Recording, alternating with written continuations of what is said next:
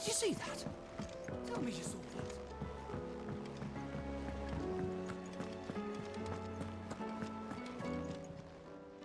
Clive! Anything catch your eye? Think you can help?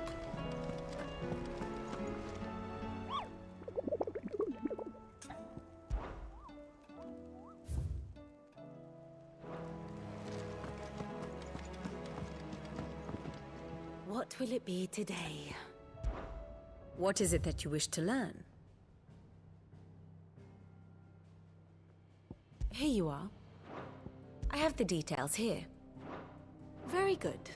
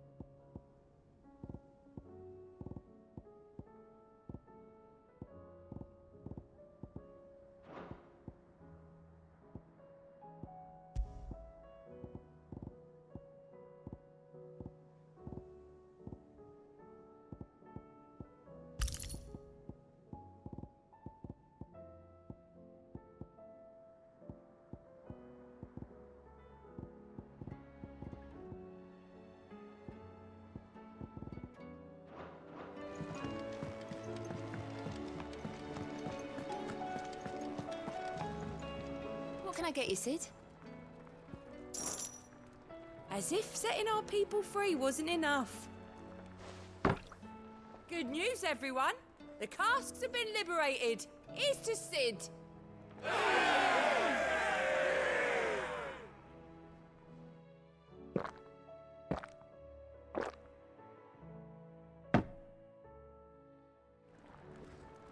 Don't be a stranger, Sid. Welcome back, Sid. The usual, then.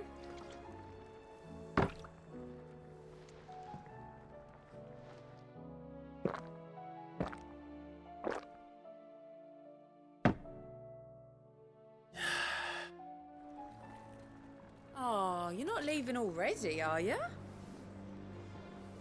You look like you could do with a drink. Shout if you need topping up.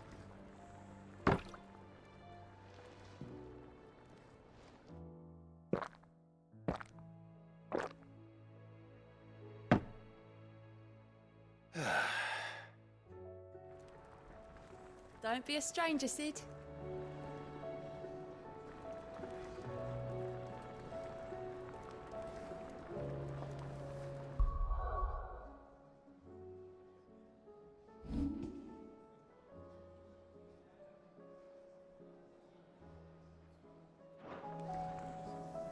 What can I get you, Sid?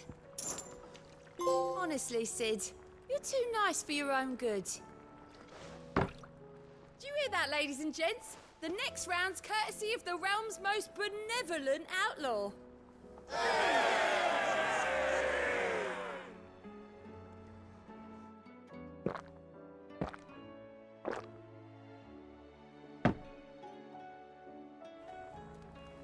Oh, keep your mug handy.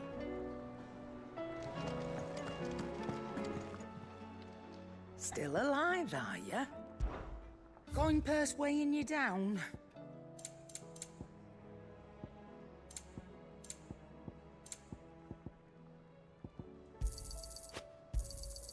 You're rubbing me blind, you know. You'll not find a better price than that.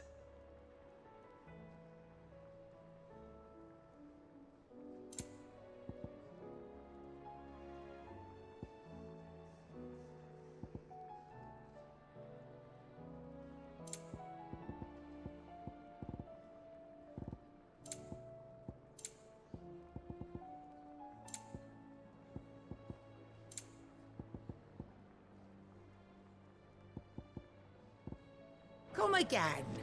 Or don't. I'm not much bothered either way. Trouble with your gear, or... What do you want?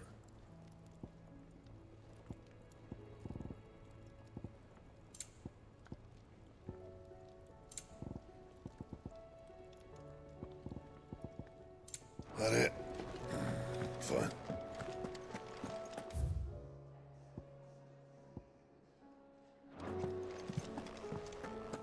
Did you see the pair that got pulled into time?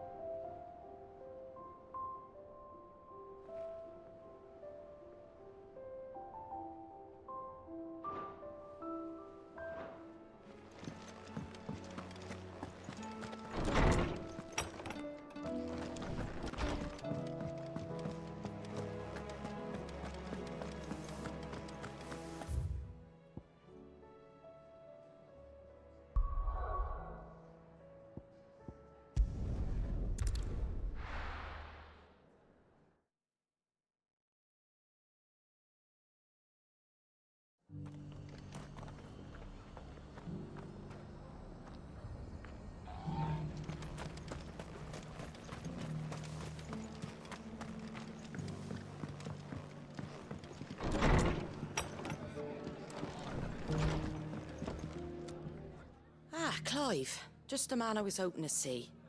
Oh? And why is that? You remember how some of Sir Wade's guardians took up residence here after the Akashic attacked? Well, now the rest have come to join him. Seems their barracks in the Lazarus have been lost to an ether flood. Now, I don't mind having a few more brave boys around to keep them animals at bay. I ain't daft after all. But we ain't got nowhere for 'em to bed down. Poor buggers are having to make do with haylofts and chocobo pens. I'd build 'em a new barracks here if I could. But where would I put 'em? There just ain't enough room up here on the rock. Which leaves us in a bit of a pickle. The people we're counting on to keep us safe are living like beggars. I see. And it isn't just that lot. There's bears to think about too. There's been more and more of them turning up lately, coming from all over looking for safe haven. But there's only so many we can shelter with the room we've got. We can't keep cramming more and more people into less and less space. What we need is a new home for our new arrivals. And that's what I was hoping you might help me with. If it ain't too much of a burden, of course.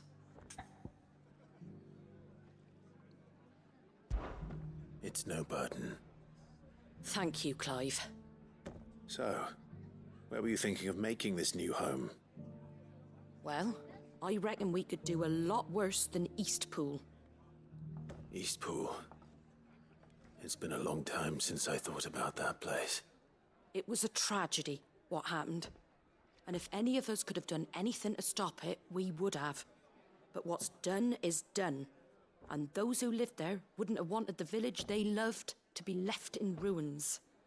I suppose you're right. The blight might be pressing in, but I reckon it's got a good few years left in it yet. There's just one problem. A band of cutthroats have made it their den, and they don't seem like they'll be moving on in a hurry. Nasty bastards they are too. I've lost some good men to their raids. Would have sent someone to clear 'em out sooner if my boys didn't already have their hands full fending off the Akashic. But now we've got a few more guardians of the flame to call on. I reckon it's time we made our move. What do you say? Fancy leading a raiding party? I do. Eastpool was once home to people I loved. I won't have bandits sully those memories. I'll gladly drive them out of there. and I know the men will gladly follow you. I've already shared a few thoughts with Sir Wade about how we might be able to win the place back. And I dare say he's got some ideas of his own too. Why don't you go and talk to him? Of course.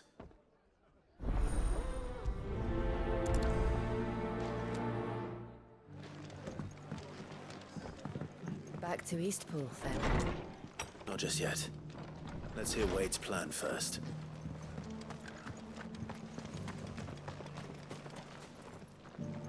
So Wade, it's good to see you well. And you, Lord Rossfield. And you. I spoke with Martha. She tells me you have plans to free Eastpool and make it your own. That's right, though it was mostly her idea. I rather fear my men have been treading on her toes somewhat since joining us, not to mention each other's. And then there are the bearers, men and women who found the courage to flee their masters and sought refuge here. We need somewhere to settle them, and I can think of worse places than Eastpool. As can I. Which is why I agreed to help you win it back. That's very kind of you. I'd be most grateful if you would. With you beside us, we shall soon send that rabble of rogues running for the hills. So, what can you tell me? That thankfully there aren't too many of them. Fewer than a dozen at our last count. And rather less, thankfully. The road that leads there will more than likely still be crawling with Akashic. A small force would suffice to clear the village, but if the Akashic were to follow them in, that force could end up trapped between a rock and a very hard place indeed. I'll head into Eastpool and deal with the bandits.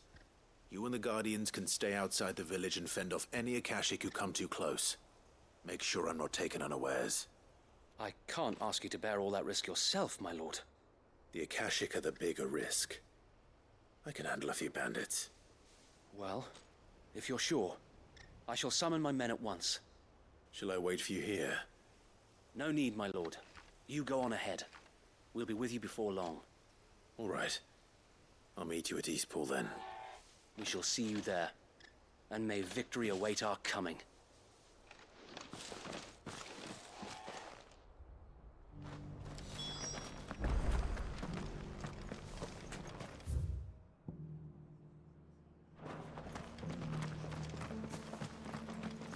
I'll build a barricade so sturdy, even the bandit.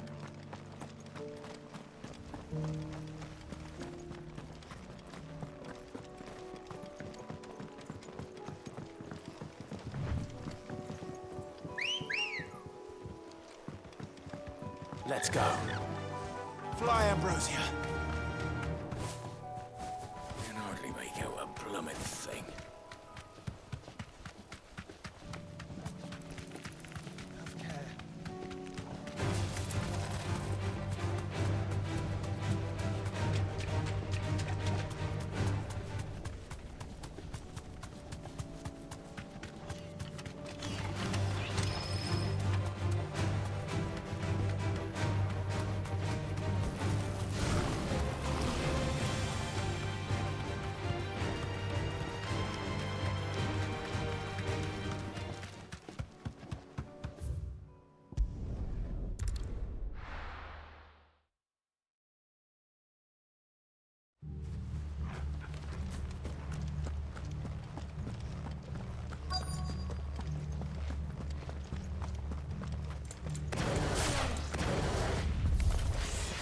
Who the hell are you?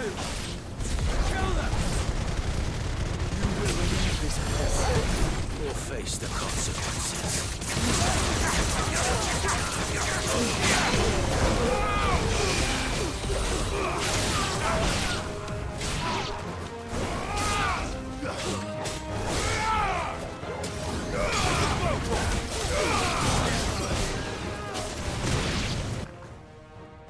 That's the end of that, then. Or maybe not. What's that thing doing here? Doesn't matter. It goes too.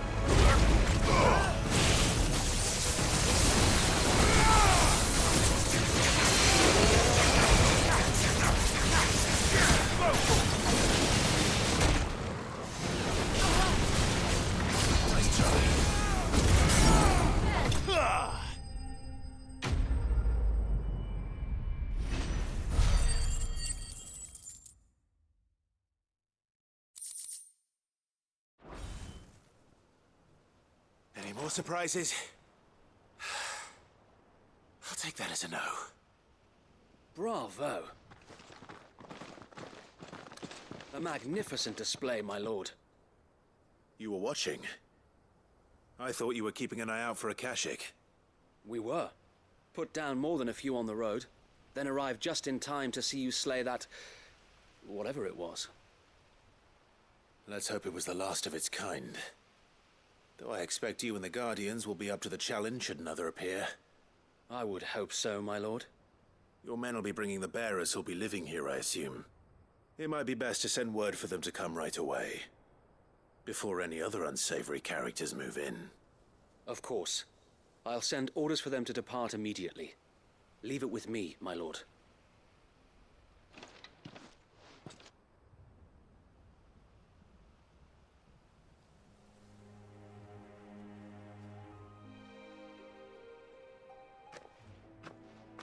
Home. Without masters. No. We're the masters now. Our lives are our own at last. That's all of them, and not a single Akashek in sight. Now to begin the important work of rebuilding the place. It won't be easy, especially not after 5 years of beasts and blackguards having their wicked way with the place. The masonry might still be sturdy enough, but half the beams are rotted. Those that weren't lost in the fire or burned by the bandits, that is. It'll take a bit of elbow grease, but we'll see Eastpool rise again. Just you wait. So wait. Lady Hannah is buried here. If you don't mind, I'd like Oscar to join the rebuilding efforts. He should be a part of this. Of course. I couldn't agree more. I'll let Martha know that everyone arrived safely. If you need anything more, you have only to send a Stolas. And we will, my lord. Safe travels. Eastpool lives again. Let's go and tell Martha the good news.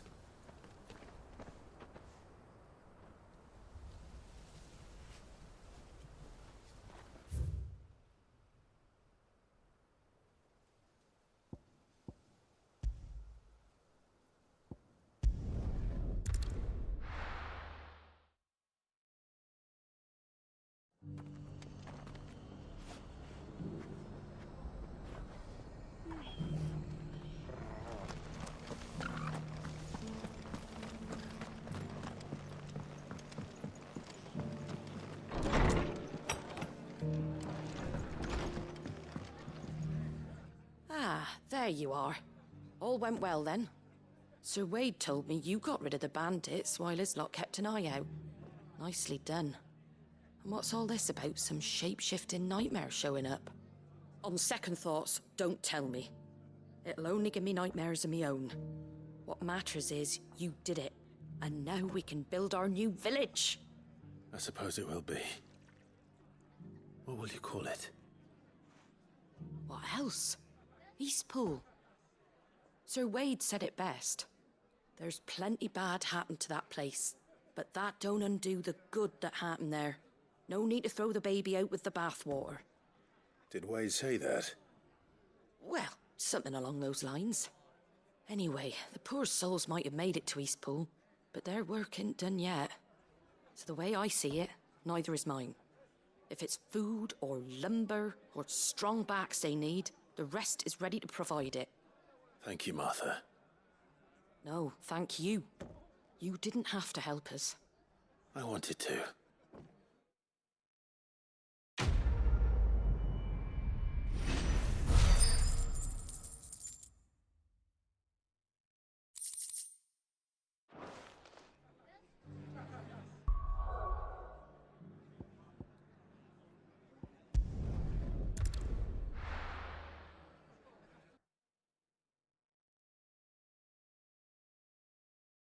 I'll be taking you all to a storehouse in the Bales. Leave anything you don't need behind.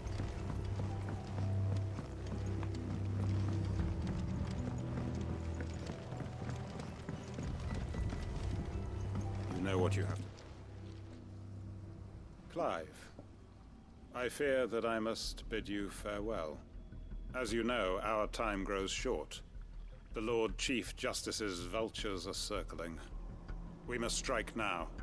Before we part, I want you to know that, though I may not always have been your most vocal ally, I trust you, as I trusted your predecessor. Thank you. I appreciate the sentiment, and I understand more than anyone how you feel. But is revenge really the answer? It is the one I found, and it is all that I have lived for since that day. But what of Lostwing? Everything you've built. I built Lostwing to achieve this aim. Once it is done, the village will have served its purpose. My comrades and I are sure of our cause, and we shall fight to the last, come what may. But there are those among us who cannot fight. Children, the elderly, bearers afflicted by the curse. I would place Lostwing in their hands, if I thought it would do them any good. But a village home only to the frail and the infirm is not likely to stay a safe haven for long. And so, Clive, I find myself turning to you once more. Will you take them to your hideaway, that they might live even should Lostwing die? I will. Thank you. I will not have it said that I did not see to the well-being of those who rallied to my cause. The people I speak of have withdrawn to Gotan's Bales, away from danger in case the Black Shields strike. Understood. I'll make sure they get to the hideaway safely. Then the last of my preparations are complete. Fare you well, Clive. And may Griga guide us. All of us.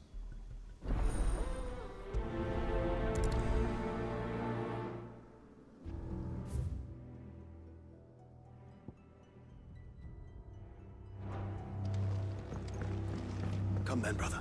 We are awaited in Gotan's Bales.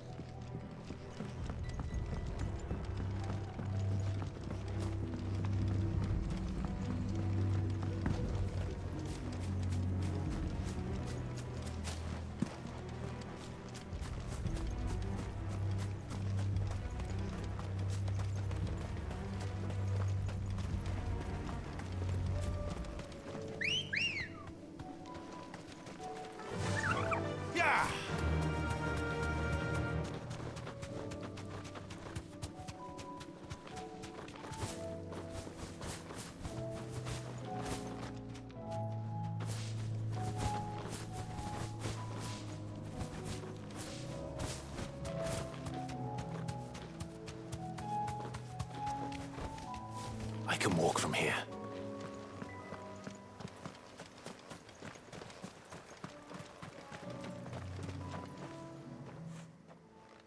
Everyone, Quinton has asked that you come with me. He can no longer guarantee your protection, but I can. There's a safe place I can take you to. Well, if that's what the Master thinks best. Sid, none of us would be standing here today if it weren't for Master Quinton. We owe him our lives. So we ain't about to start telling him what he should do with his. If he's saying we ain't safe in Lostwing no more, it's 'cause he ain't coming back. And if that's what has to happen, then so be it.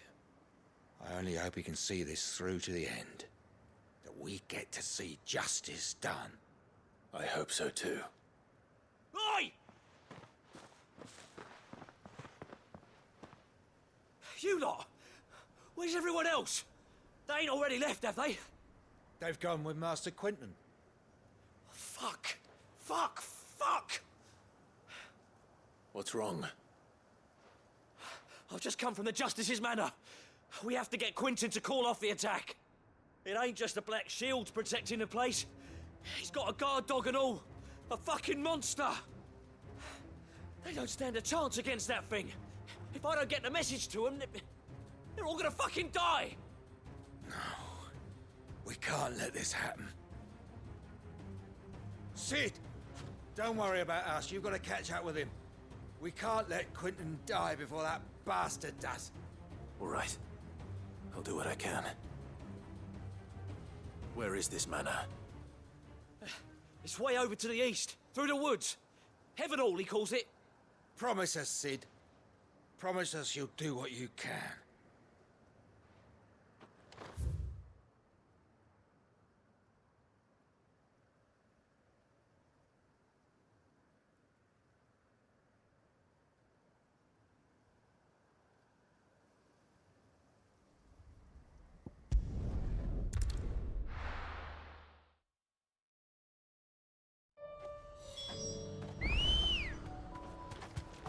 Come on. Run like the wind.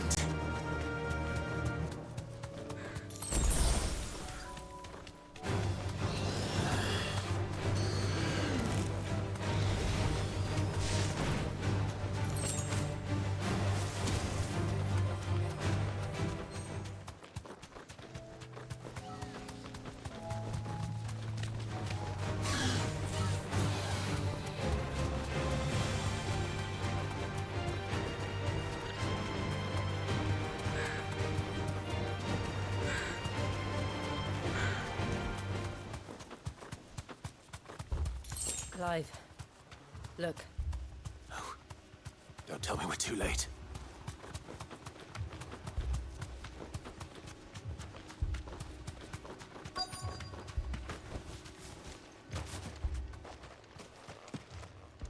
Quentin, are you all right?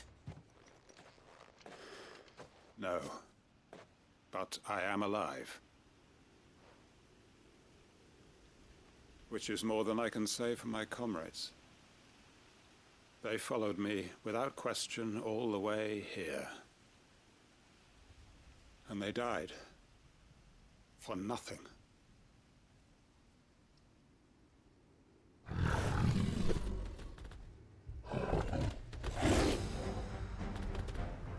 This must be the guard dog. Quentin. I'll hold it off. You go. But... your comrades didn't die for nothing. They died for you. Don't let their sacrifice be in vain. I won't. Come on, then. That isn't only a guard dog. No. Just a rabid beast that needs to be put down.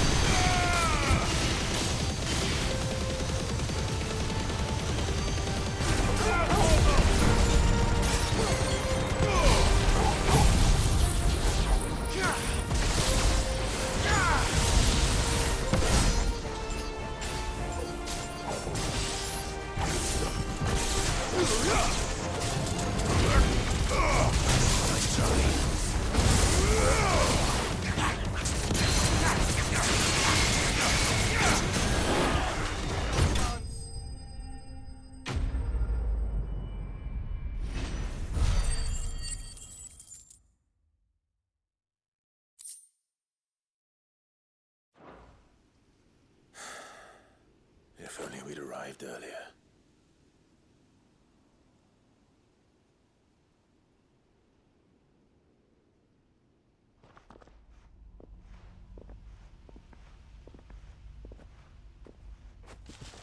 Is it over? It is. He wept and begged for mercy. And I cut him from ear to ear, just as I dreamed of doing all these years. All my plans, building a haven in Lostwing, freeing bearers from their chains and recruiting them to my cause. It was all for this. But what is this? Justice? My faithful comrades. All those lives lost, so that I might take another. Quentin. Master Quentin! Oh, thank Grieger you're safe. You're alive. And so are you. I'm so sorry. I tried to warn you about that thing. And I hate to say it, but there's more bad news. It's Lostwing. It's been flooded. What?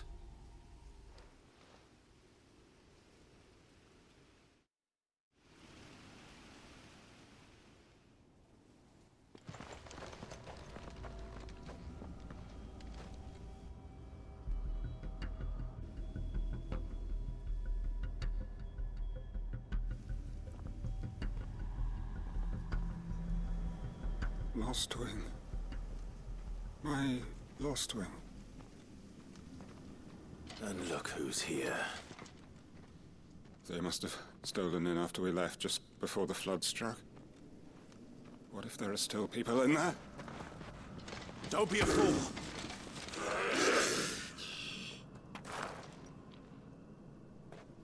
Damn it.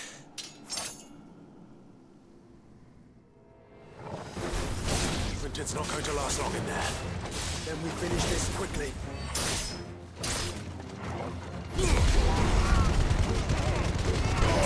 All yours,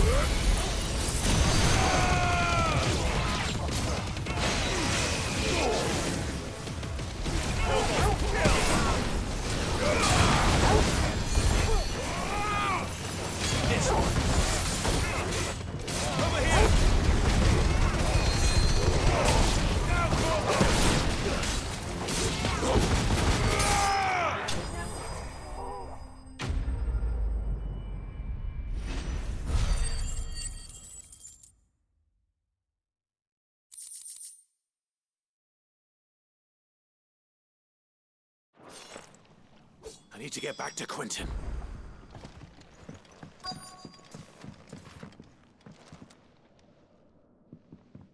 Quinton! Quinton! Look at me!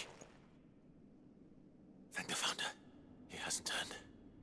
I'm going to get you out of here.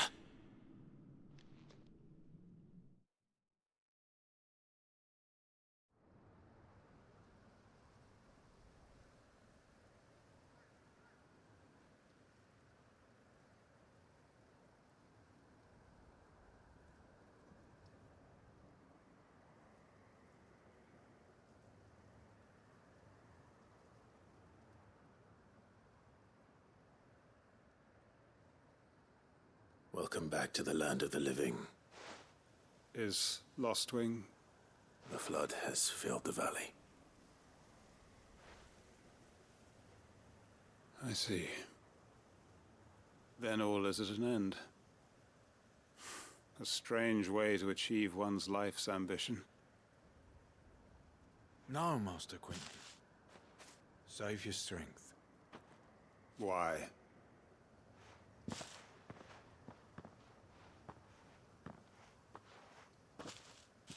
All that I strove for is gone. Only emptiness remains. I have nothing left to live for. What the heck are you on about? You've got us, ain't you? Don't try telling me you're only freed us so you could get revenge. We're more than that to you, and we all know it. I thought you weren't coming back. But I prayed, and you did. There's got to be a reason for that, right? Can't we just go back to how it was? You know, you looking after us all. Your work ain't over yet, Master Quinton. We believed that you were the right man to lead us, and we still do. Your village may be lost, but it seems your people aren't, so long as you remain to guide them. But why? After what why would anyone follow me? 'Cause we're family, aren't we? Family? Yeah, and all our comrades who went with you, they felt the same. Lostwing weren't just a village. It was all of us. It was. And as long as we're still here, it is too. We can start again. Build a new Lost Wing, right here in the Bales.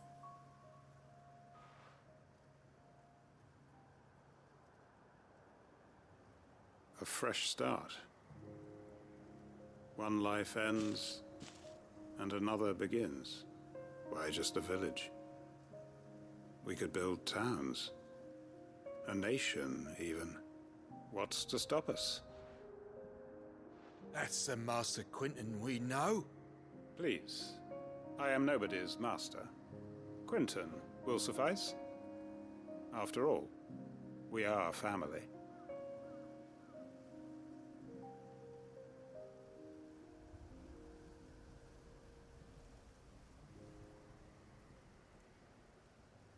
Permit me to withdraw my request. I will no longer be needing your help in looking after my people. I'll pretend you never asked. But you must be rewarded for your efforts on our behalf. You saved my life twice over. And more besides. A bottle or two of your finest red will suffice. Of course. Nothing but the best. And I have a feeling that this year's vintage will be the finest yet. If you don't mind waiting, that is. I look forward to it.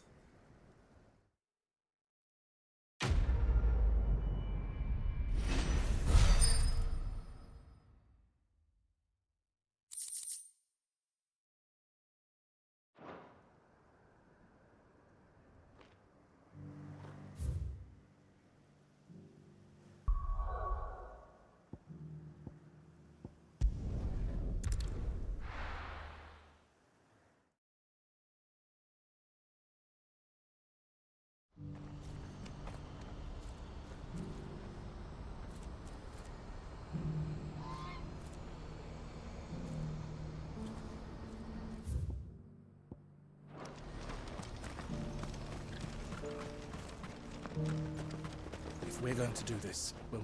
Clive, your timing is impeccable.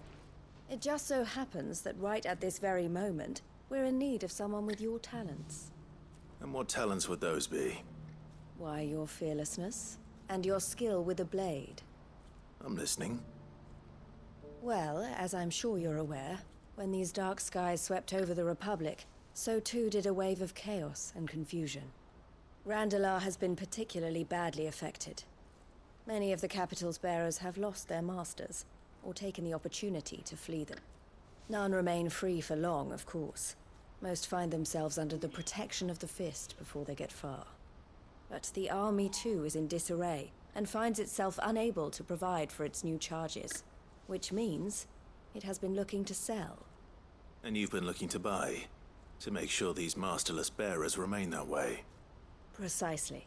It's the perfect opportunity to free dozens more, and for an attractive price, no less. So where does my skill with a blade come in? Though we may have the funds to buy these bearers, we have nowhere to house them. So we've been searching for a place where they can be resettled. Somewhere far from the prying eyes of those who would see them enslaved once more. And we believe we have found one. Cashlock. A small hamlet hidden in a canyon. The place was abandoned a long time ago, but when the men moved out, the beasts moved in. And so we seek the aid of a fearless swordsman to encourage them to look elsewhere. You'll help, won't you? How could I refuse? Excellent. Theo, if you wouldn't mind making arrangements for the transportation of our guests, as we discussed. Of course. Leave everything with me. Sounds like you'll have your work cut out for you. I will. We have an entire village to stock and furnish. Residents and all. Even if I begin right now, I'll be working day and night. So I'd better get started. Try to clear the place out before the wagons roll in, won't you? I'll do my best. You will find a village in Chairdra's Thread, past Lateney's Cleft. My man there will open the gate for you. All right. Wish me luck. I'm sure you won't need it.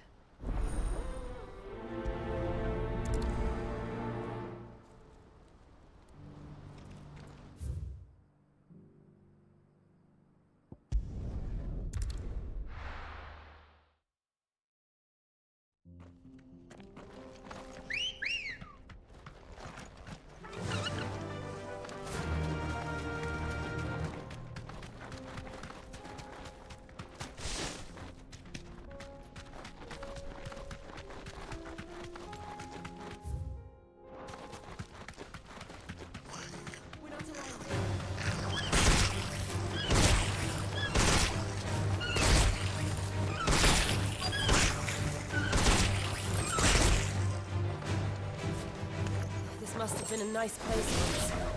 It will be again. Stay down!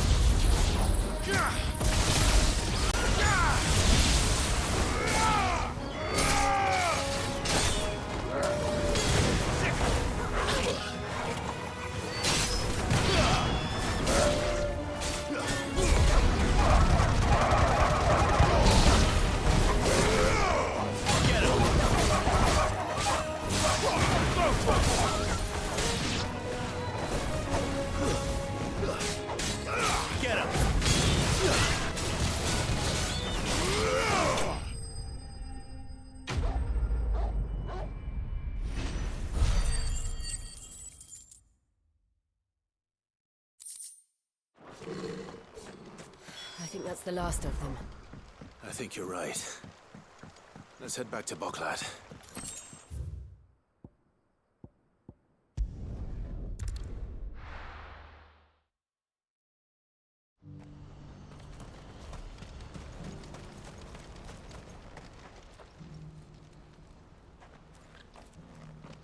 Something the matter, Theodore?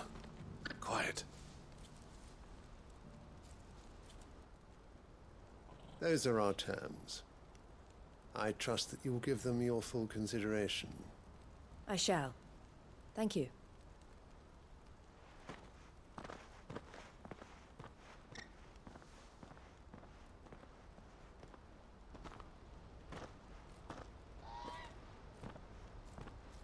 Him again. Someone you know? Yes. And, no. But enough about him. How did you fare down in Cashlock? It's done. The village is safe now. You made quick work of it, as always. I should go and let Eloise know. Don't let me keep you. But Clive, don't tell her I was watching her, will you? She'll only get upset. I'll explain everything once you've finished with your report. All right. We'll speak then.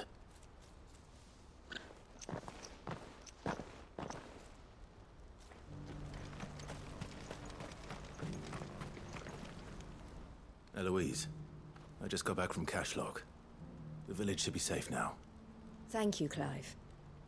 Here, something for your trouble. Well then, now that you have laid the groundwork for our little project, I suppose we'd better finish the job. The first thing we'll need to do is make sure our offer for the bearers is accepted. You're still in negotiations? We are. A trusted colleague has been dealing with the Fist on our behalf, but things have been trickier than we anticipated. I suppose it's to be expected. This is the army we're dealing with. Fighting's what they do. But we shall emerge victorious in the end. Well, if you need any help, you know where to find me. I'm not sure I do, but thank you all the same.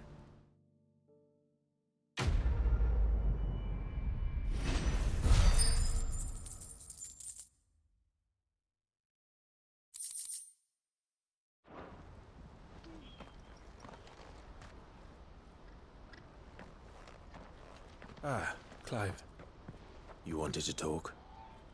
The man I was watching earlier, the one speaking to my sister, he represents the Silver Peak Consortium. It's one of the bigger trading houses. I don't think I've heard of them. Well, every trader in Dharmekia has. They operate across the length and breadth of the Republic, and they're still expanding. They've been trying to get Eloise to join their ranks for some time now, and judging by her reaction earlier, I'd say she had half a mind to accept their latest offer. And you'd rather she didn't? I would rather she did what makes her happy. And I would never deny her such an opportunity. Eloise saved me from slavery, and we have striven to save others like me ever since. But this was not the life my sister wanted, nor the one she deserves. I won't let her give up on her dreams again for my sake. She freed me from my bonds, and she must be freed from hers in turn. You're a good man, Theo. I have always been grateful for what my sister did for me, and I want to repay the favor by letting her live her own life. But each time an opportunity to do just that arises, she turns it down. For my sake. She loves you. And I love her. Which is why I want this time to be different. To show her that I don't need to be watched over anymore. Though I'm sure I'll still need some help from time to time. I trust that I can count on you. Always. Thank you, Clive. Well then, I had better get back to work. These bearers aren't going to move themselves. That's a job for the Crimson Caravans.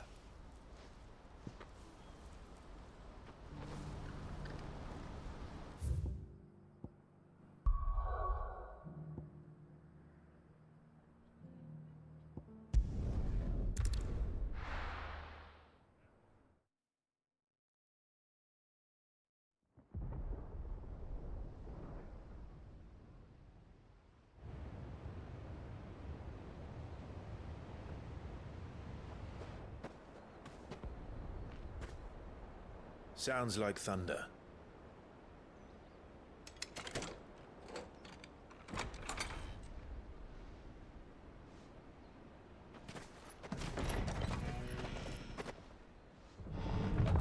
You're late. I was starting to think you'd stumbled off a cliff. I seem to recall that was you, Gav. Good to see you. Any trouble on the road? Nothing we couldn't handle. I knew you'd come. Is that who I think it is? Yes.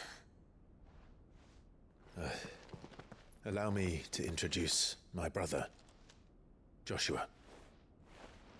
Clive's told me all about you. Or even listening most of the time.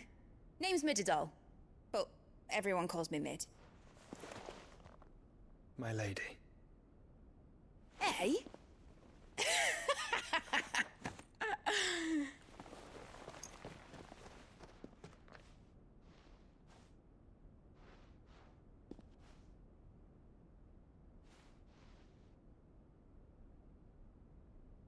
My boy. Uncle Byron. It's really you. I never thought I'd see the day.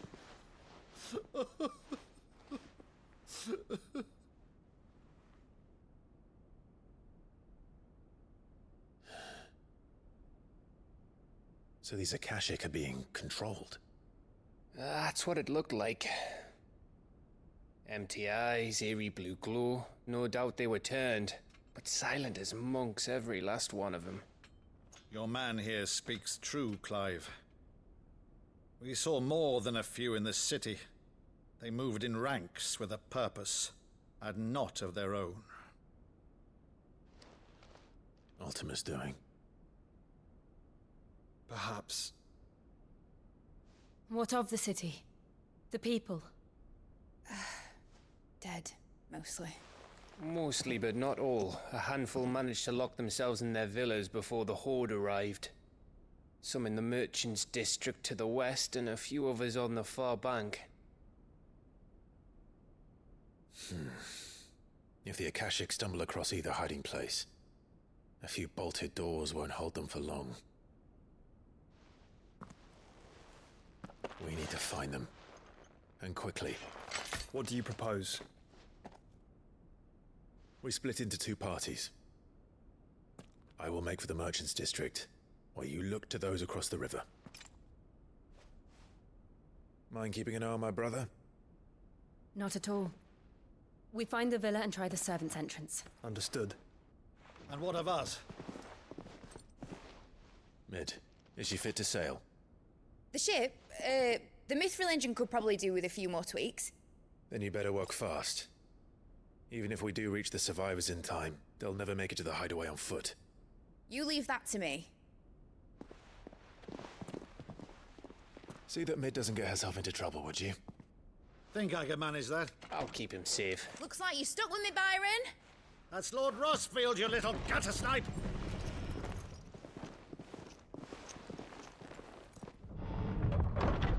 Shall we then? And you keep Clive safe. Be careful. Both of you. You too.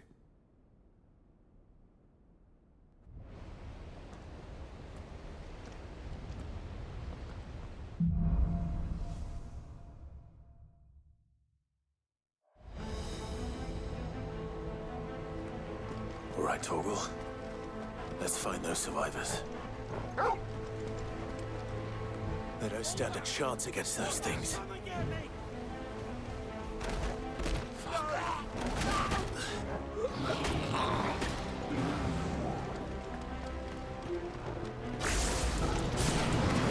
They've been routed.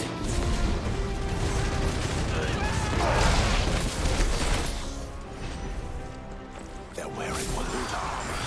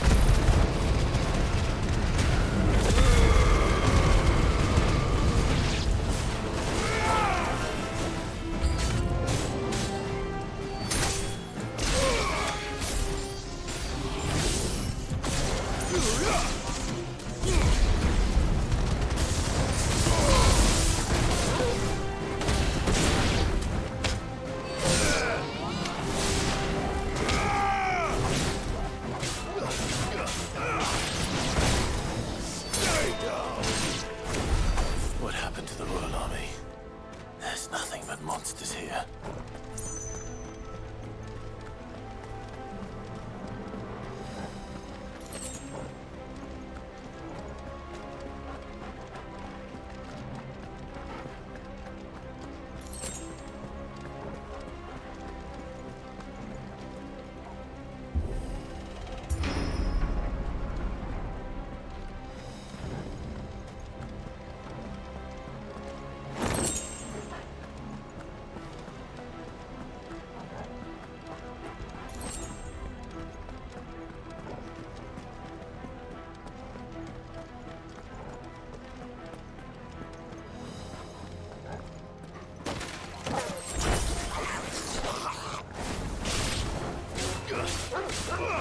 This one.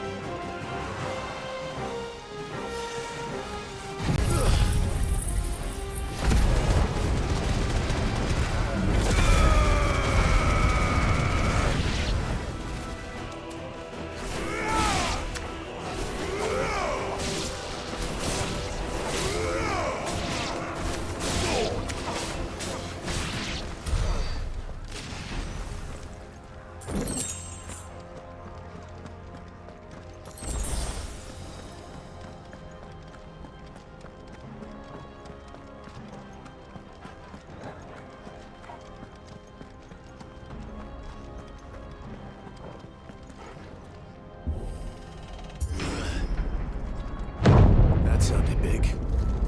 Joshua and Jill must be busy.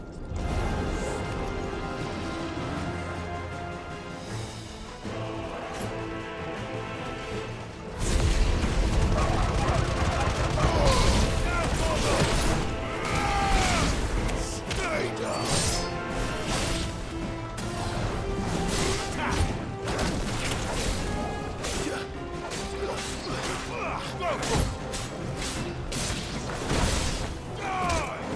It's over.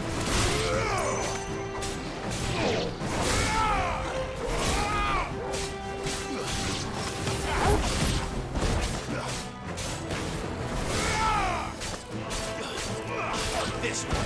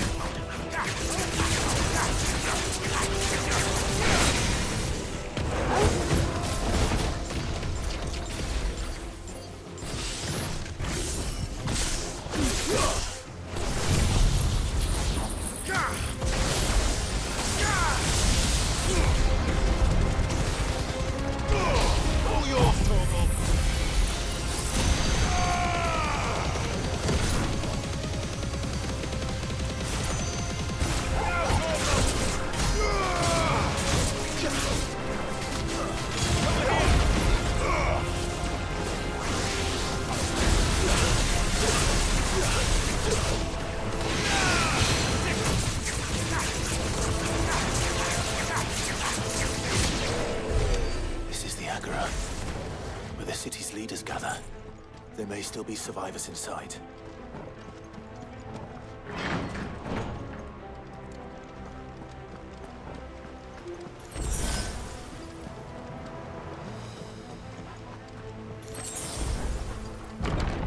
Where are they?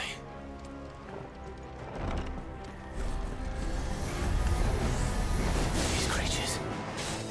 Does Ultima's reach extend this far?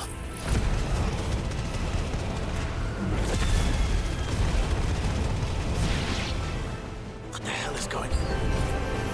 Where is your master? What does he want?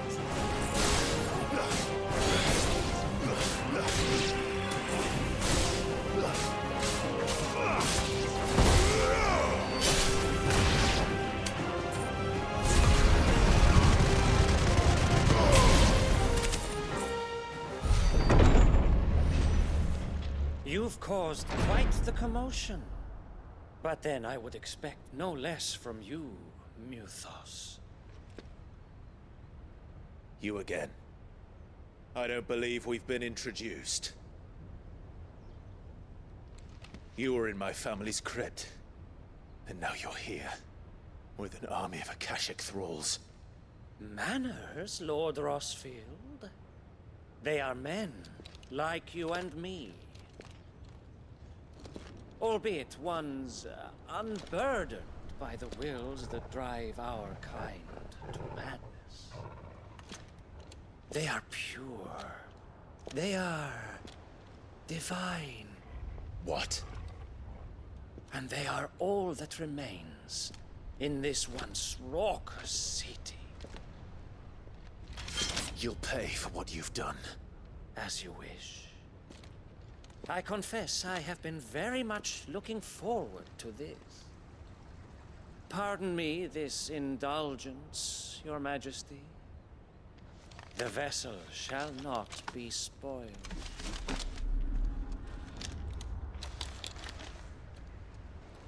I am Sleipnir of House Harvard, and you will yield. Or not. As long as you don't hold back.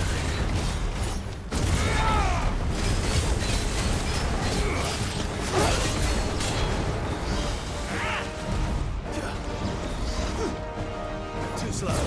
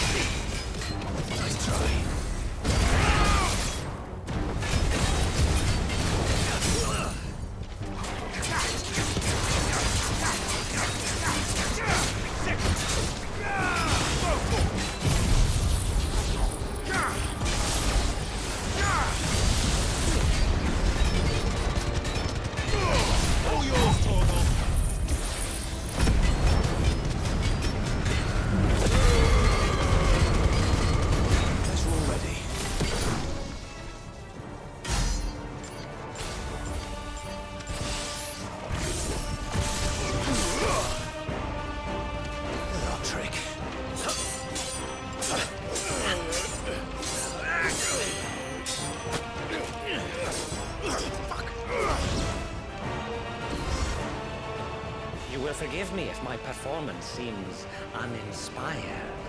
It is just that I expected so much more from our chosen one. Perhaps this will kindle your flame?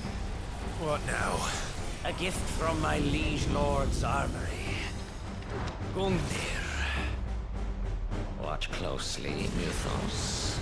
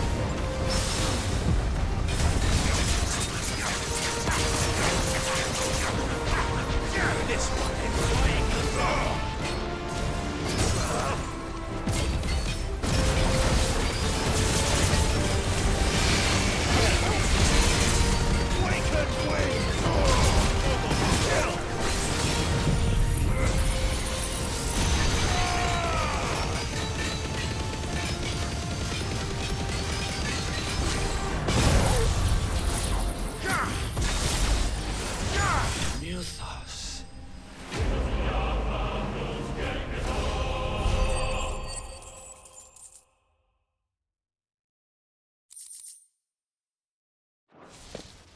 The vessel is strong. My liege.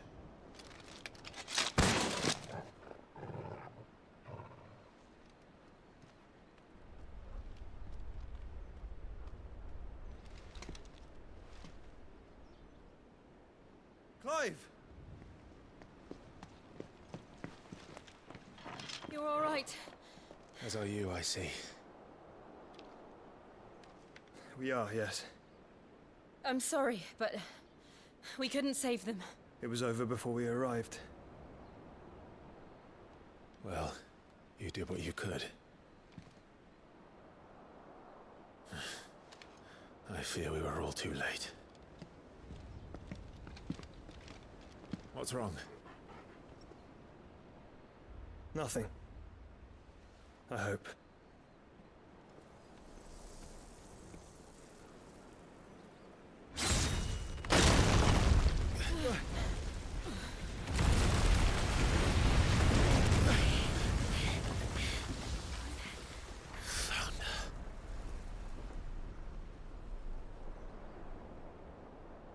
Leaving so soon, Mythos? It's the king. Indeed. You may kneel before Barnabas Tharm, Warden of Ash and King of Walud. Get back.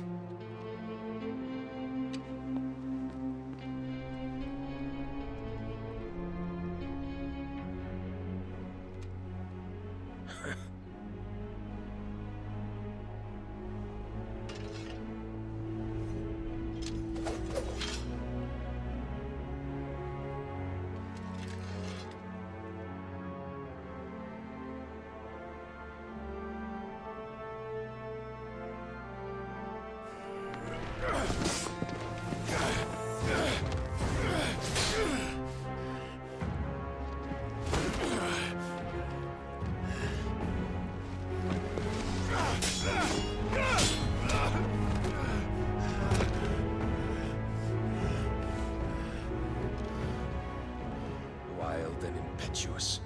I expected more of the boy who bested my Lord Commander.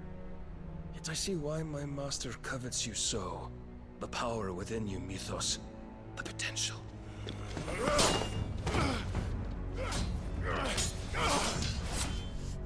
Stop calling me Mythos. But Mythos is everything. The cornerstone of all creation. The Lord's vessel. Your purpose. My purpose? To surrender my mind and body to that thing.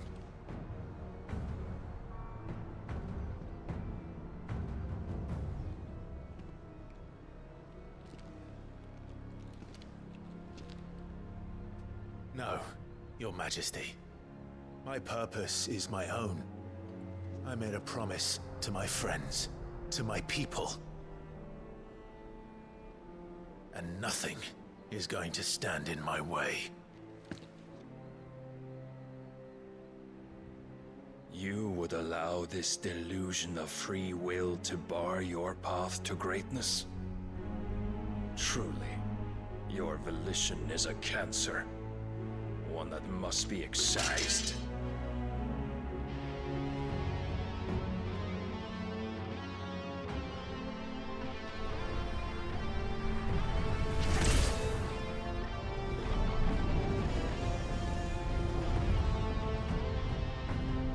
Try it.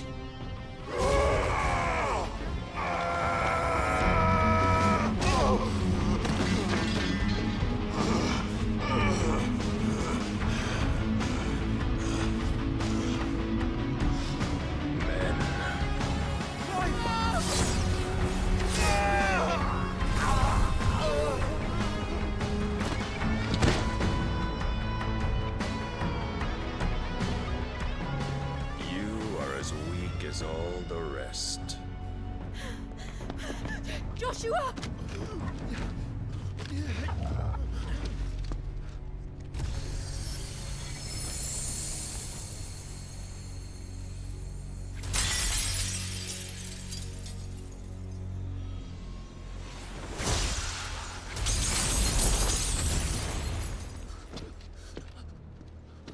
Oi! Oi! This way! Hurry!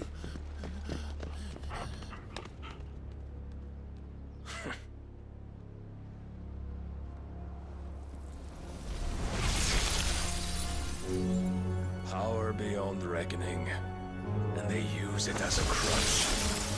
Such a waste.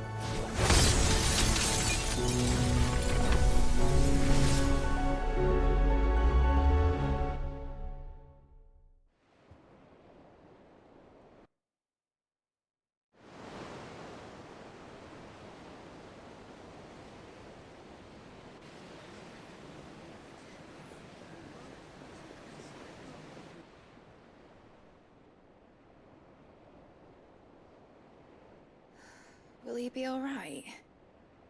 The phoenix can mend flesh, but the spirit must recover on its own. I'm afraid the rest is up to him. This place is remarkable. Outfitting it must have been no small feat.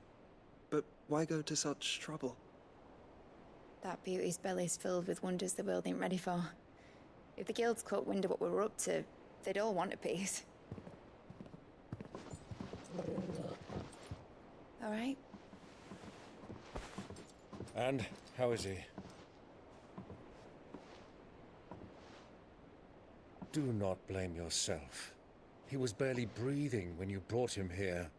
We would have lost him if it were not for you. No. Barnabas may have severed nigh every sinew in my brother's body. But he made certain the wounds were not fatal. Nigh every sinew? Allow me, your lordship. Don't know what I was thinking, putting you to the trouble like that. 'Tis no trouble carrying comestibles to my ailing nephew. I know, but you've already done so much for us. Pouring your gil into the hideaway and now the ship. I don't want to take the piss. You risked your life. And for what? Some girl you hardly know. Why'd you do it? You not mad or something? I wouldn't go that far. Clive! You're awake. My boy. Oh. All I want to do is help. And the world won't save itself. It was Sid. Your father, who taught me that. Sounds like him. Don't you dare do that again. What of the Royalists? Fucked off, the lot of them, along with the galleon. With the king on board, no doubt. The Iron Hair wouldn't sail without him. Clive. Jill didn't come back. What do you mean? She kept the king busy while the others dragged you out. It's all right, Mid. Jill is fine. The ether of her icon endures.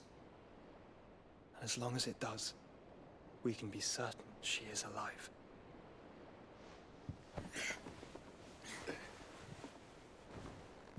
We must pursue the Black Galleon. Jill will be with the king, I'm sure of it. Well, good luck catching him, because my ship's going nowhere. It's the Mithril engine. She's got a kick like a wild chocobo and a mind to tear the hull in half. But do you have an idea? Well, of course course I do.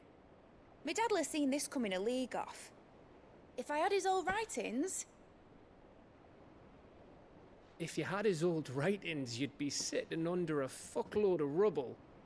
The ones Otto didn't save anyway. I suppose he might still have a few pages in his stores. We'll have to hope it's enough. Do what you can to ready the ship. I'll speak with Otto. In your condition, you really are mad. Perhaps. But the world really won't save itself.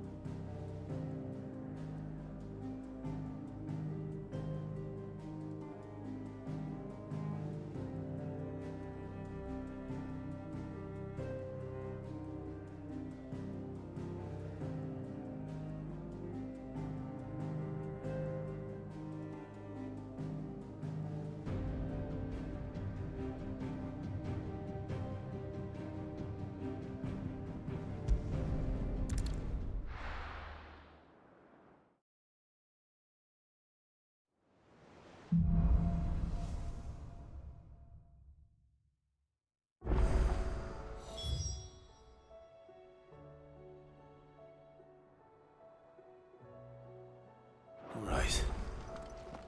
Gav said that Otto might know something.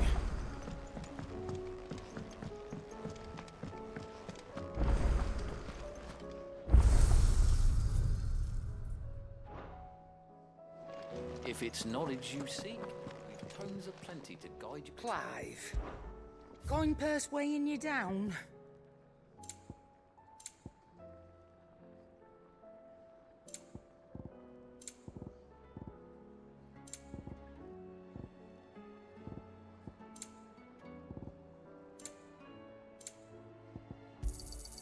It'd better all be here. So what do I owe the honour? So, will it be?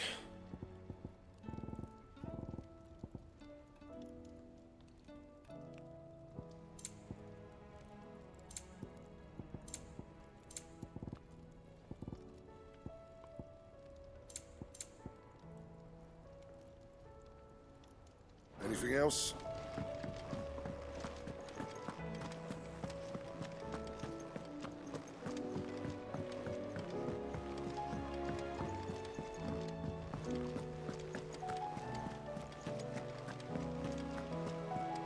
Cole said it was an army of Akashi. Back again? How may I help you today? One must understand one's place in the world.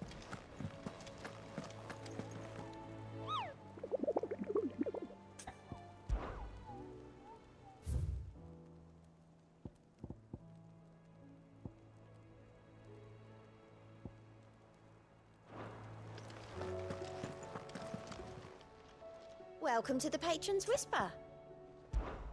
Is everything we've received and everything promised? You earned this. Come again. I may have more.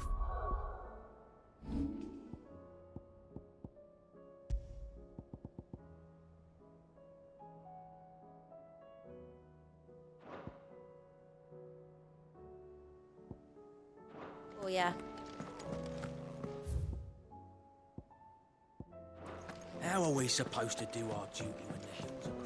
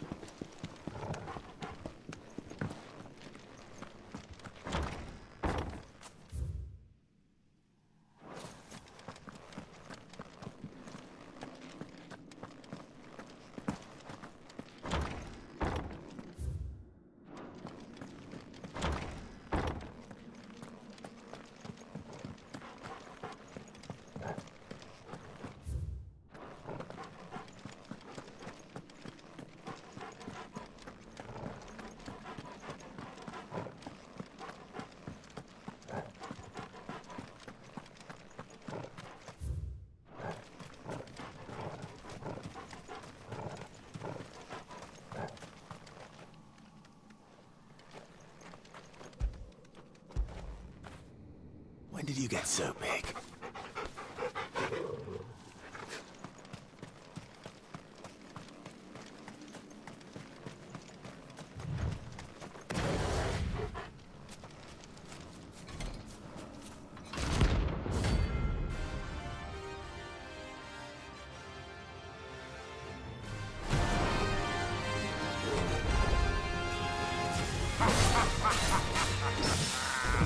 Bring out your bearers! Let me and my daughter purge them of their sin! You'll regret doing my mother's bidding.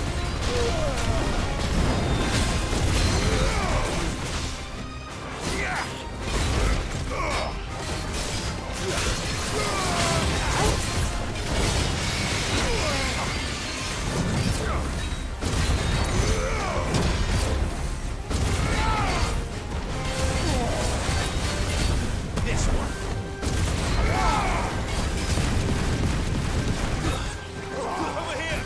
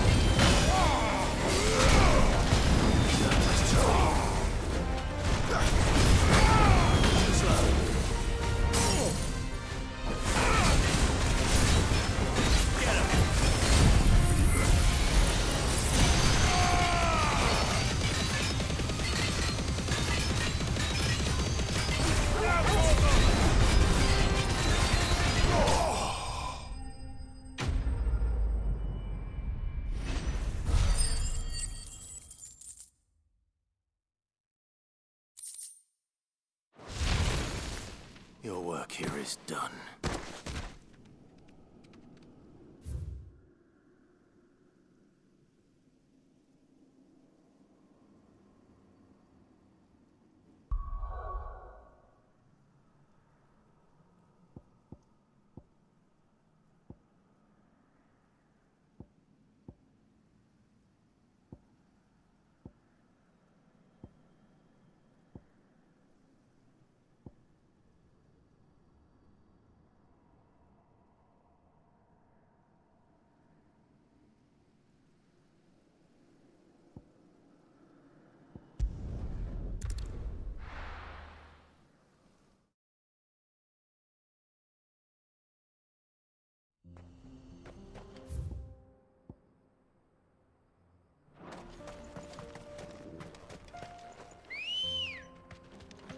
Come on. Fly, Ambrosia.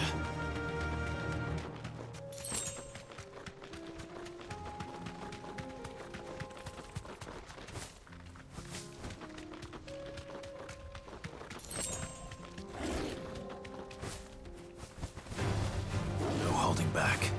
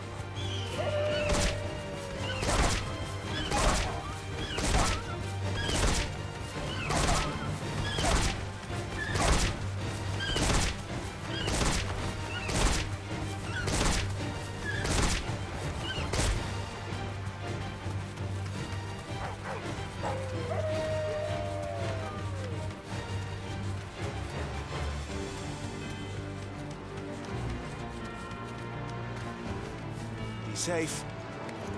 Garuda!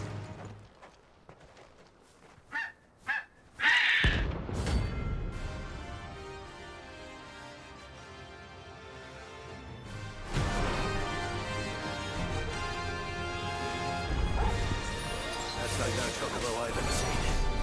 Something tells me it won't be easily broken.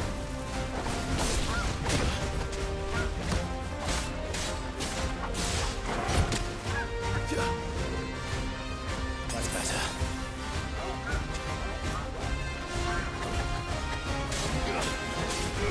Over here!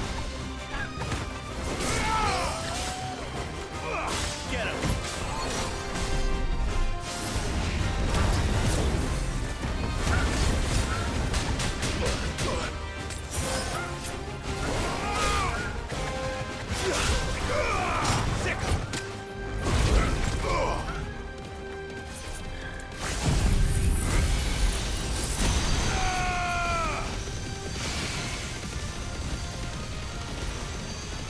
All yours, Torvald. This one.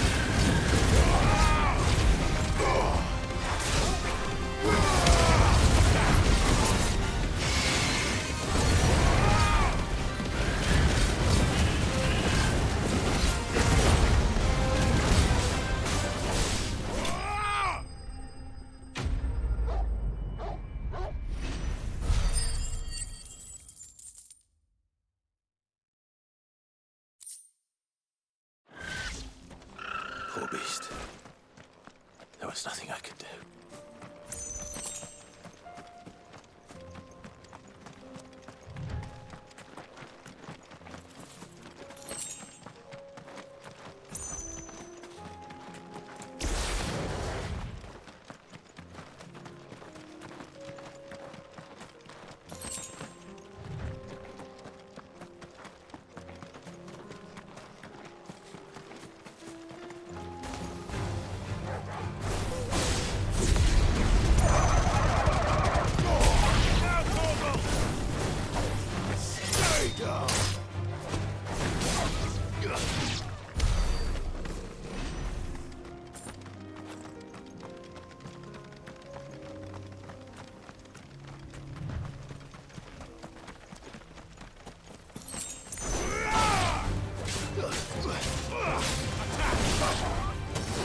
This one. Go to him. Get him.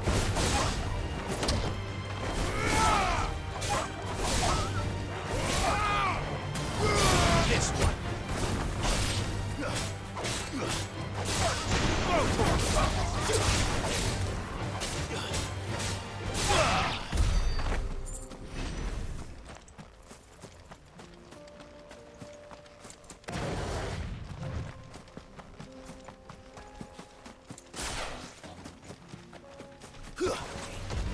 No mistakes.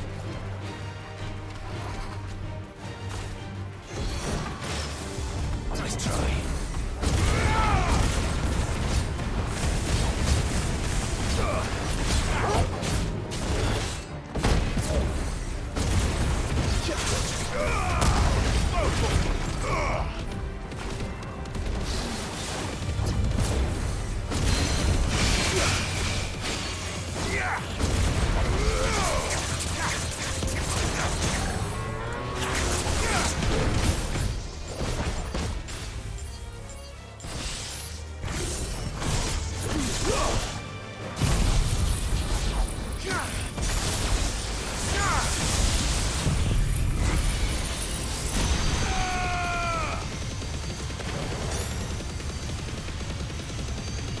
All yours, Torgal.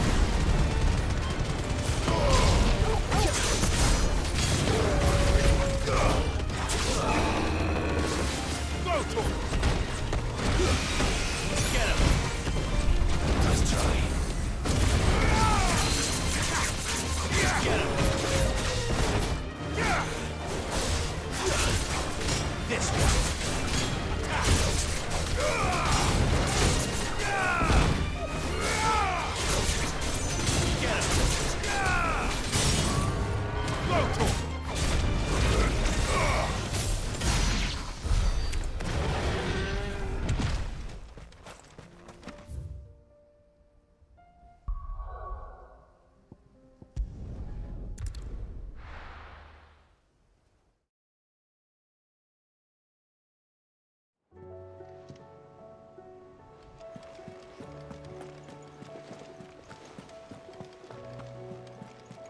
Cole said it was an army of Akashi. How are we supposed to do our duty when the hills are... Clive? But if you're here, where the hell is everyone else? Don't tell me. They're all right. But it's a long story.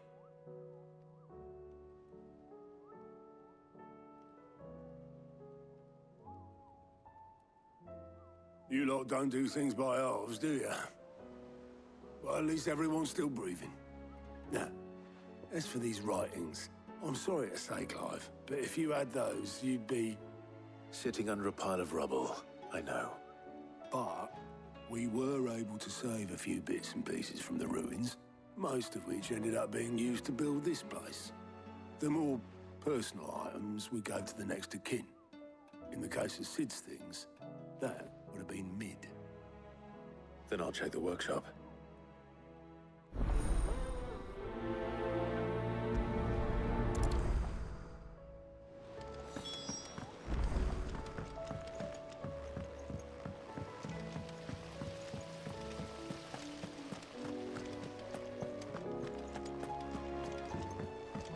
If Amber and the Lazarus are gone, Do you think Mid's ship will ever sail?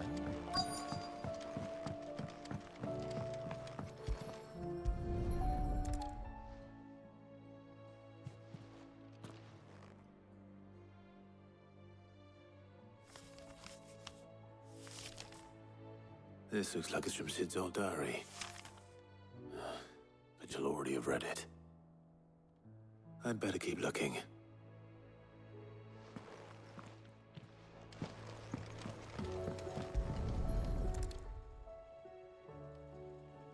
What do we have here? Oh. Sid's pipes. Something tells me Mid won't be needing these.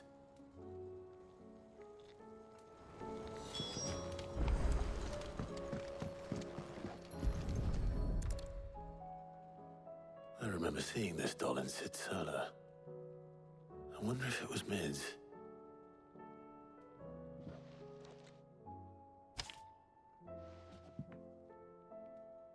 Huh. What's this tucked inside it?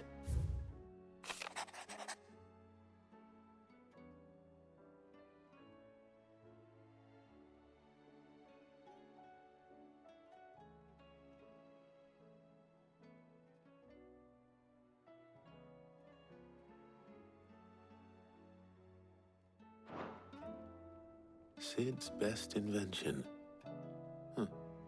That sounds promising. So Sid hid something in Mid's first opus. But what would that be? Perhaps Otto might know.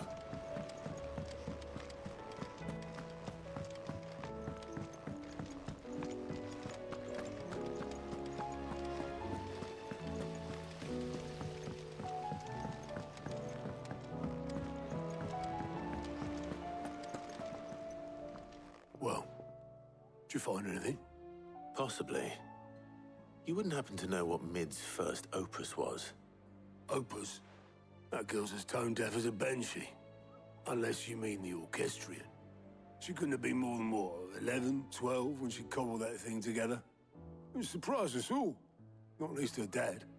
You should have seen how proud he was of the little scamp. What's that battered old box have to do with anything? I think Sid may have hidden something inside it. Wouldn't surprise me. Those two and their bloody treasure hunts. Half the things in the hideaway were hidden one time or another.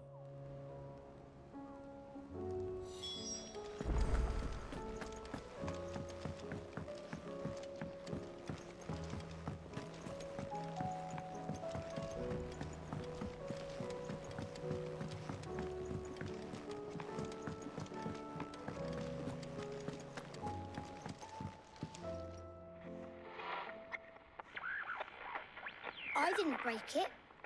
Well, I didn't break it. What didn't you break? Nothing. We didn't break nothing. We definitely didn't break the orchestrion. What's wrong with it? It's broken. Except when it isn't.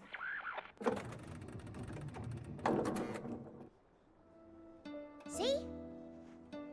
And you had nothing to do with this? Nope, nothing. We just wanted to listen to all the songs at once. So we pressed all the buttons. Like this.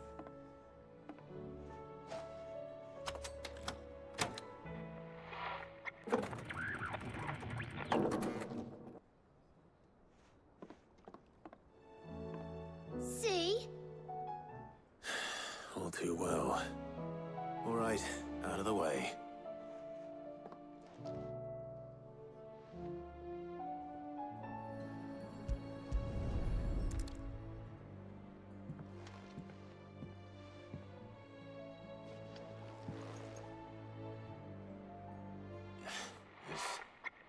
Something caught on one of the gears. Did you break it? Can you fix it? No, I mean, yeah, yes. There. How about now? You fixed it! Sid fixed it! He more than fixed it! Yeah, new music! Huh. Never heard this one before. They started playing when I removed this. Whatever it is.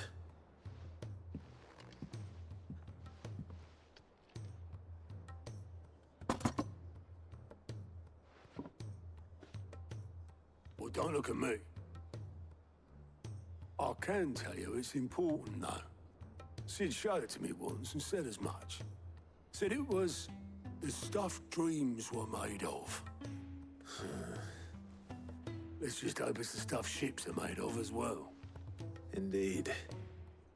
Let's see if we can make some dreams come true.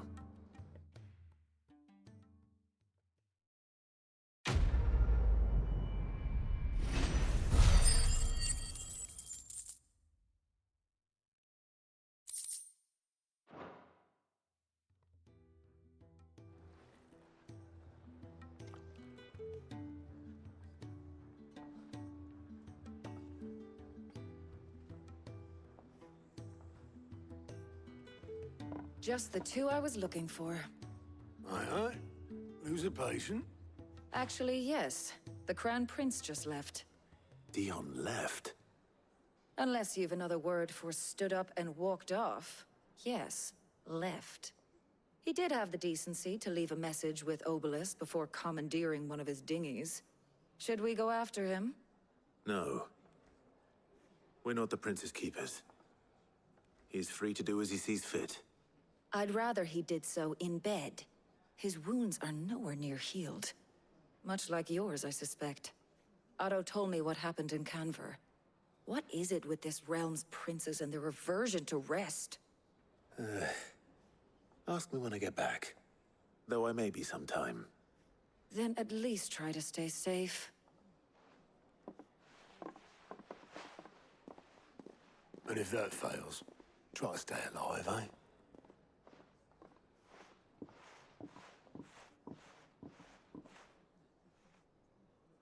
Every moment I waste here, the further the flagship sails. I have to get back.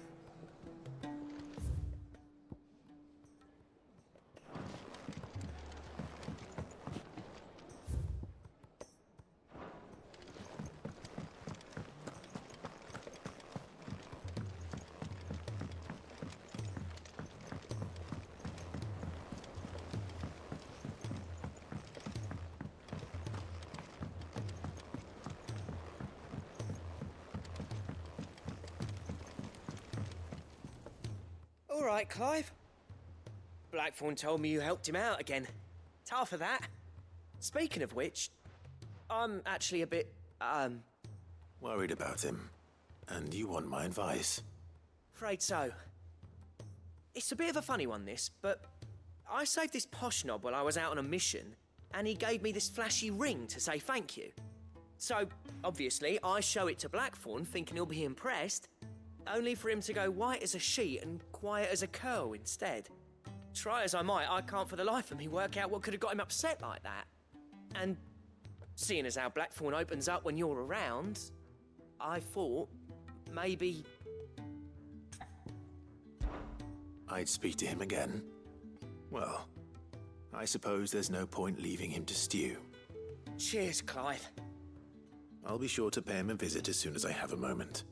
All right, I'll meet you by the forge then. You come along when you're ready.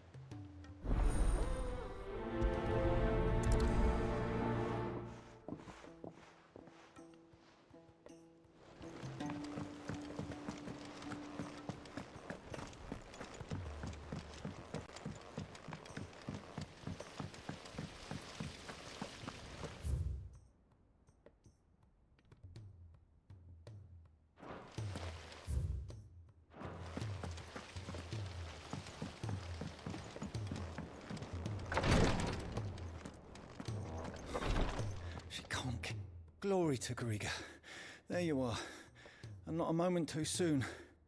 What's happened? Taya's busy working herself into an early grave.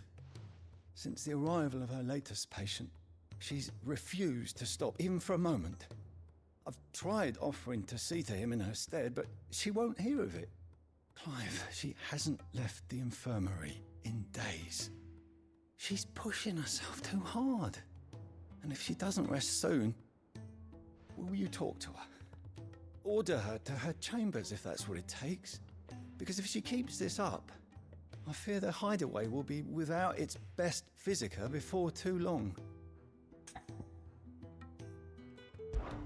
I know better than to order Tyre to do anything, but I'll speak to her. Thank you. I pray you have better luck than I did.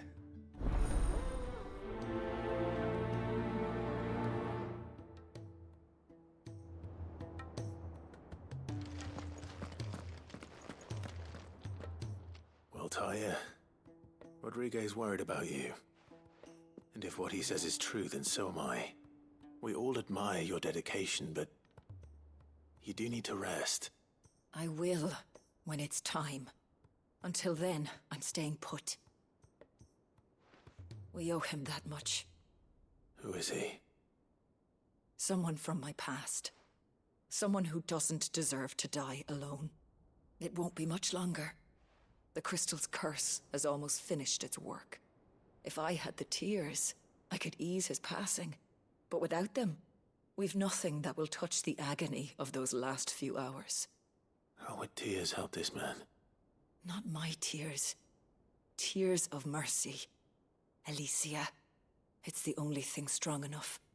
You wouldn't, Tyre. Surely. There must be something we can do for him. Sometimes an easy death is the greatest kindness we can offer. You do well to remember that, Rodriguez. I will. We have all the ingredients we need for Alicia Balwam. It needs to be fresh, though, so we rarely have much to hand. I can make the draft if you can bring me what we're missing. Just tell me what you need. There is a species of venom-weeping spider that lives in the forests of Norvent, near Lorbert's Pass. Bring me one of their eyes. Preserve it as best you can, but avoid contact with the tears. I'll make sure the other ingredients are ready before you return.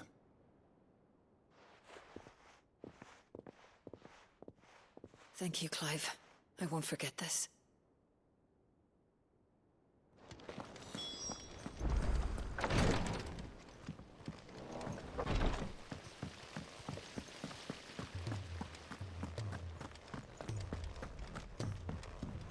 If Amber and the Lazarus are gone.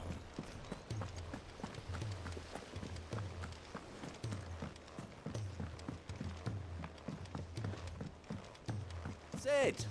Heard you were in Canva fetching young Ned.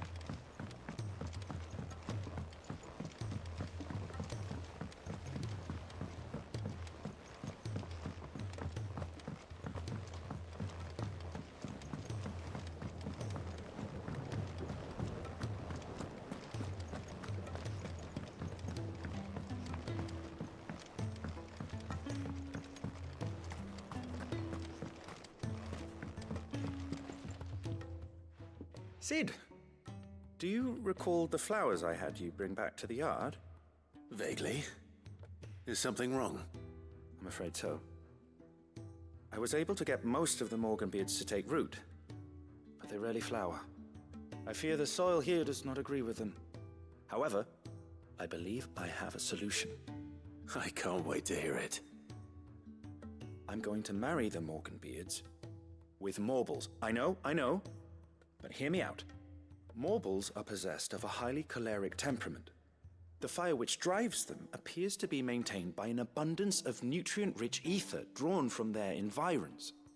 I believe that by grafting a Morble vine to a Morganbeard, the appendage's wealth of vigor-inducing nutrients might well stimulate the flower to bloom. The endeavor, I assure you, is scientifically sound. I simply need a vine to prove the theory.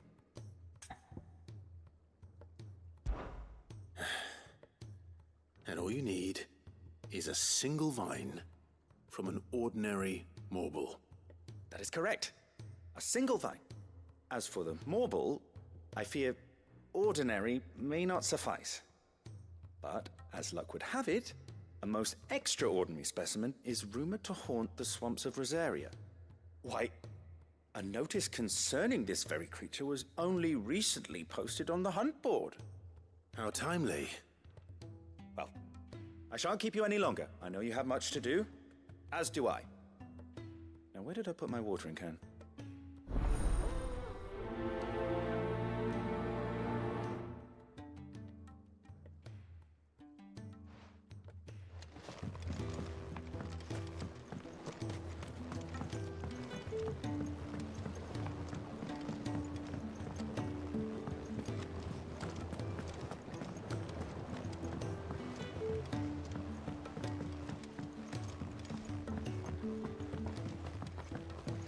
He's a surly soaker.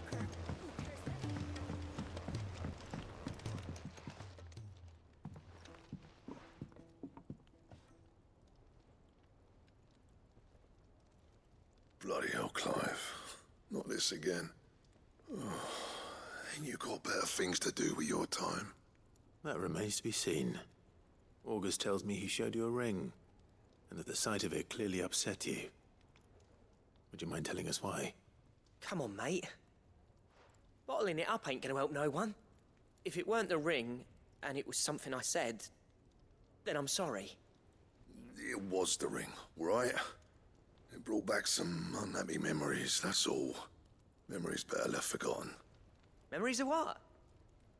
There are things we'd all rather leave behind, Blackthorn.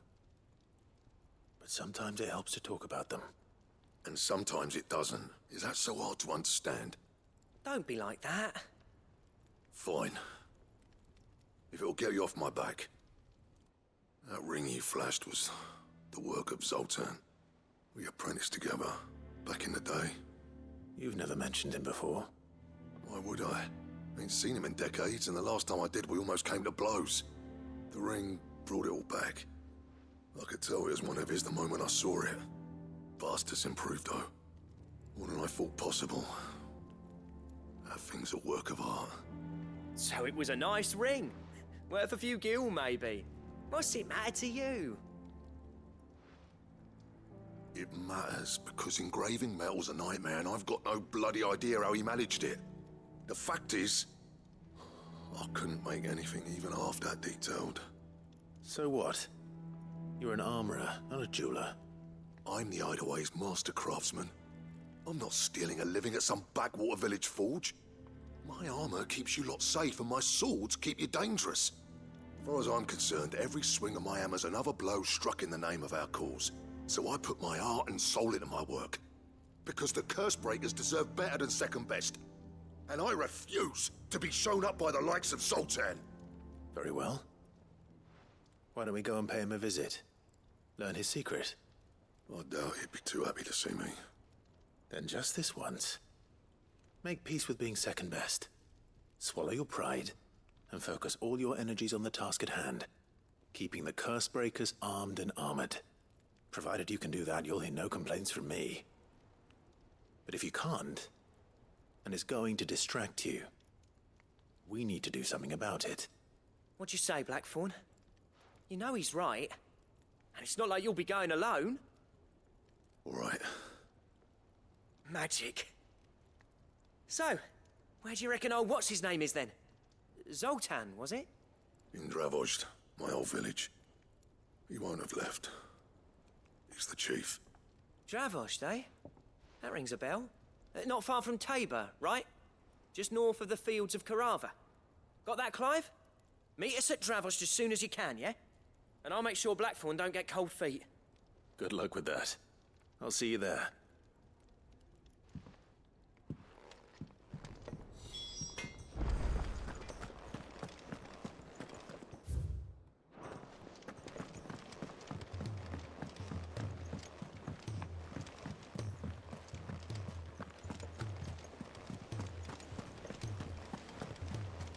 Cole said it was an army of a cash.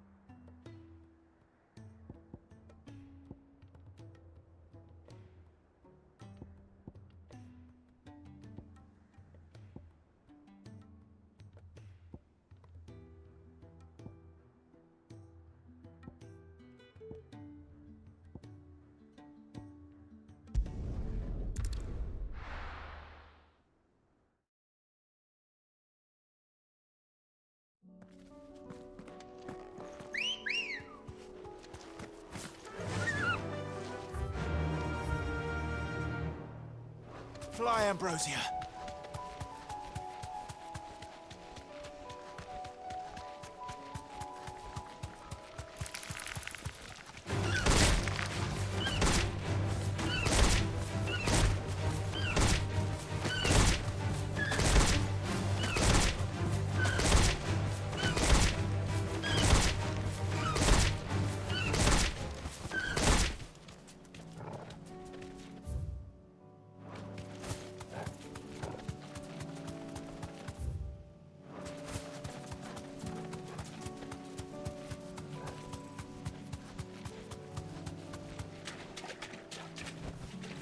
You deserve a rest.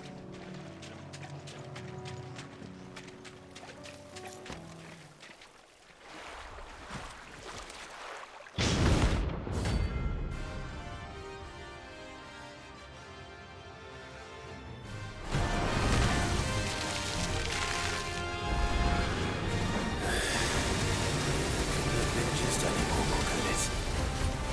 All right then. Over here!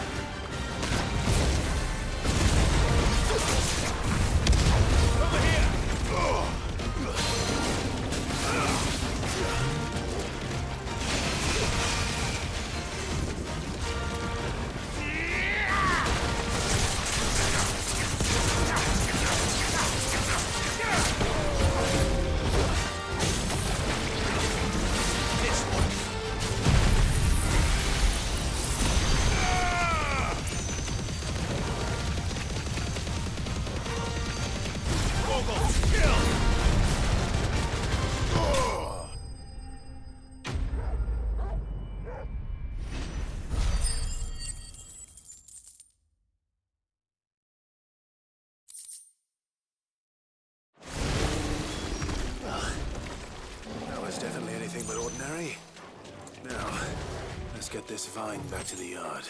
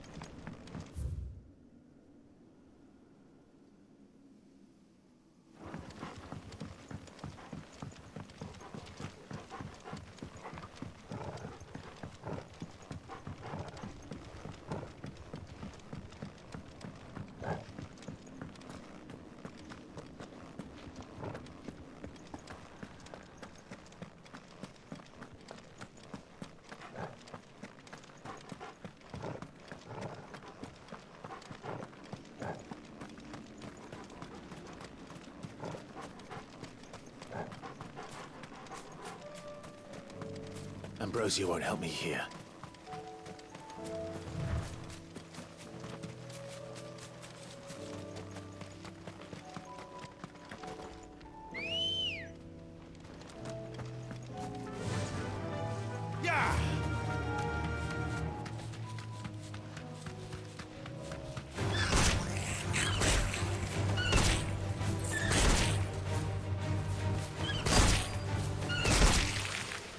Rodrigo could have mentioned his spiders would be the size of curls.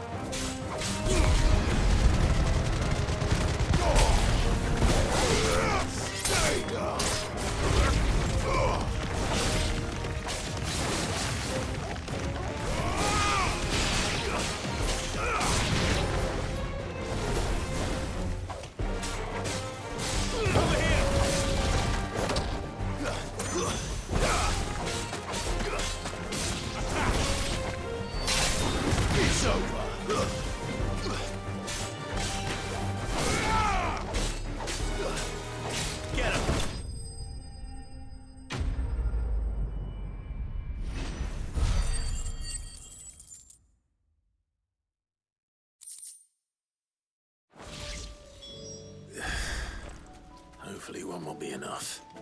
Rodrigo will have prepared the other ingredients by now.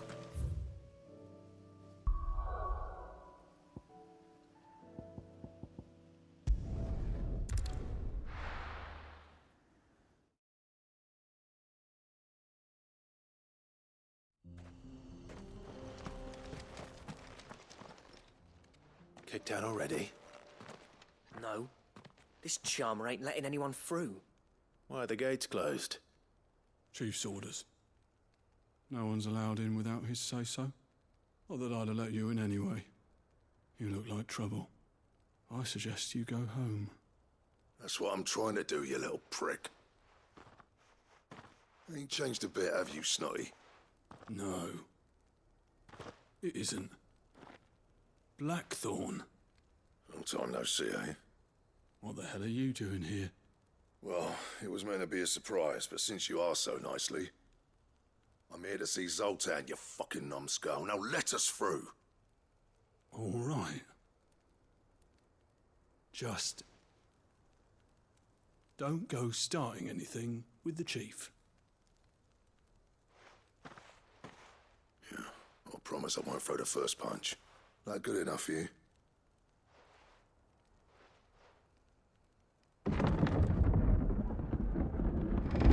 Go on then. Much obliged.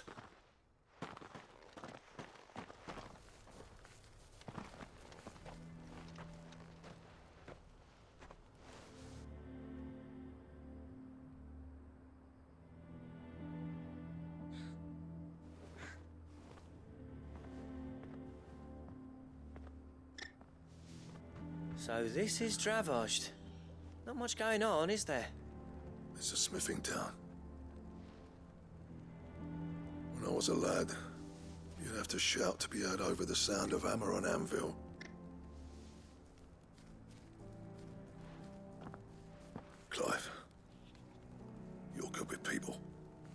speak to Zoltan. Hey, you ain't backing out now, are you? There's a river of bad blood between me and the chief. But if someone can build me a bridge, then I'll cross it. All right. I'll see what I can do. I appreciate it. It'll be near the forge on the hill. It was our master's. He'd have inherited it when I left. The forge on the hill? Good luck. You'll be needing it.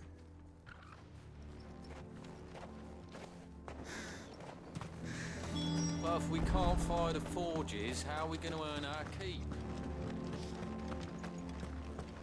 Mama.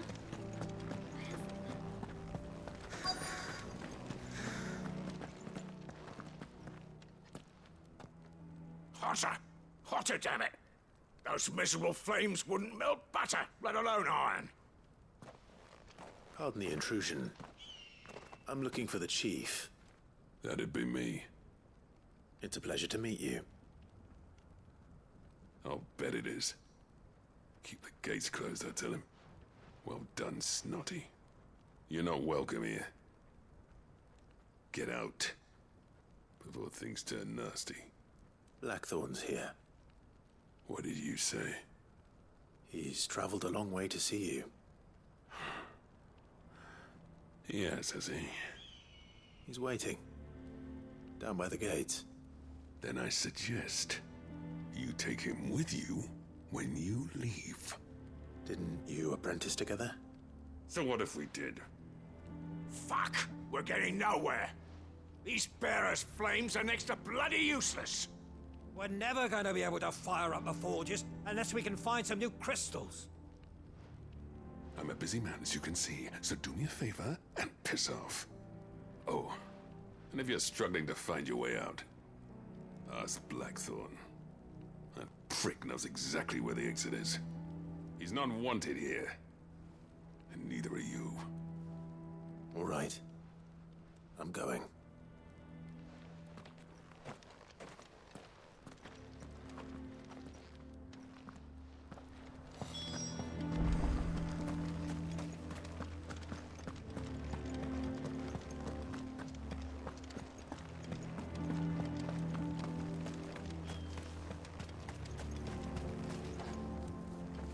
Let me guess.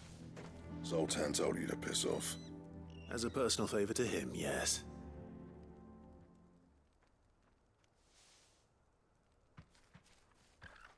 Well, at least he didn't beat about the bush. There'll be no talking him round. Not after what I did. Which is what exactly? If we're to help, we need to know. What turned the village against you? I left. Dravozd. Zoltan. The burden of leadership our dying master dropped in our laps. All of it.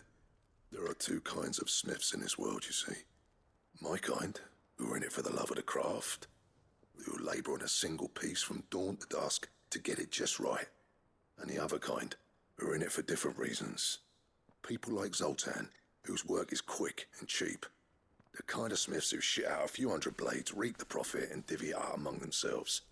There wasn't a single day we weren't at each other's throats. And bit by bit, people started taking sides. You would have torn Dravozd in half had it gone on.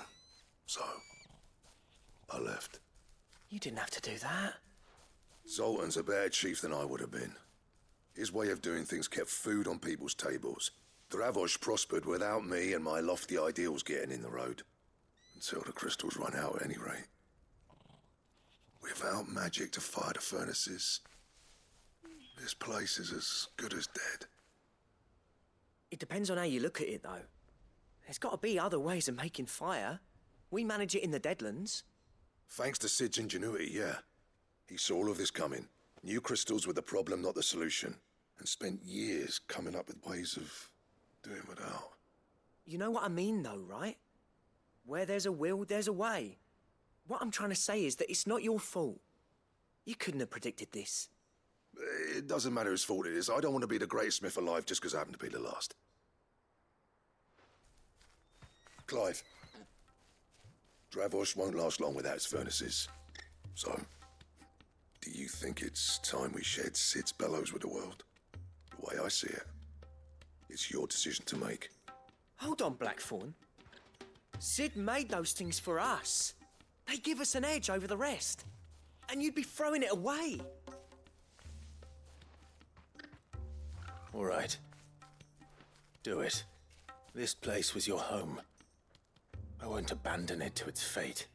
Sid's creations were never meant to be hoarded. It was only ever a matter of time before we shared them. Let this be another step on the road to freeing Valisthea from the prison of the Crystal's blessing. Dravost will show the world that it's possible. Wouldn't you agree, August? When you put it that way, of course. It's like hearing Sid speak from beyond the grave. Thank you, Clive. Shall I go and fetch the plans, then? I know I'm off by heart. I'll be needing some help, though. Building a furnace isn't exactly a one-man job. Do us a favour and round up anyone strong enough to lug a brick or two, would you, August? All right, then. And I've got a job for you too, Clive. Finding me some salamander skin. I need leather for the bellows and nothing else will withstand the heat. Luckily for us, salamanders feed out in the fields of Carava. Time for a spot of hunting, then.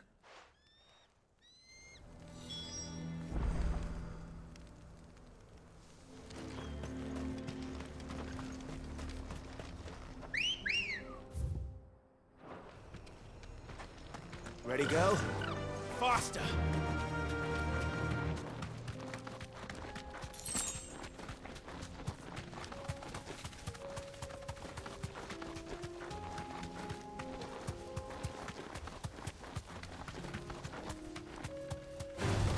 No holding back.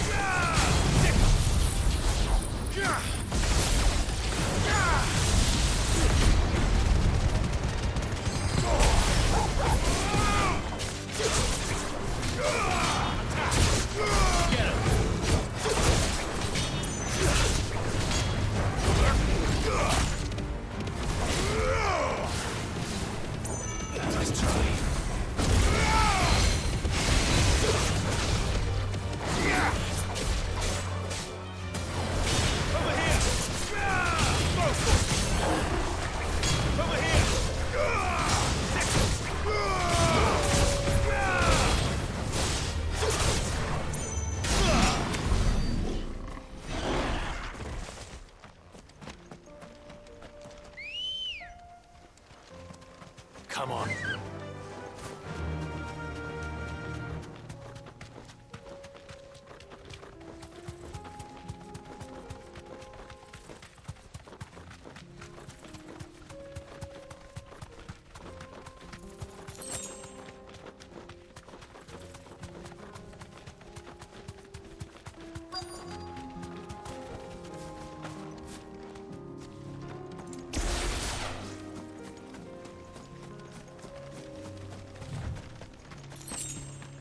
Let's make this quick, shall we?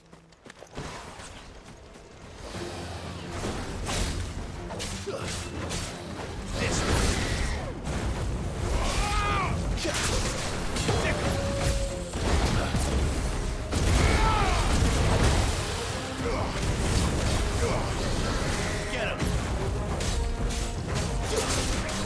Over here!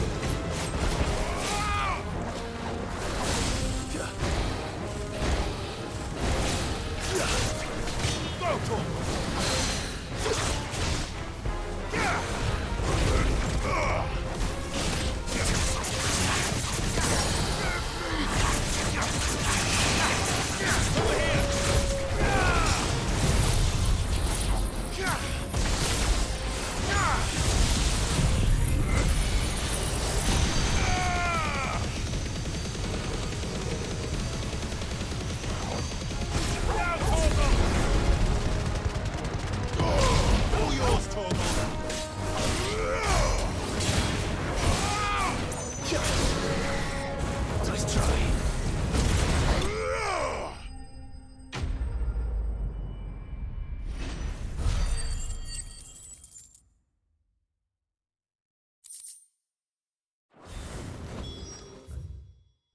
say that would be enough for a decent set of bellows.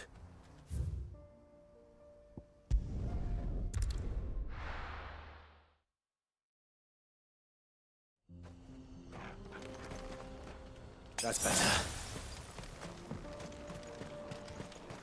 What's this all about then?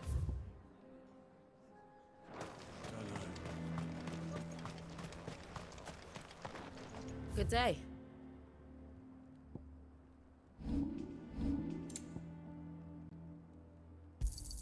Thank you. Certainly. Farewell, traveller.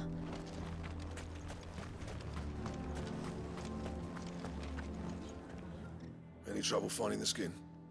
Nothing I couldn't handle.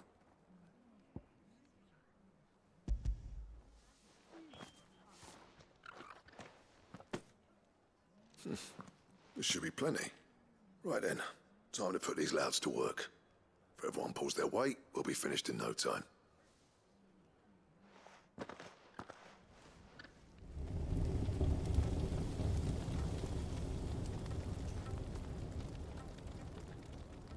Well, I'll be damned. I honestly didn't think it'd work. But it's hot enough, all right. And without a single crystal in sight. You know what this means, don't you? I do, yeah. Dravost is saved.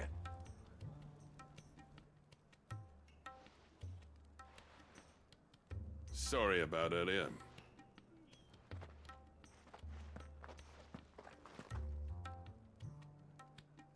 I take back everything I said. That thing you've built us is an honest-to-God's marvel. You've saved our village. It's Blackthorn you should be thanking. He oversaw the construction.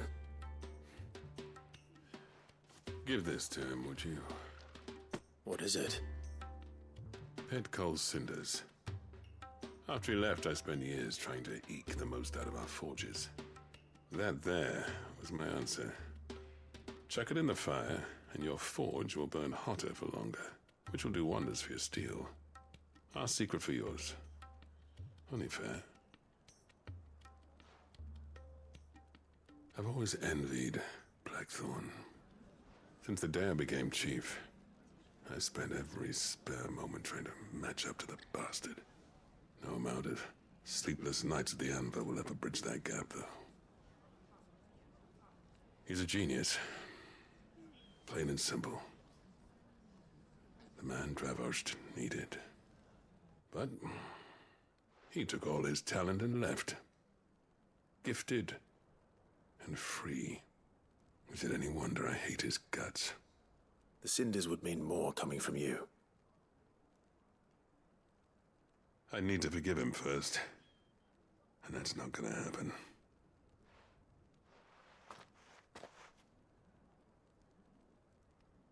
Well, you know what they say. Oriflamme weren't built in a day and all that. These things take time.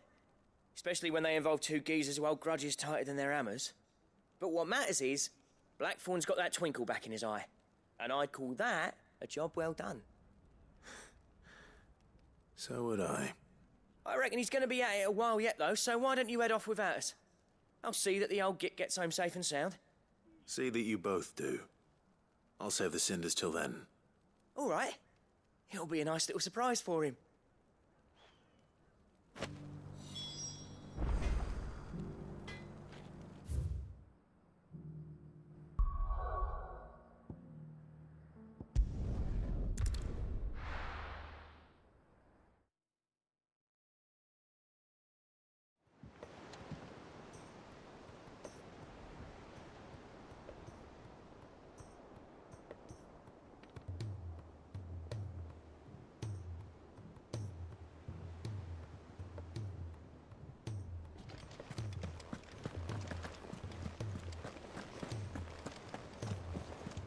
Cole said it was an army of Akasha.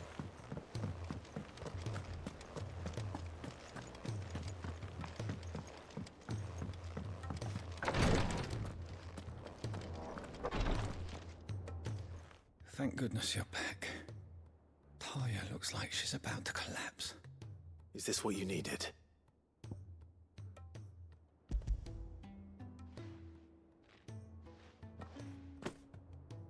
Yes, it is. Thank you, Clive. I'm loath to give a patient Alicia, but Talia's right. Sometimes it's all we can do.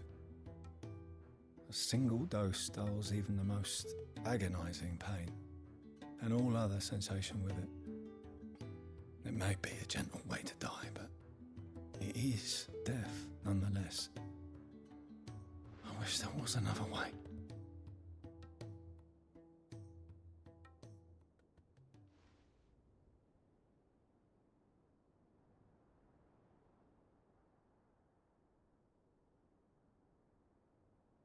How are you feeling?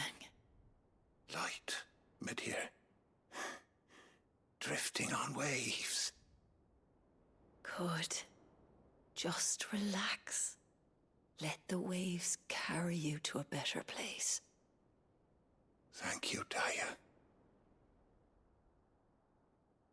I'm so proud of you.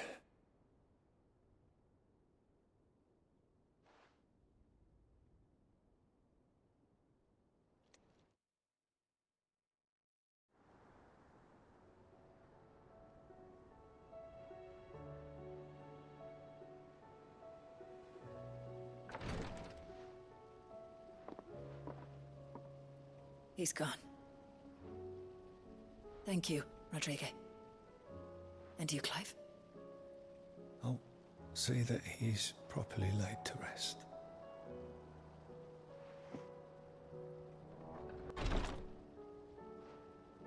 The man you helped today was my mentor, back in the Southern Isles, on the front lines of some meaningless war. I was still a child when they shipped me to their triage tents, to treat the wounded with my gift. But in such blighted lands, I was next to useless. Until he taught me the true physicker's art, that is. An art we would be lost without. Tears of mercy were his gift to the bearers of the world. A respite from the agony of the curse's end. And a kindness Sid would have approved of. You know as well as I what life is like for a bearer soldier. Marched from one battle to the next, never knowing which might be your last.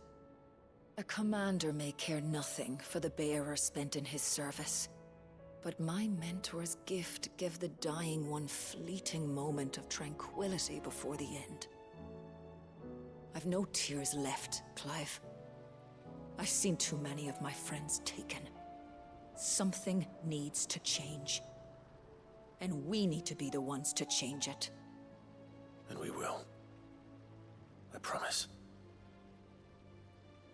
I hope so.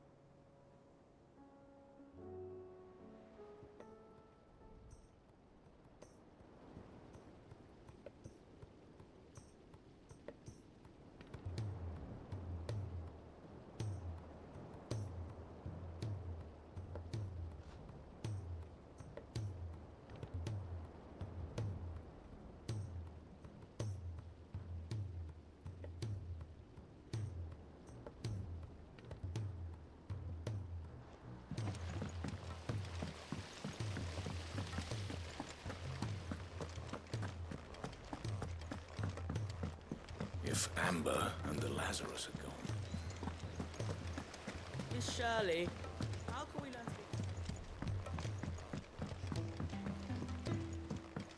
be... Sid! Heard you were in Canva fetching young men.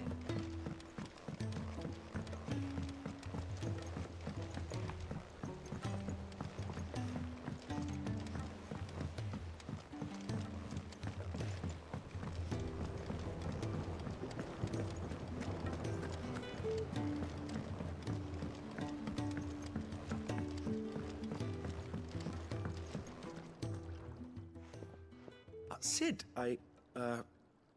can't help but notice that your satchel is twitching in a most violent manner. Here. It's your problem now. What an amazing specimen. The flesh positively throbs with vitality. If I can successfully graft this to the Morganbeards... When I successfully graft this to the Morganbeards, I suspect the results will be immediate. I shall begin at once.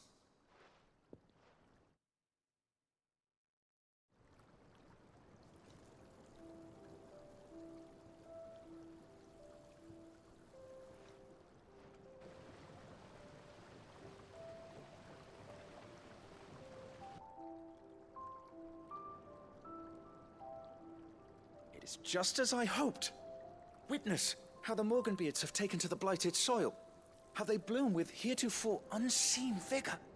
Why, I dare say such a vine graft would yield similar results when applied to other specimens as well. I'm glad I could be of assistance. You've not only helped us, Sid, you've saved us. Do you recall the extract with which I provided you before? I took a moment to distill some more, but this time with the petals from the invigorated Morganbeards. And would you believe? Its potency has nearly doubled. You must accept this vial as thanks for your assistance. The rest, I shall give to Taya.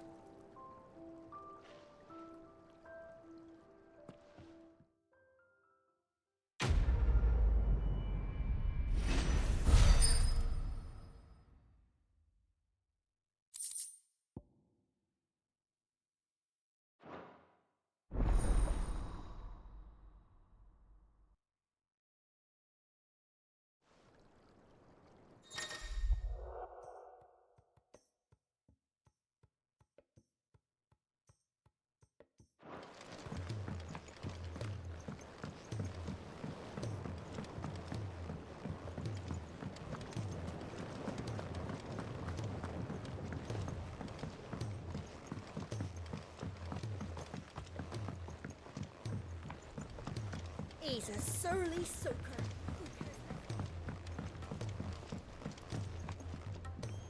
Gentlemen, I see you both made it home in one piece.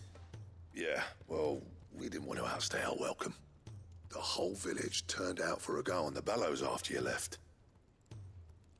Everyone except Zoltan has. Didn't see hide nor hair of him. Oh, but that reminds me. I have something for you.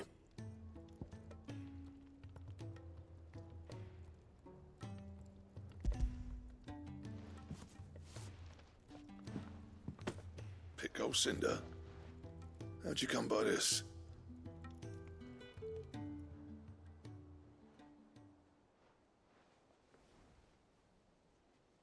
And you're sure he wanted me to have it? I'm sure. He didn't say so, but I think he wants to forgive you. Huh. Imagine that. Yeah. You know I could never leave this place, don't you? Every time you put on mail, you and the curse breakers are trusting me with your lives. There's no greater honor for a smith than that. I'm not about to go crawling back to Zoltan for forgiveness, but I will make good use of his cinder. And if that helps save even a single life, then he'll have my gratitude. What was it you said he called me? Huh?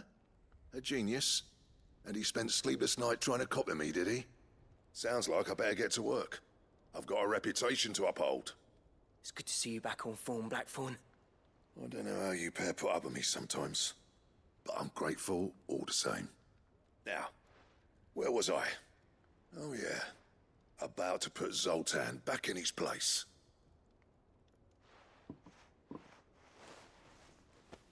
Ain't got the art to tell him how similar they are. Stubborn bastards. A little healthy competition should be good for him. You're not wrong. Still, it's a shame him and Zoltan couldn't let bygones be bygones. No use grumbling about it now, though. Blackthorn's happy. Or as near to happy as he gets.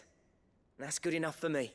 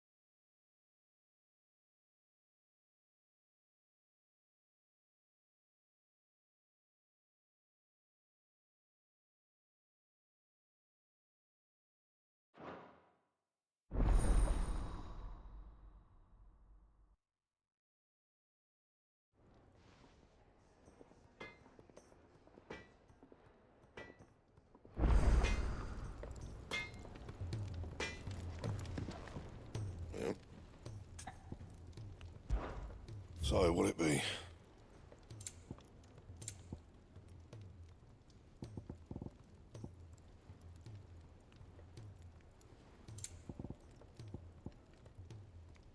That it? Fine.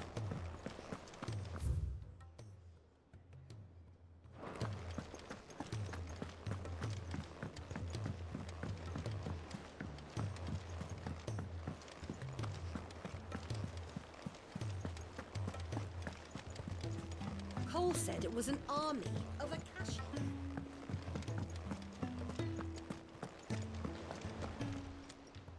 How may I help you today, Clive?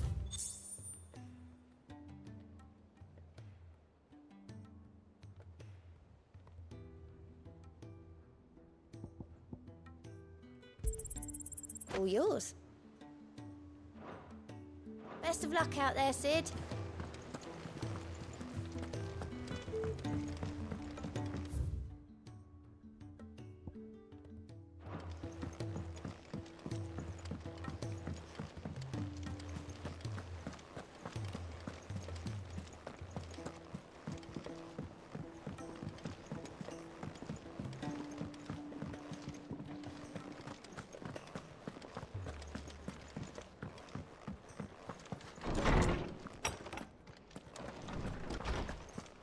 Let me help. I know my letters. Knowledge hoarded is knowledge lost. I have a few new notes that might interest you.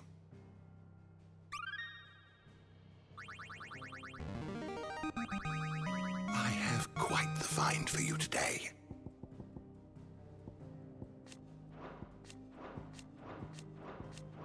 You wish to study the tomes?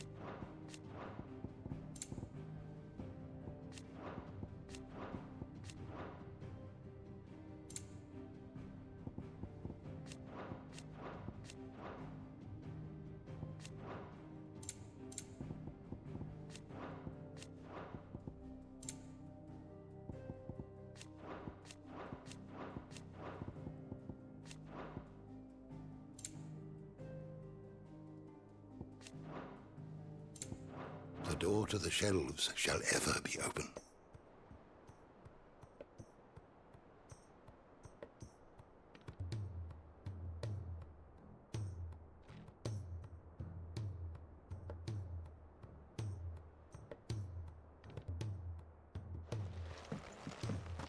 Let me help. I know my letters.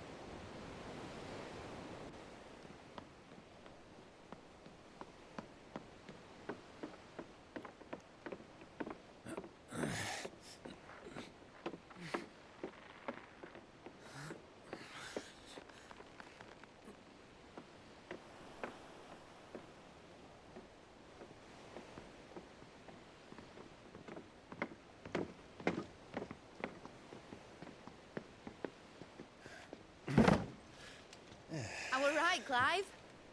My dad had it all worked out. He'd be proud of you, Mid. His writings may have helped, but this achievement is all yours. Can we catch them? The Ainayar's one of the largest, fastest vessels ever built. And it won't help she has the wind at her back. Any other ship would be hard-pressed to keep pace with her, let alone reel her in. But this isn't any other ship. This is the Enterprise! And the world's never seen anything like my dad's engine. It certainly hasn't.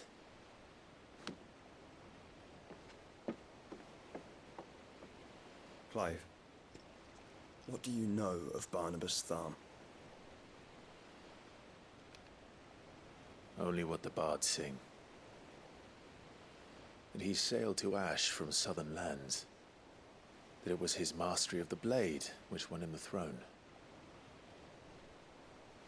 And that his sword, Odin's sword, can sever the very threads of creation. But don't lose any sleep over a last tilt. We'll do what we must to survive. What we must. The light! I thought this cove was meant to be hidden.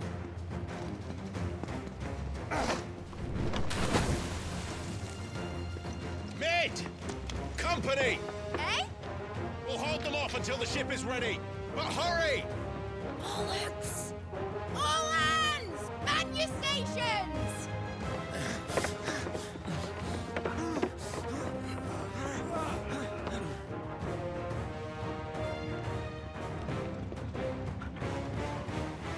Everyone with me?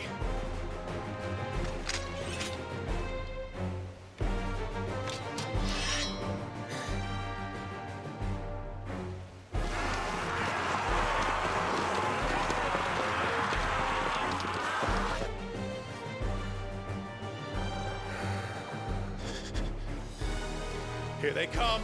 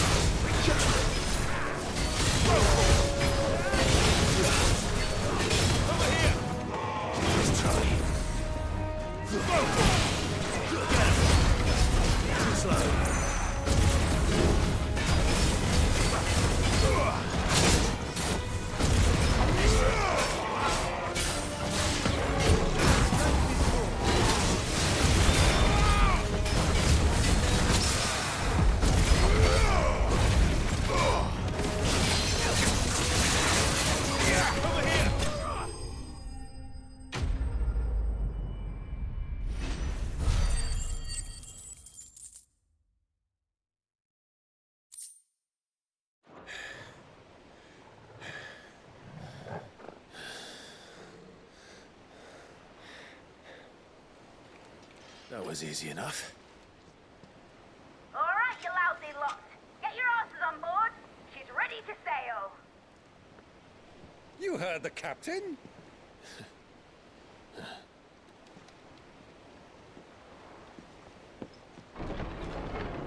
Clive?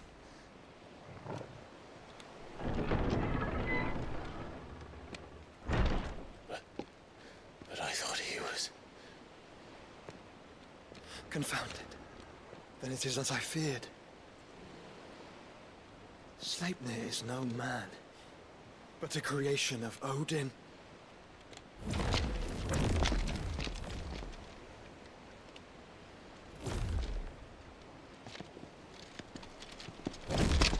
Phoenix's fiery fundament.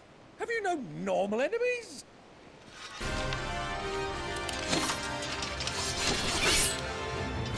Up for another round? Of course we are. Right, Lord Rosfield? My boy, there was a time people called me the Executioner. Or was it my eyes? No matter, heads will roll all the same. Mate! New plan! You leave! We follow! Follow? Swimming, are you? Oh, bugger me! Weigh anchor! Engine's dead slow ahead!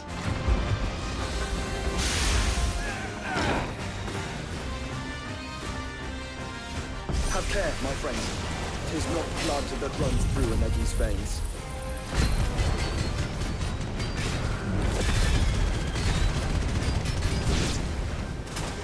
These foes will not fall easily. But they will fall. Like oaks before a woodman's axe. Good thing I brought one!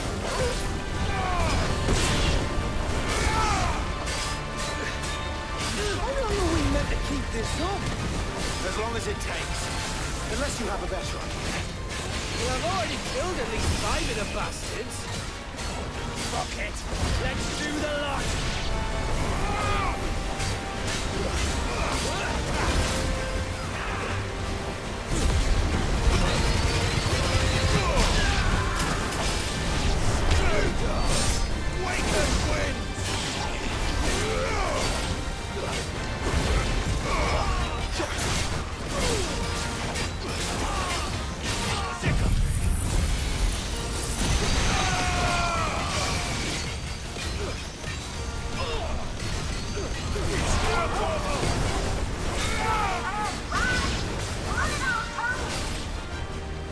Should we make for the ship? Not yet. Wait for my signal.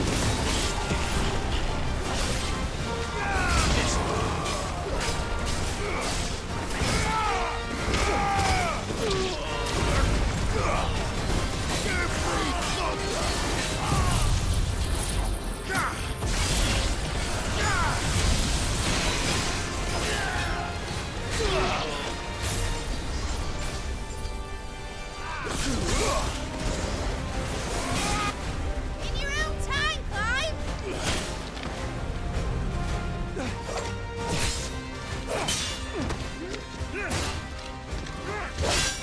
Right, run for it!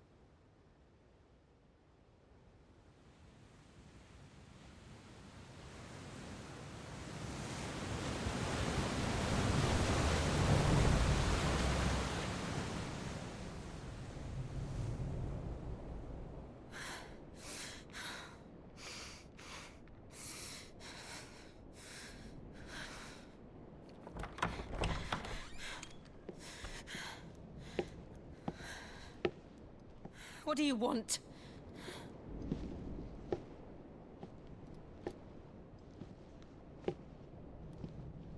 That's quite a mess you've made. And wholly unnecessary.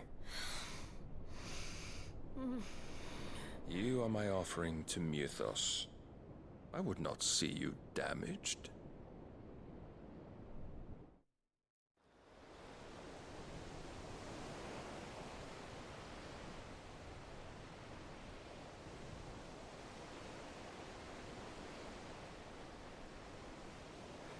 Now back to your stations!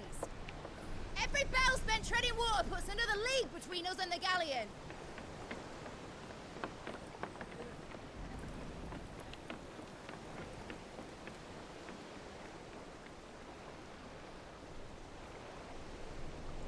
I don't suppose Mid has a spare engine? Since you rose from the grave, my fortunes have plummeted. Are you absolutely certain of this quest of yours, Clive? The foes you face are as terrible as they are numerous. Aye. And they'd have us live and die on their terms, which should answer your question. Ha! You have that same stubborn look as your father did when he set his mind to something. On the battlefield, I am but a single axe. A deadly one, mind, but a single one nonetheless. Yet what you require is 1,000, and I believe my old friend in Brandalar can provide them. Take care, Clive. I have many more tales of your father's exploits to share. And I cannot very well do that if you're dead. Again. Good luck, Uncle. And may fair winds attend you. As for you, Joshua, take care. I shall do my best, Uncle. Farewell, my nephews. When next you see me, it shall be with an army at my back.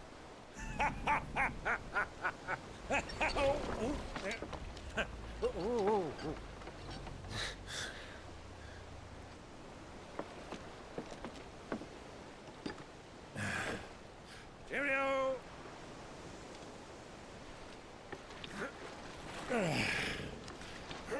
Oh, yeah. Do keep up, my boy.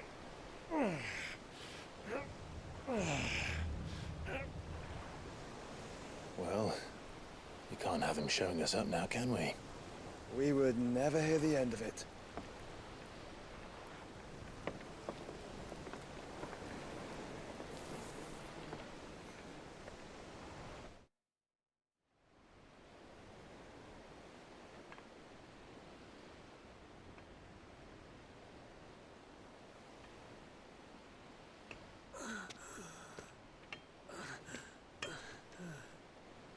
Grieger, have mercy.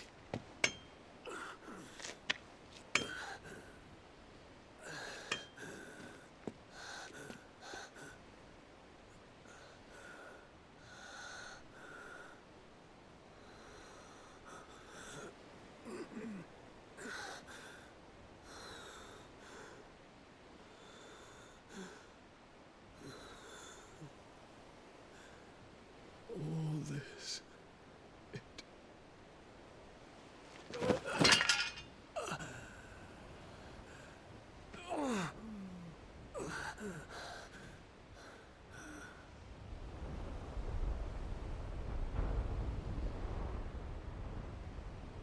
What have I done?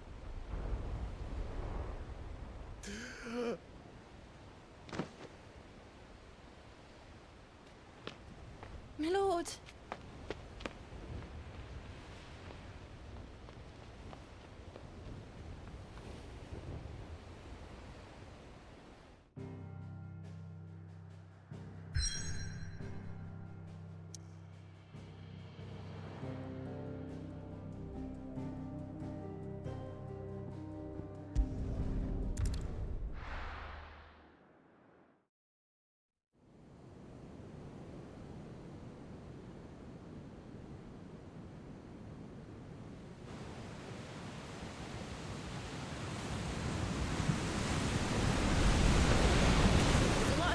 between here and Waloed, but any ship heading north has to round Zemeckis and put through the Narrow.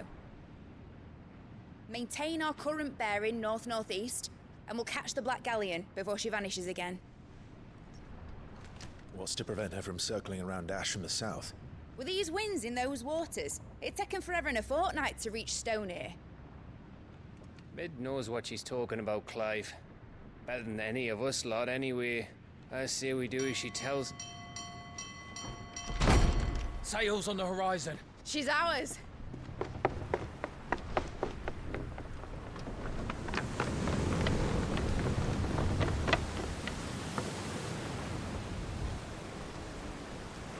Look alive, boys! Full ahead! And keep those furnaces fed! Aye, aye! Do you feel that? Jill. All hands! Battle stations!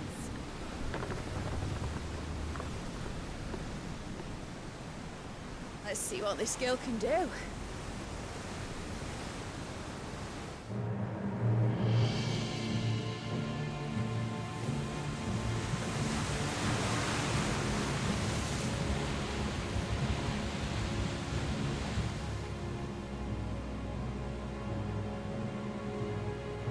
Where one leads, so does the other follow. The bond of consciousness which joins them condemning both to the same fate. Yet my every attempt to strike it from their hearts serves only to tighten its hold.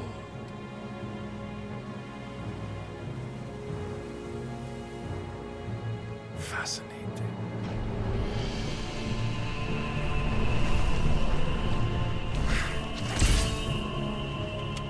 But then, there is naught my blade cannot sever.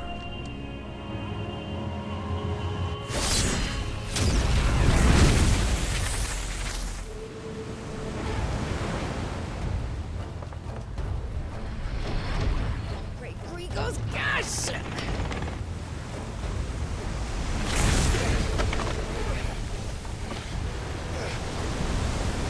One of us. Hard port! Heads down, you brutes! And brace for impact!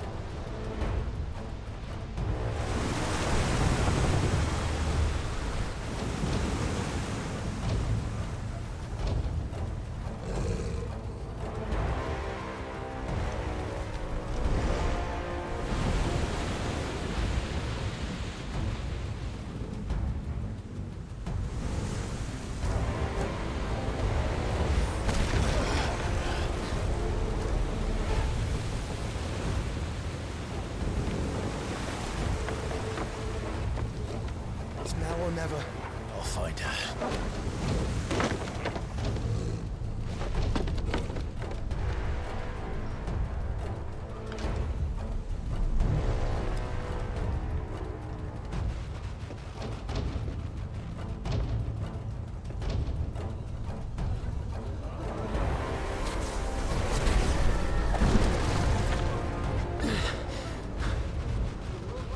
Bloody hell!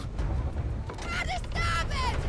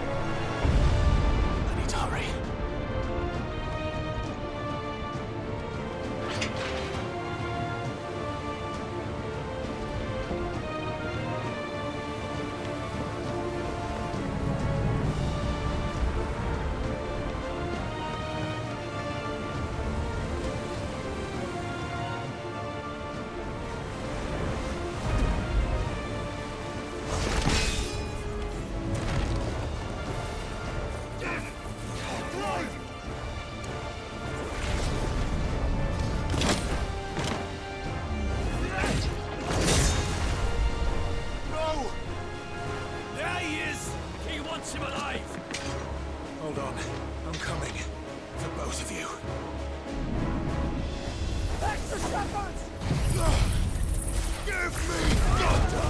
Fire and flame!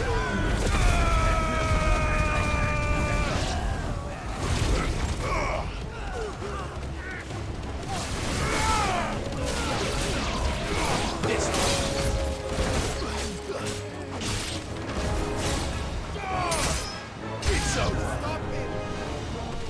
Who will steer the ship?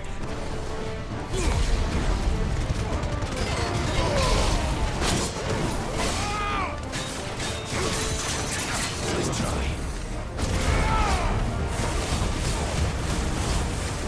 Over here!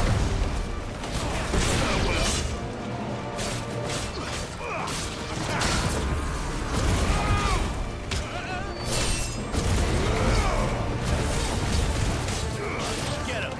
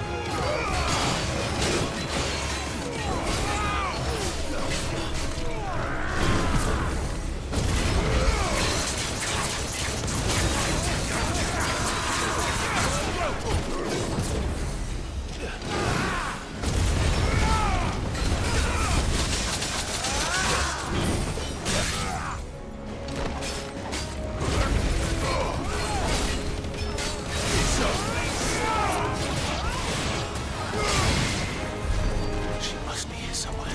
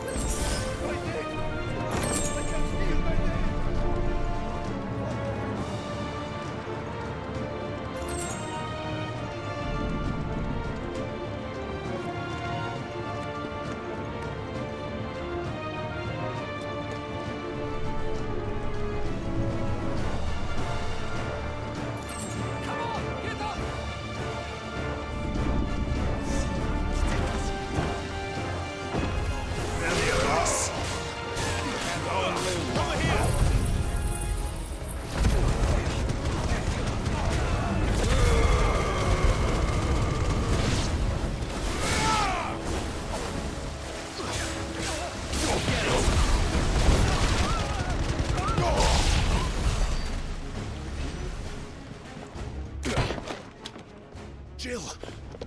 You came. Get back!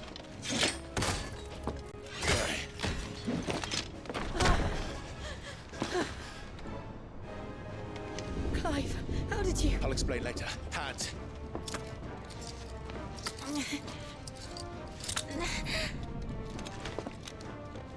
Can you walk? Out of here I can.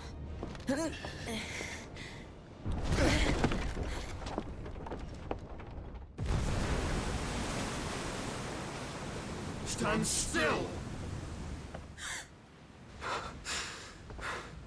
Phoenix. Are you not the dominant of fire? I see naught before me but a guttering flame.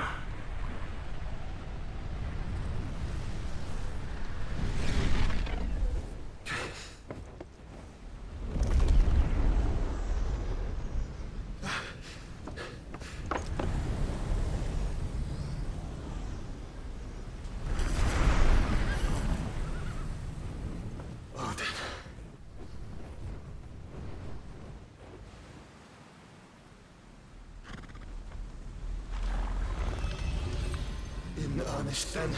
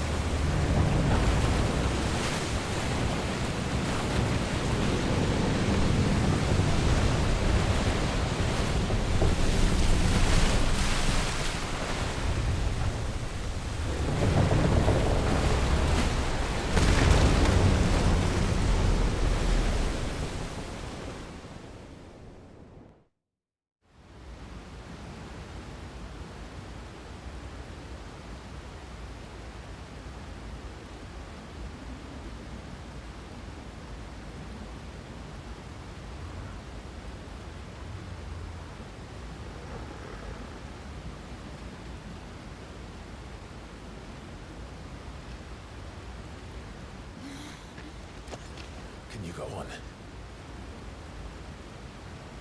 I think so.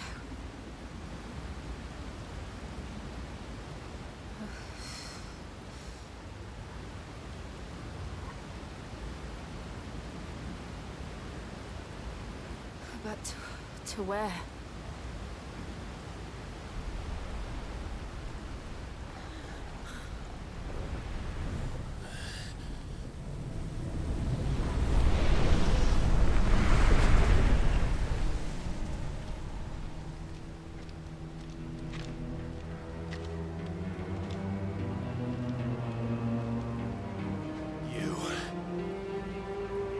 What did you do to Joshua? The Phoenix? Oh, I expect he will survive. This consciousness in which you coil your feeble souls is grown thick with desperation. And thus has my master turned to my blade.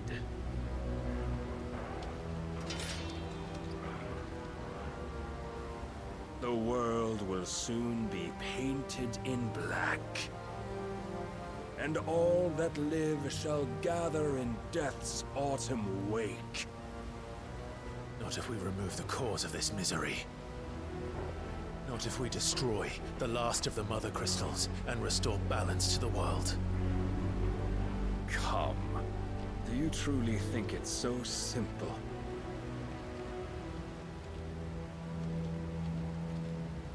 The Blight is inevitable. Not even the Almighty might stop its endless march. Your efforts will avail us naught. Naught, that is, but suffering. You must embrace the truth, Mythos. Accept your place with the Lord. Keep it. As long as there's a chance, there's a choice. Ever led astray by your blind resolve.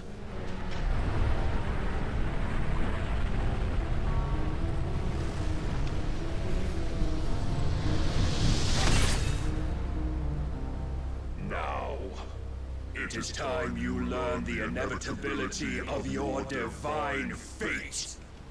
However much it may hurt. as far away as you can. Clive, no. Trust me, Jill.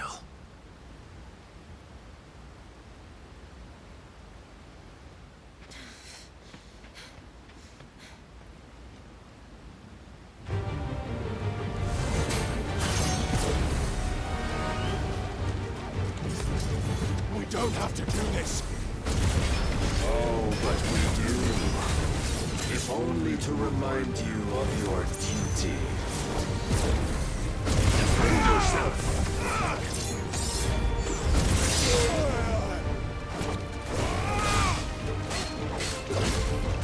In the short time since our last meeting, you have grown much. Yet as a vessel, I fear my lord will still find you lacking.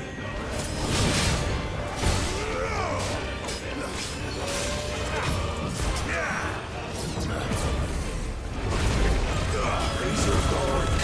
All this fire and fury. And for what? Stopping the light. A foolish notion fed to you by a foolish man. How dare you? You know naught of this world nor of our place in it. If our fates were so easily rewritten, we would all be gods. Rise, we must. This one. Are you ready?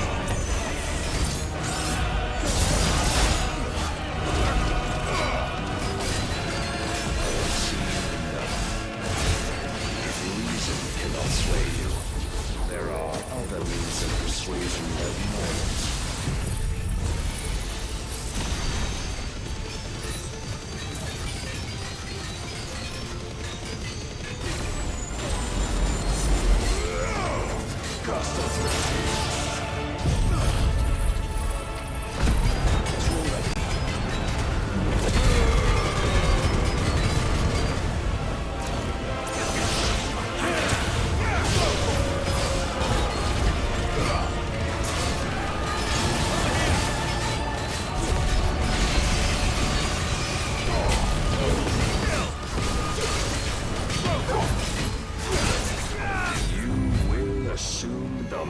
You've been given. And thus is the light of hope severed.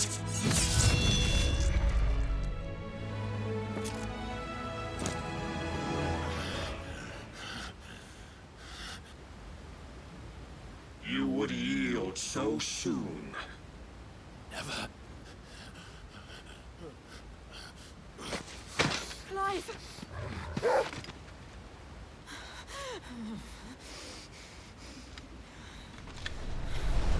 Do you not see? Your iron will weighs you down, dragging you ever further from your purpose. And what is my purpose? Mythos. Who are we? What are the dominants? The breath of the Creator still warm on our lips. We carry his light that we might guide the masses in his name. We are but mighty acts of God. We are more than that. You would be nothing without what he has granted you. The power we wield is his, and yet every time we draw upon it, it wears away at our very being. It breaks us, it unmakes us, that its immaculate aspect might reveal itself. The icon. It is too much for even his chosen few. Apart from you, Mythos, you wield the might of many, yet your body does not answer for its avarice. What are you saying? What I am saying is that we dominants are a means to an end. We were created for you, that you might drink deep of our strength and thereby fulfill your divine purpose. Which is? To feed. As you would know, could you only look beyond the walls of your prison of self-regard. As long as you choose to ignore this, you shall never penetrate my defenses. Still, you may take solace in the fact that you are not alone in your plight. The chains of volition shackle all of mankind, but there is yet cause to rejoice. For the Lord, in his mercy, has taken pity on his flawed creations, and shall see them restored to their proper forms. And what exactly would that be? Why, loyal servants to God. No. Manners, Lord Rossfield? They are men, like you and me. Albeit ones unburdened by the wills that drive our kind to madness. They are pure. They are divine. You mean to turn everyone Akashic? Not turn, Mythos.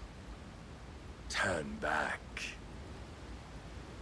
For too long has mankind been led astray by their clamorous wills. It is time they return to a world of quiet equality, where they might once more know salvation. Salvation! And abandon everything we hold dear! We don't need your salvation. We'll save ourselves, and we'll do it on our own terms. Not yours. And not your gods! With every defiant expression of your will, the tighter the chains of consciousness become. But perhaps that fact may be put to use.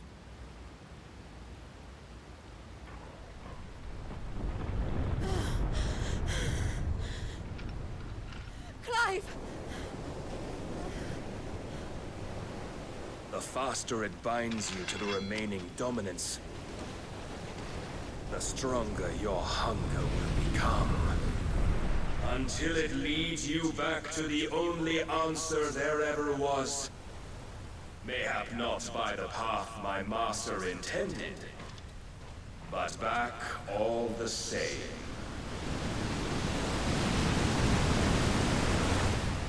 Ash is not far.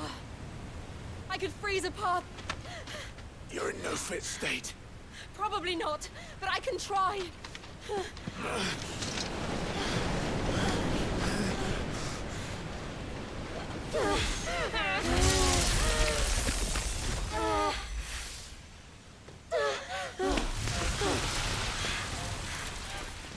Don't look back!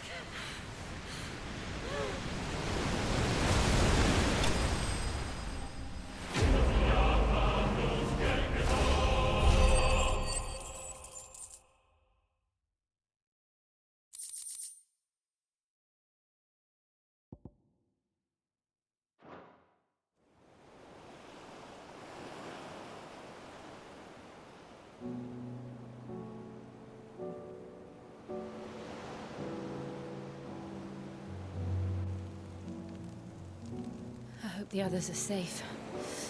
The Enterprise was clear of the gap when we fell. They made it, Jill. And they will have seen the ice where it led.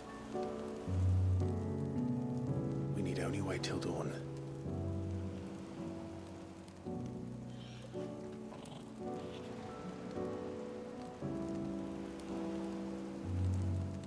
This is the second time Barnabas has bested me. I'm powerless against him. And maybe there really is nothing else for it but to give yourself to his master.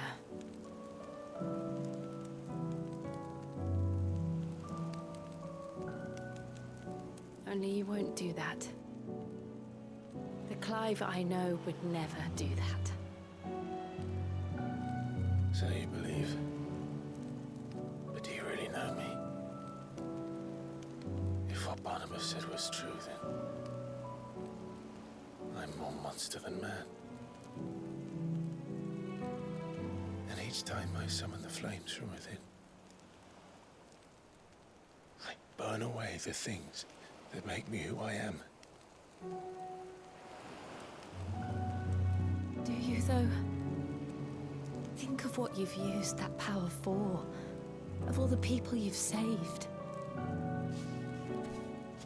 It doesn't matter how or by whom it was granted, only how you choose to use it. And you've chosen to use it for good, haven't you? I've also used it to kill. What if that's my purpose? What if it's all I'm good for?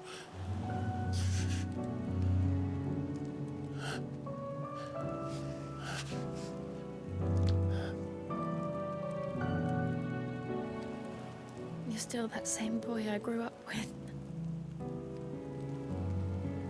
Always so eager to save everyone around you, and yet always so alone. Because you failed to realize the one thing that needed saving most of all. You, Clive. You. You never once took the time to save yourself.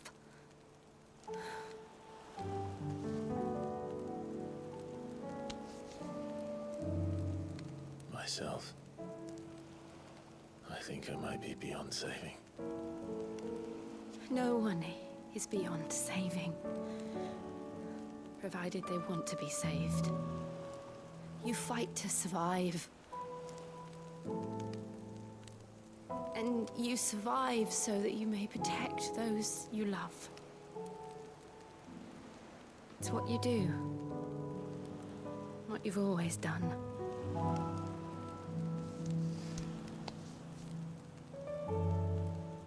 And I know you're not about to change. So I'm going to help you. To give you what you need to protect us all.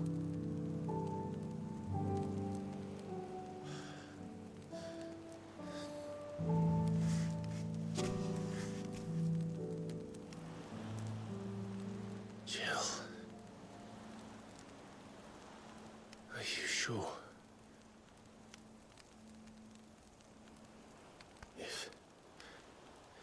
If this is what you want, then...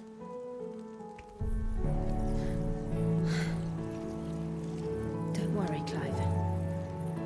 It is.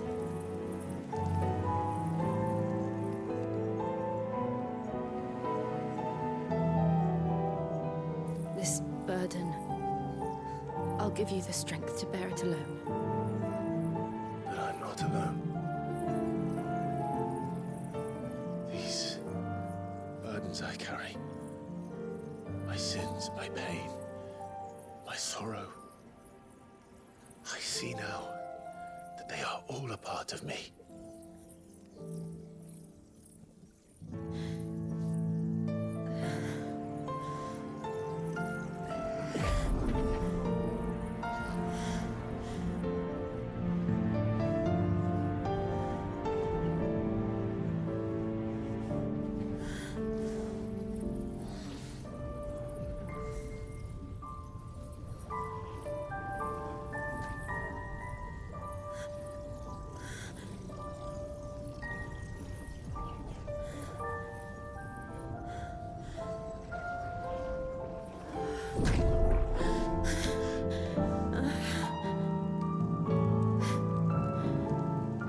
If I'm to continue on, having pledged my life to those I love,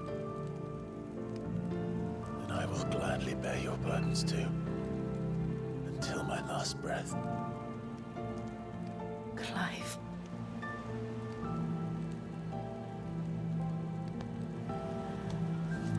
I promise you, Jill,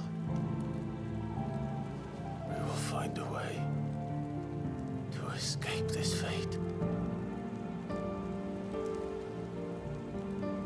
Find a way to save each other.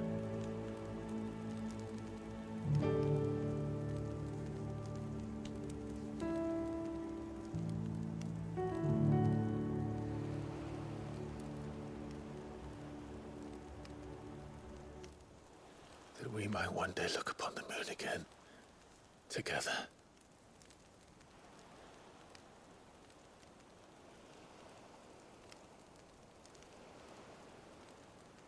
And I promise you, Clive, that I will be there, no matter what you must become. I know.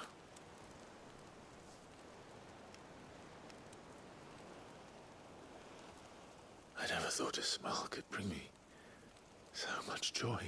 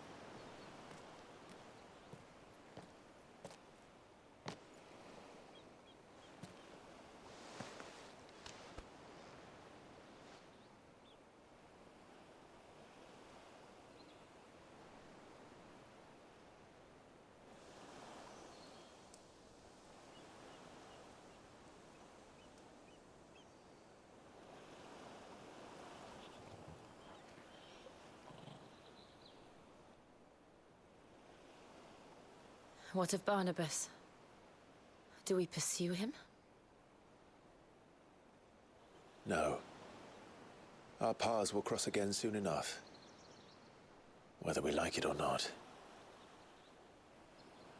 Besides, there is something we must do first.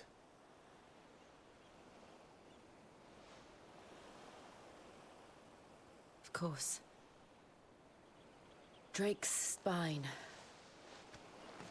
The last Mother Crystal. The Einherjar is at the bottom of the sea. Waloed won't dare move on Storm without her.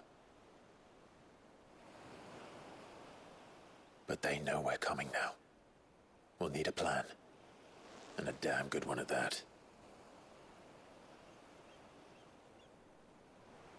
Then let's go home and find one. Ash will have to wait.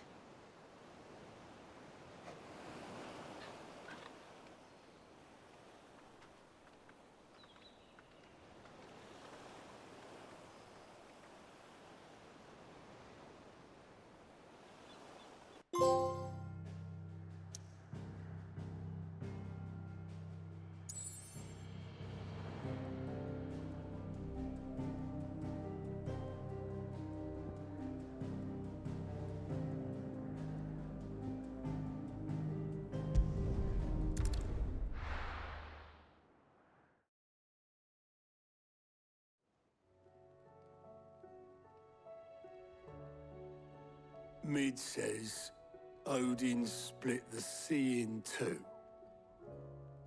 She's always been partial to a tall tale. But there's tall, and then there's tall. I struggle to believe it myself. I see your uncle isn't with you. He stayed with the Enterprise.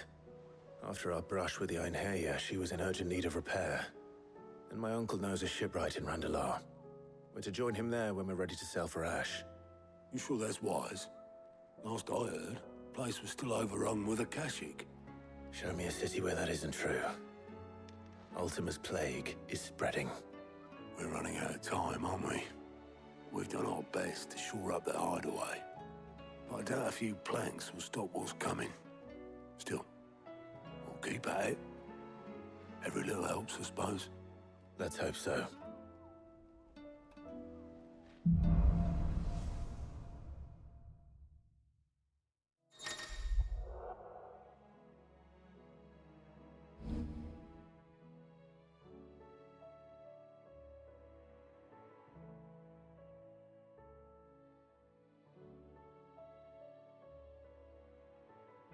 visit, Joshua. Assuming Talia will allow it.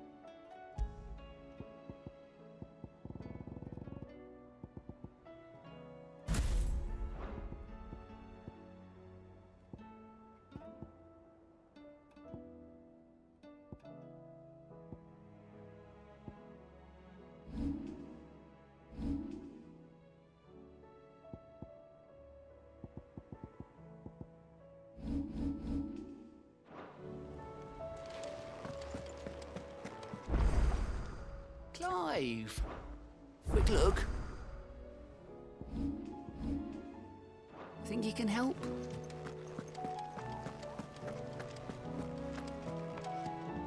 Clive. How may I help you today? One must understand one's place in the world.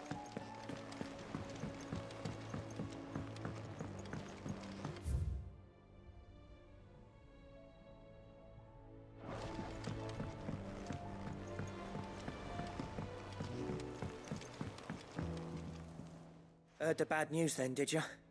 What bad news? About Dravost. Blackthorn's old haunt. With the forge and all that. Well, anyway, the mines just down the road from there are spewing out ether like no one's business. And the village? Safe from the flood for now, but they've got other problems. Akashic. Every creature in the area is either turned or on the way to turning, apparently. Zoltan and the others are living on borrowed time. They need help, and quick.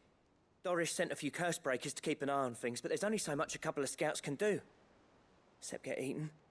If something ain't done soon, the old place will be overrun. I won't let that happen. Didn't think you would. Does Blackthorn know? I thought it might be better if he didn't. He'd only do something stupid. You reckon we should tell him? No. It's better this way. Yeah, well, I can't stand about knowing what's happening out there, so I'm off. I'll see you in Dravost.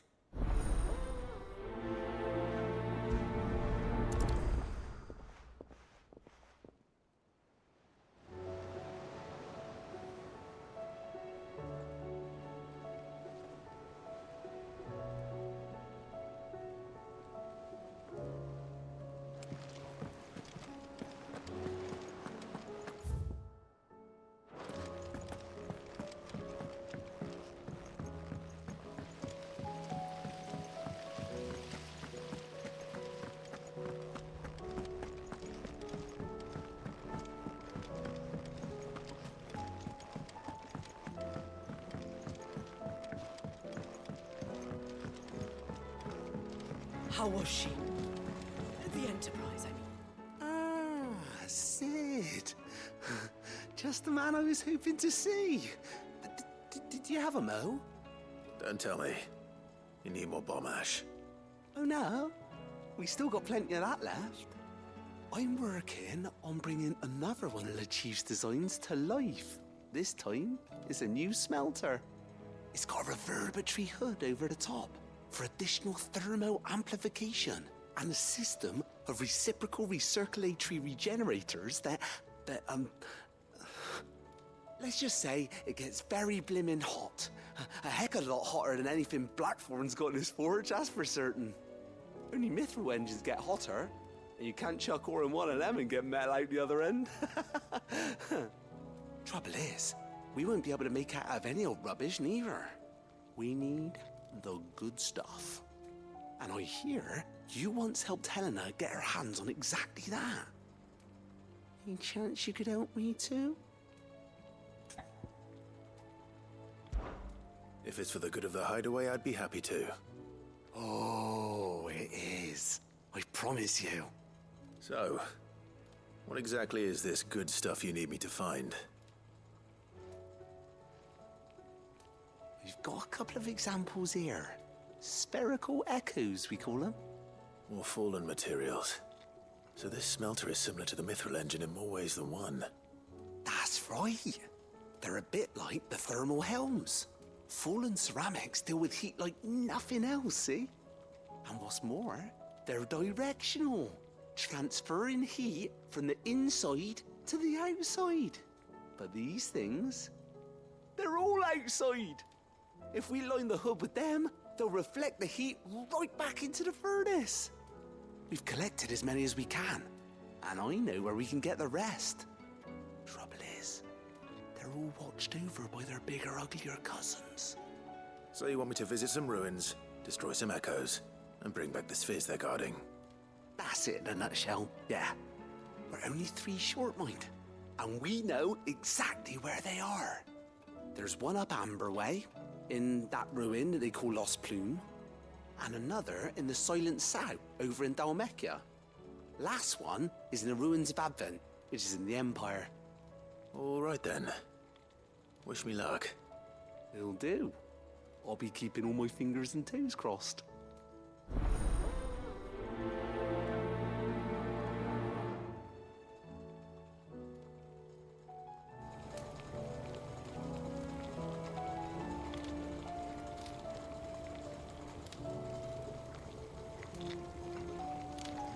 With Canva in the hands of Akashic,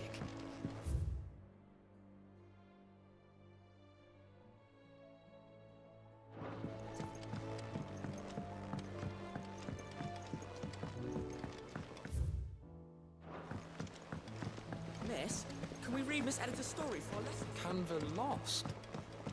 It can't be true.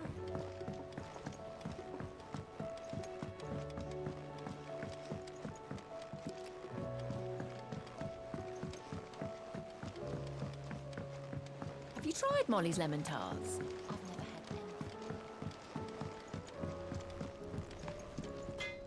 So what do I owe the honour? You do what you need to do, Clive. The stew's awfully thin these days. Oh, don't tell me we've... What do you expect? Farmers.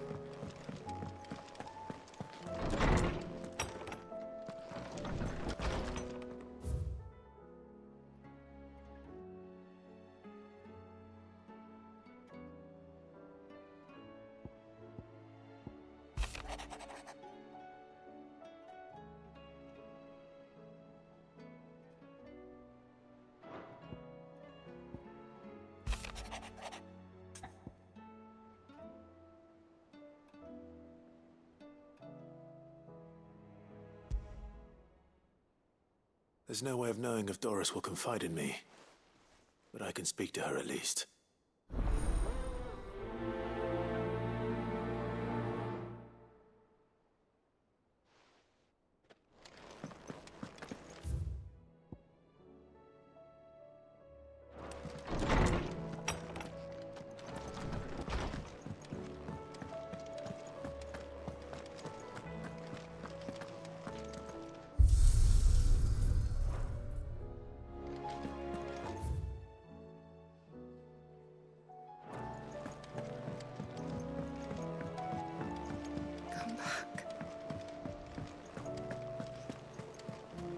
Covered in nicks and lumps, the lot.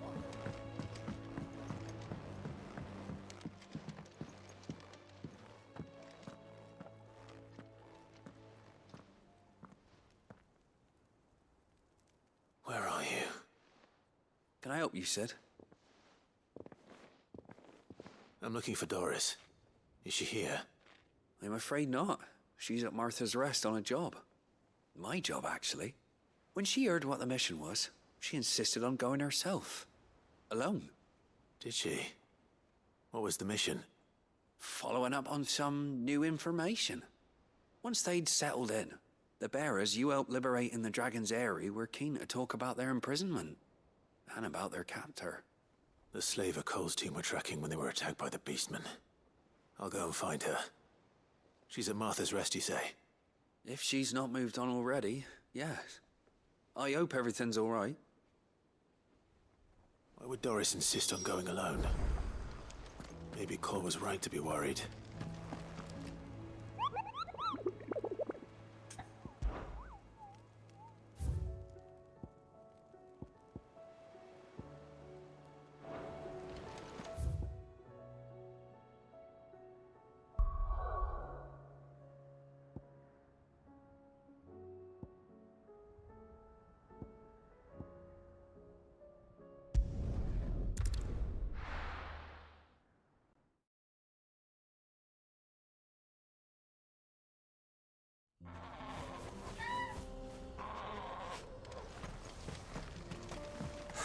So Dravost is still standing.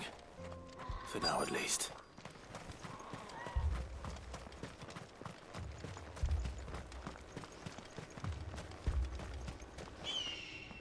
Clive! You're here! And the Akashic? Mostly off to the north still. But I spoke to Doris's scouts and it turns out things are worse than I thought. There's swarms of them out there. Told old Snotty to be ready to seal the north gate. That should buy us some time if we need it. Enough for the villagers to barricade themselves inside their homes, at least.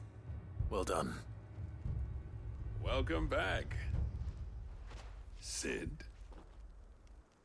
I'd never have guessed, you know. Not if August hadn't let slip. Who'd have thought that the savior of Dravost would turn out to be the realm's most infamous outlaw? Keen to help us out again? I am. Thought you could sneak off without me, did ya? Blackthorn. Oh, what are you doing here? One of the scouts couldn't keep his voice down. Unlike my best mate who didn't think I deserved to know. Zoldan, how long's it been? Long enough for us two to turn into a pair of old codgers, I see. That your idea of an apology? Prick. Don't listen to him. You only did what you thought was best. For the village and that. I did, yeah. that ain't the whole of it. Vulcan, our master, didn't leave the chiefdom to the two of us. He left it to me, the best blacksmith in Dravost, barring himself, of course. Bloody stupid tradition, in my opinion. If someone's got talent, you should let them practice their craft, not ask them to settle petty feuds and barter for grain. Our master wasted half his life that way. I wasn't about to let that happen to me. So you wasted half of mine instead. You're what Dravost needed. Under me and my precious ideals, this place wouldn't have lasted a year. So I left to devote myself to the work and spare you lot the consequences. I may be a selfish prick, but I only did what I felt I had to. What you had to do was your duty! Even if it meant we all starved? Enough. This is no time for bickering. You can finish beating each other up once Dravost is safe. Fine. I said my piece anyway. Yeah, so have I. Sorry, Clive. I shouldn't have stuck my nose in. We're short enough on time as it is. Still, give us a mo, would you?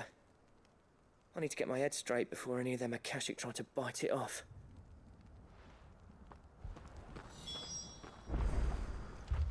You, ready for the off, then?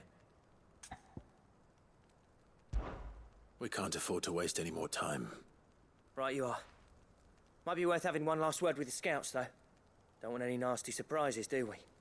Oh, and Blackthorn, you and Zoltan might be better off staying inside the... Akashic on the move. How close are they? Within sight of the walls, and there are more coming up from the mines. What was I saying about nasty surprises? They'll wash right over us if we stay out in the open. We're pulling back behind the gates. Good idea. Get yourselves inside, but keep your weapons handy. Understood.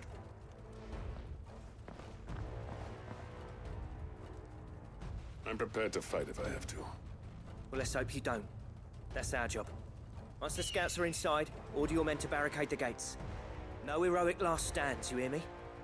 No fighting at all if you can help it. August's right. I've seen what Akashic beasts can do to armor. The people here are tough and willing, but they ain't equipped to face what's coming. I'm going out there. Start work on the gate as soon as I've left. I'll give you as much time as I can. And if they kill you? You evacuate. But it won't come to that. I promise. You'd better be right. Take good care of Dravost till I get back. Leave it to me. And give those things what for, yeah?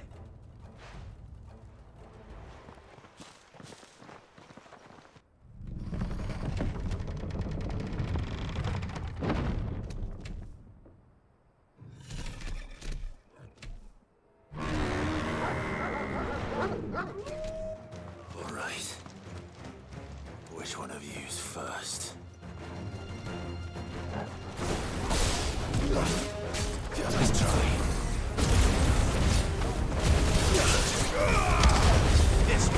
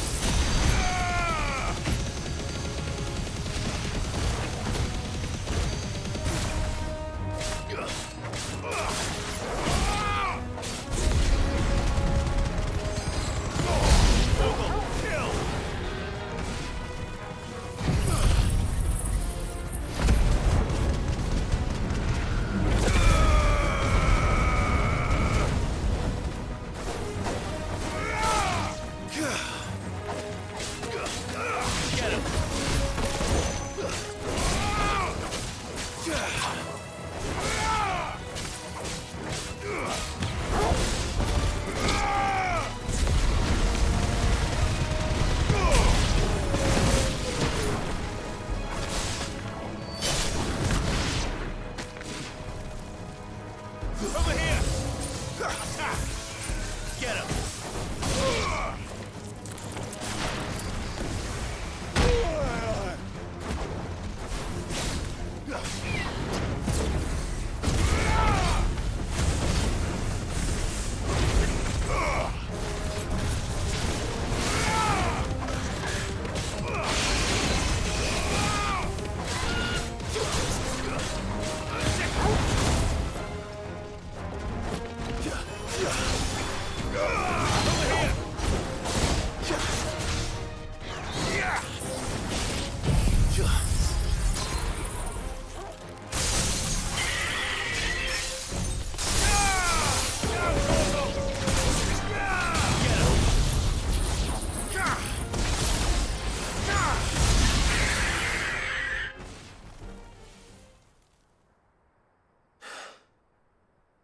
Is that it?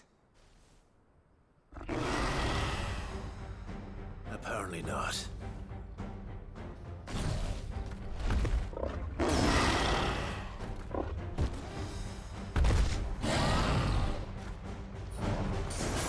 They're not getting past me. Garuda! Attack! Too slow.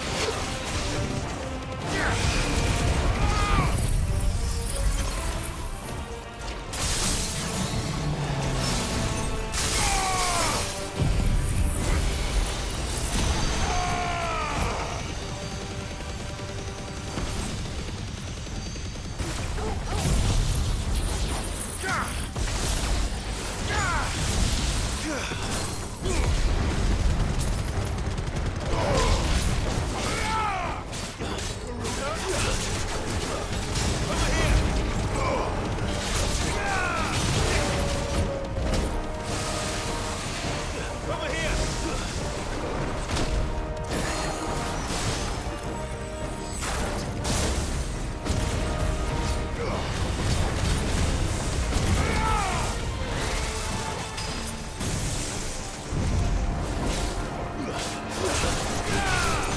This one!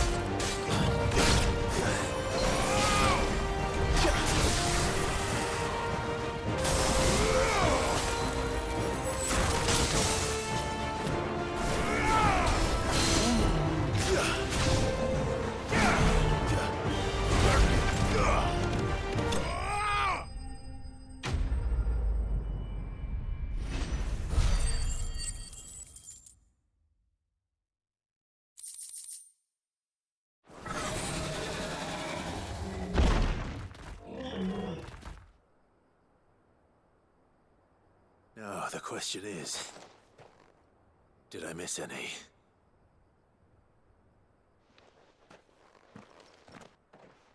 Man alive! You're still in one piece! I slew as many as I could. As many as I could, he says. The old bleeding lot, more like it. Well, almost. Only almost. Yeah, one or two did try to sneak over the wall. But we got the bastards, don't you worry. Good. Though you do know, more will come in time. In time, yeah. But we can think about them later. Let's get you back inside.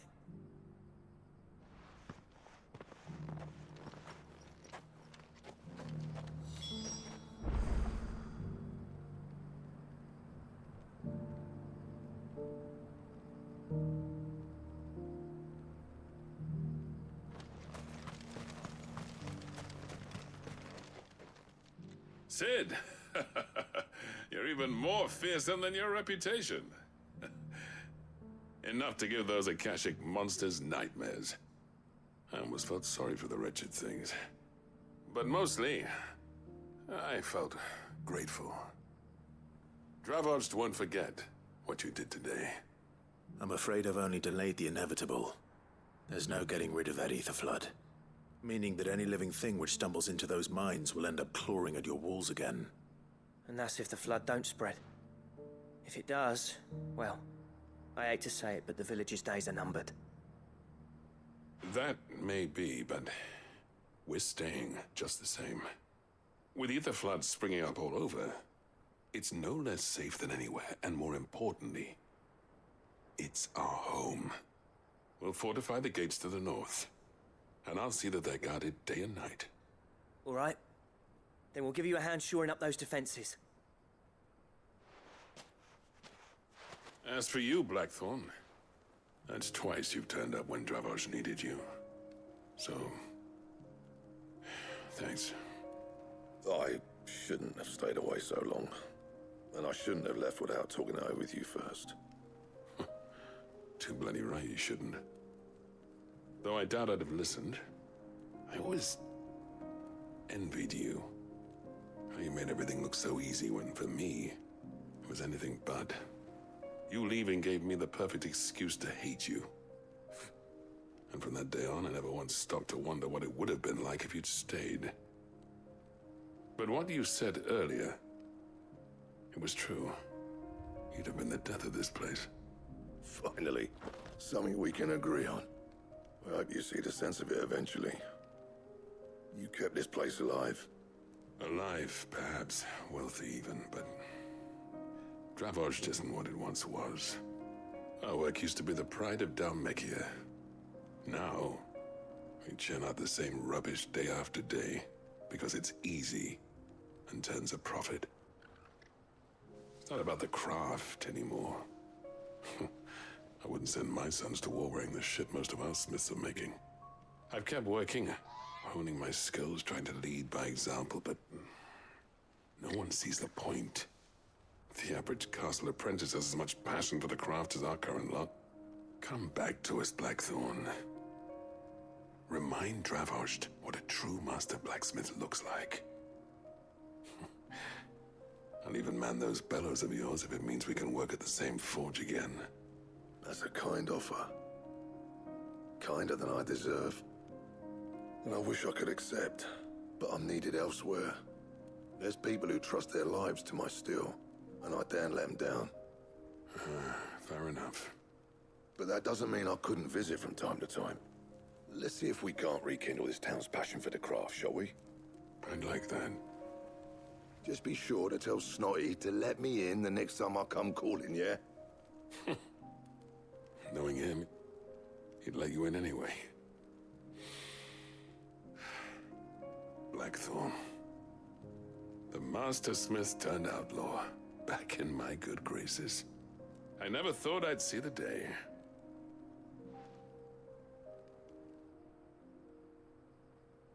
I'd say that went pretty well, wouldn't you? Even better than I'd hoped. Sid, I've got something for you.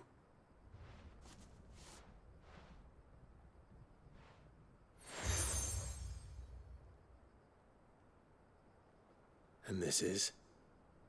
A token of our lasting gratitude. But I'm of a mind to make you a far grander gift. Designs for a certain sword have been passed down from chief to chief for generations. Now hold on, Zoltan. There's a reason no one's made that blade in centuries. There's not been a craftsman equal to the task. I'll admit your cinders make impressive steel, and I've learned to own an edge Odin will be proud of. But the engravings on that thing are enough to make a jeweler cry. And they're not just for show, either. Have you forgotten what brought you back to Dravozd in the first place? A certain ring? I knew I'd never surpass you with a hammer and tongs. So I turned my hand to a different kind of metalwork. Between the two of us, I'd say we're the equal of any master craftsman ever to have graced a forge.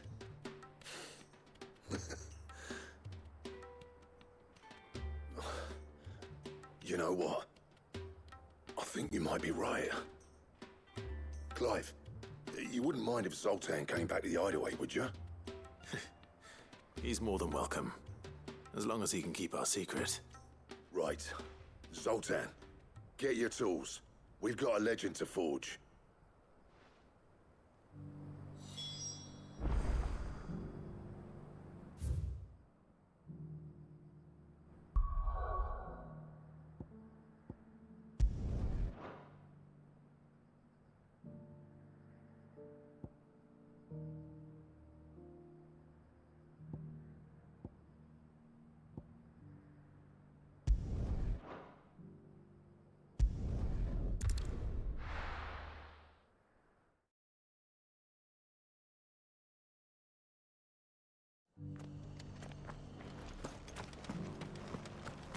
Doris should be somewhere nearby. Assuming she's still here. Just because the heavens have gone to reckon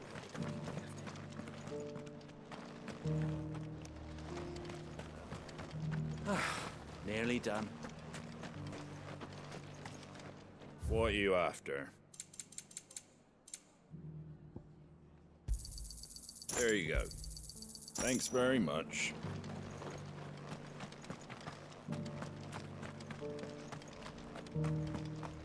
It doesn't still hurt, does it? It's been a pleasure, Doris.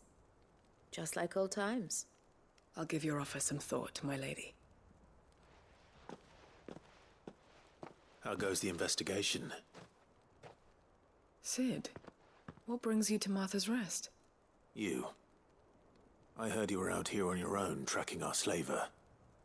I trust you're being careful. Of course. And it had to be me. The bearers from the Dragon's Eyrie confirmed a long-held suspicion of mine that the slaver we've been tracking is an old acquaintance. She's no fool. If we'd come in force, she would have spotted us straight away, and then vanished without a trace. That was her just now, wasn't it? So, was it a fruitful reunion? I'd say so. She tried to recruit me. Seems her time in Rosaria is coming to an end. She's abducted bearers from across the region and is looking to smuggle them back into Sambrek. After her brush with those beastmen on the road to Northreach, she hired herself an Imperial escort, which she wants me to join. She's dangerous, Sid, but I think I can stop her. Then I'm going with you. I'll take care of the escort. You can see the bearers to safety. Where are they?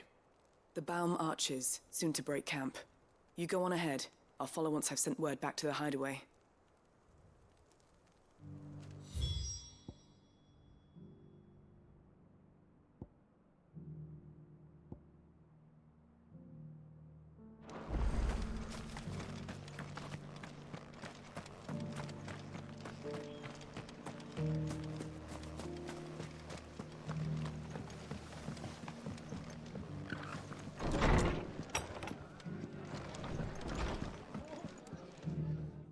Clive, I was just about to send for you. I'd like you to take something to Sir Wade up in Eastpool. Seeds for planting. Thought it was about time they started growing their own food. I'll keep providing them with whatever they need in the meantime, of course. But if Eastpool's going to survive, it's got to be able to fend for itself. As of those poor bearers. They've lived their whole lives in servitude, but now they're their own masters. Small wonder they ain't got the foggiest how to provide for themselves. So it's up to us to teach 'em. And if you're wondering why you, well, the Wagoneers taking supplies up that way have been coming back with more and more reports of Akashic around the village of late. Sir Wade's putting a brave face on it, but I think even he's starting to worry. And if he's likely to share those concerns with anyone, it's you. All right. Thanks. Wouldn't ask if I didn't have to. There. That should be enough to keep him in Gazal Greens for a few years at least. Gazal Greens? Not the most mouth-watering crop, I'll admit. But they're hardy, they grow fast, and they fill a hole. Better that than something that'll wither away at first frost. And chocobos love 'em too, which is no small thing.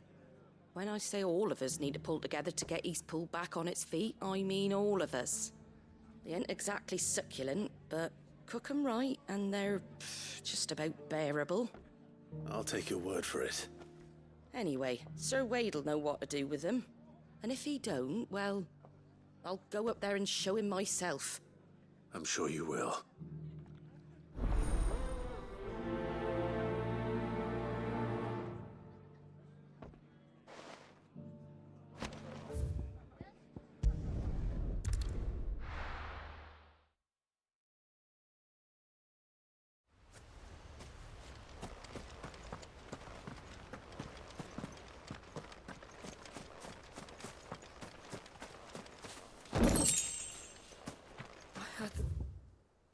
Guardian saying we're supposed to grow our own.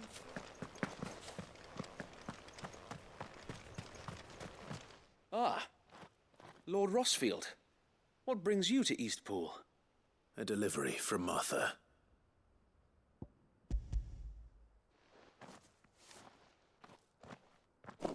These are Gazal green seeds. Martha's keen to cut the apron strings, then, is she? I jest, of course. You see, I had thought we might be able to revive the old wheat fields, but they'd long since gone to seed, only without the seeds. Martha was hoping he might be able to show the bearers how to plant and tend these, so that they'll be able to fend for themselves. That's not a bad idea. These bearers had only recently escaped their bonds before we brought them here. They know little of freedom, of providing for themselves and their loved ones. Unless we teach them how to live like free men, I fear that all we have achieved in bringing them here is to exchange one master for another. Not that myself and the Guardians have been the best example to them so far, subsisting almost entirely on Martha's charity as we do. It's about time we all started to provide for ourselves, bearers and Guardians alike. Unfortunately, we've been a little too busy of late to focus on much besides bolstering our defenses. There have been alarming reports of... The Horde is closing in. They're coming, so wait, all of them. Damn it all, I thought we'd have more time. Gather the men in the square. Send to the rest for reinforcements. Yes, Sir Wade. The Horde. Akashic, a veritable legion of them. They've been seen prowling around the northern reaches for a while now. We don't have the numbers to hold back a swarm that size. I had hoped to build a perimeter wall so that myself and the Guardians might be able to defend the village, but... Now you're out of time. Precisely. If reinforcements from the rest arrive before they do, we may just scrape through, but I fear that's rather an enormous if. What if you could call on reinforcements from Eastpool? You mean the bearers? We brought them here so they might live, not die, fighting for their lives. So wait. You said you lack men to defend the village. Are the bearers not men? Do they not wish to see Eastpool saved? Though they may not be trained soldiers like your Guardians. What help they are able to offer could still prove the difference between victory and defeat. You're right, my lord. I will appeal to them.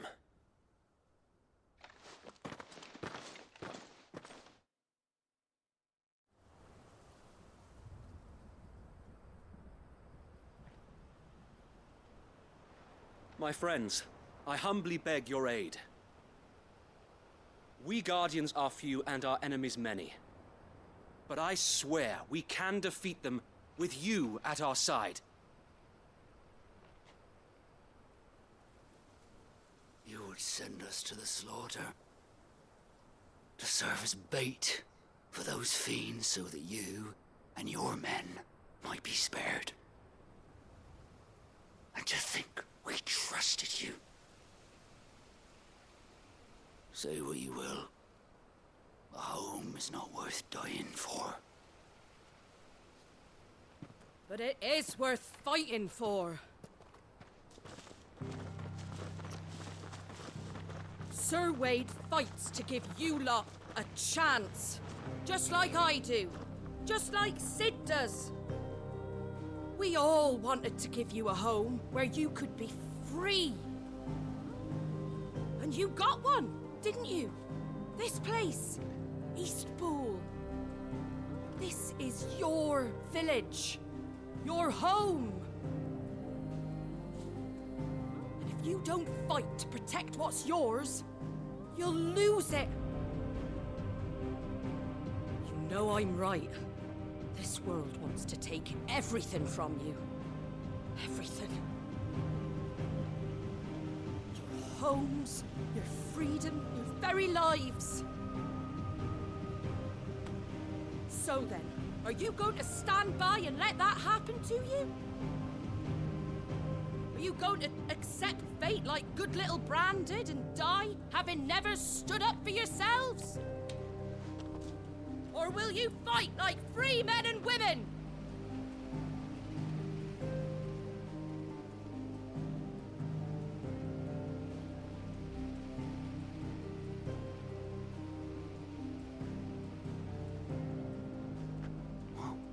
What are you doing? All right.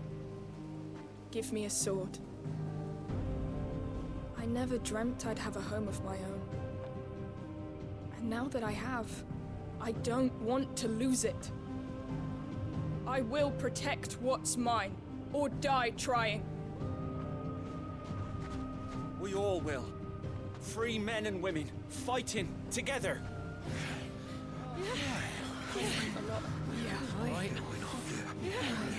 For Eastpool!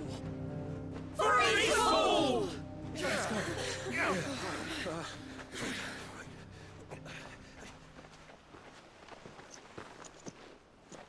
Thank you, Martha. Don't mention it. Just promise me one thing. That you'll show them how freeborn fight. Gladly.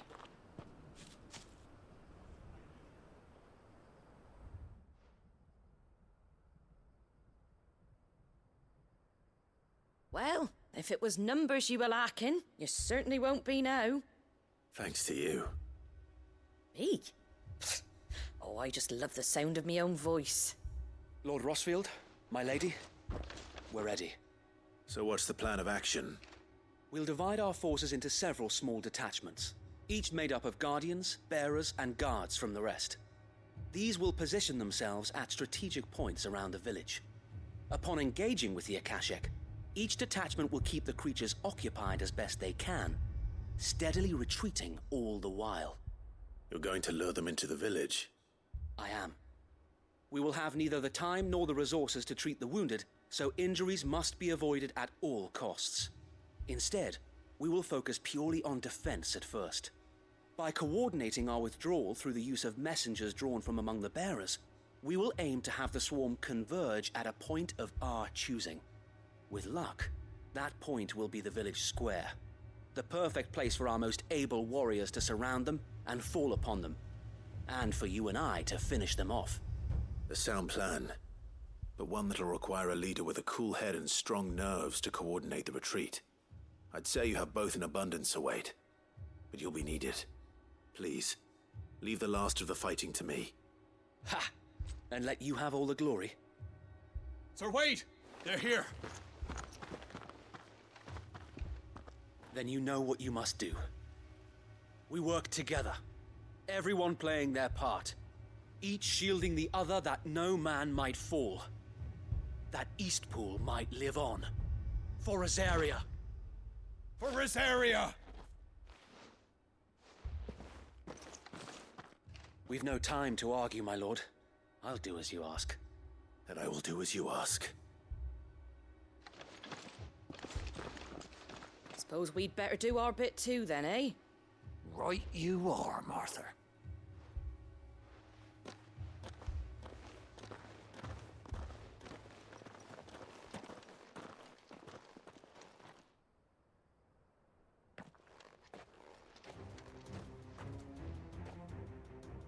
The calm before the storm.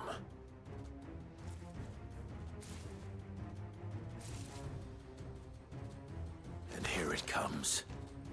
I will not let this village fall.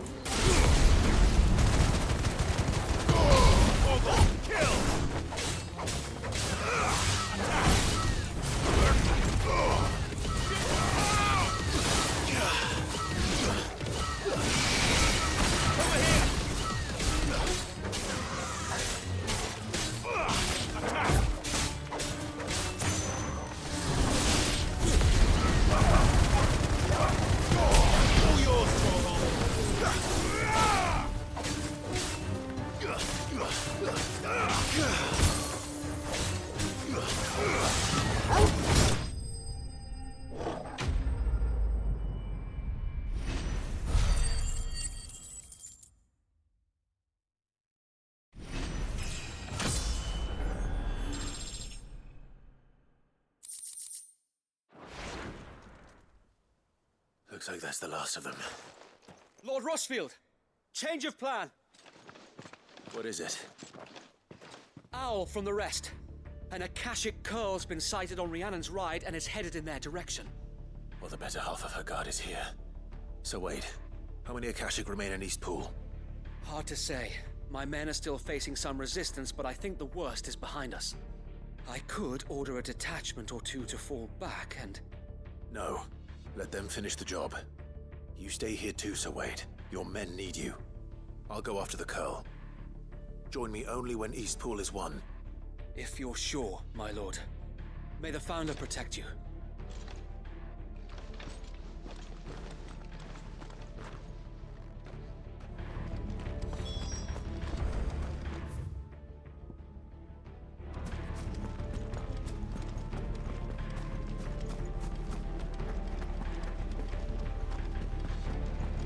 Next one's mine.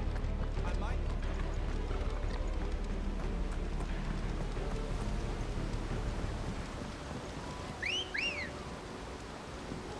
Ready, go?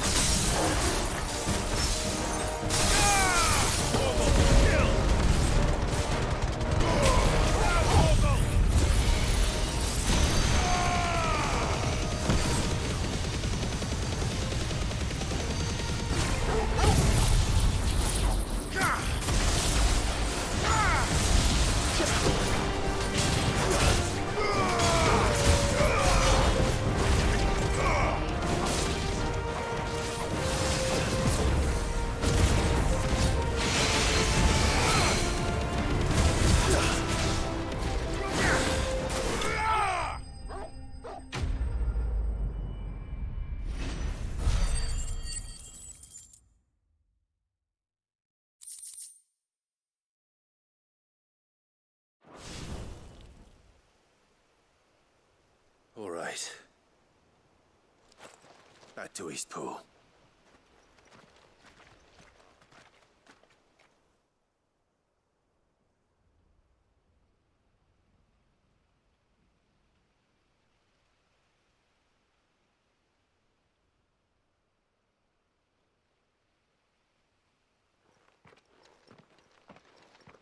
Lord Rosfield, the Curl, is it? It's dead. Thank the Founder for that. And for you, my lord. We were able to eradicate the rest of the Horde. I have guardians posted around the village to keep watch for further attacks, but all seems quiet for now. I hesitate to say it, but I think it might be over. I think it might.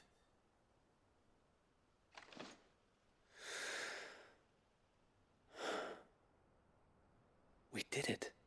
We saved Eastpool. Thank you, my friends. Thank you. No, Sir Wade. It's us who should be thanking you. You brought us together. Showed us what it means to fight for what you hold dear. We never had nothing to call our own before. We didn't know what it meant to protect it, but now we do. We really do. Forgive us, Sir Wade. You and your people saved us, and still we doubted you.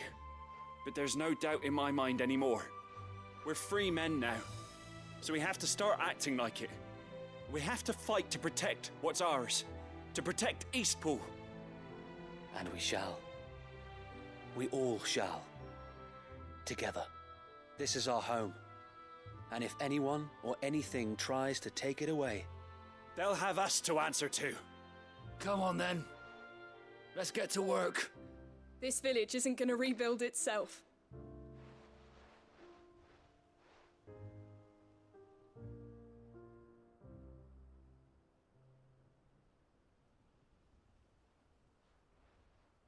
They're not slaves anymore.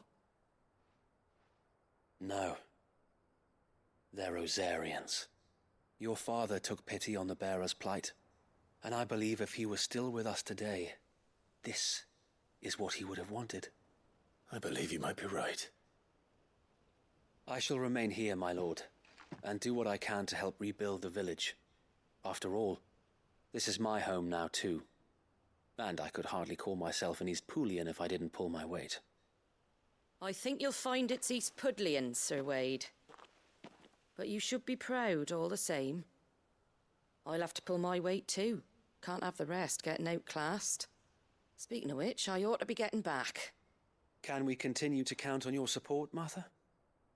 Of course, and I'd be counting on yours too. Us Rosarians have got to stick together, haven't we? Indeed we have. And Clive, come by the Golden Stables when you get the chance. I ain't paid you for delivering them seeds yet. All right. I will.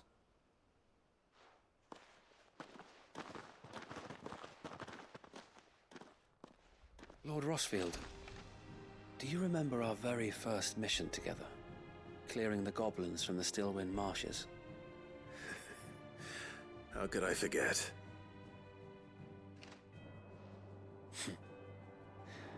There's one sight that I shall never forget. You, facing off against that giant Morble. Not a trace of fear on your face. Since that day, there have been more than a few times when I felt like giving up. When the odds seemed so stacked in the enemy's favor, I thought I may as well just lay down my sword and surrender. But every time, I would think back to the look in your eyes that day and remember what it means to be a shield. Know that whatever trials Eastpool may face, I shall never lose courage. Thanks to you. So Wade, you have always been a true shield. I know that Eastpool, and indeed all of Rosaria, will be safe in your hands. Thank you, my lord. I know the rest of the world will be safe in yours. I'll do my best.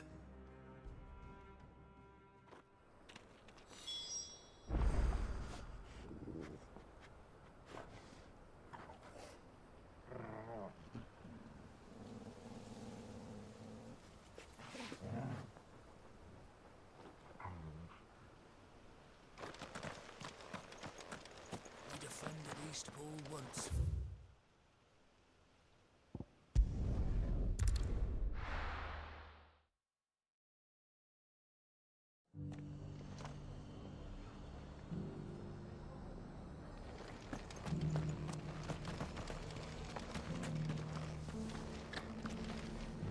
We've got a few rooms going, sir.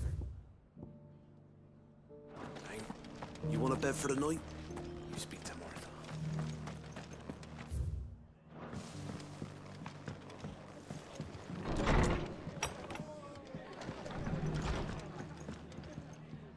The hero returns. It's lucky you came by when you did, eh? Not only did my seeds get delivered, but you went and saved Eastpool and all. I just did what I could. And it's only right that you get rewarded for it. Take it before I change my mind. Thank you, Martha. So, Eastpool's finally back on its feet again. And a home to free bearers. Who'd have thought we'd see the day, eh? Well, it was your idea. I know that, but I never stopped to think what it would mean. Bearers in charge of themselves, thinking for themselves, working for themselves. Not your hideaway, but not even hidden away. Though I suppose the rest ain't much different nowadays. You know, bearers living free like that reminds me of when I first met Sid. Loath as I am to recall that particular day. I take it you didn't always see eye to eye. What happened? Well, if you really want to know, I started doing what I do long before I met Sid. In fact, that's how I met him. Or at least how he came to meet me. He showed up at the stables one day, asking questions about who'd been buying up bearers. Founder knows what he thought I was doing with them. Running a hunt, poking around in their innards. Something awful anyway. Me, I thought he was a new constable. Thought the game was up. But somehow we both managed to work out what each other was about. And before I knew it, the cheeky arse was rattling on at me about how I was doing it all wrong. After all my hard work. Told me I was giving them relief, but not freedom. That my bearers were still dying as slaves. Got right under my skin, it did. Told him if he didn't like it, he could bugger off and report me to the garrison. And do you know what he did? He smiled. And then he laughed. And then I did the same. We made a pact that day. That whenever one of us was in need, the other would always be there for him. And you were? Well, we both wanted the same thing. To make life better for bearers. Just like your dad. Do you know I was born right around the time Elwyn became Archduke? Growing up, I saw how he tried to change things. He certainly didn't lack for ambition, that one. Indeed. But the loftier one's ambitions, the harder they are to achieve. Which is why those of us who follow in their footsteps need to finish what people like Sid and my father started. Suppose you're right, aye. And if we don't manage it, there's always them who come after us. Good thing we've got a few half-decent sorts waiting in the wings, eh? It's almost enough to give you a little bit of hope. Just a little. Anyway, enough nattering.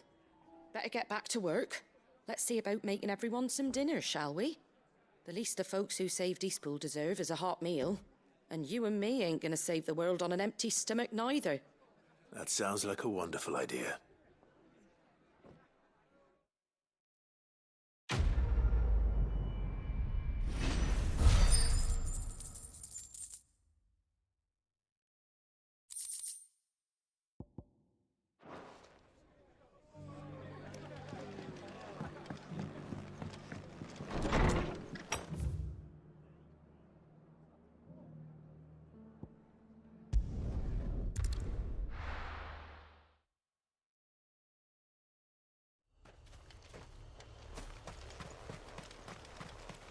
Ambrosia won't help me here.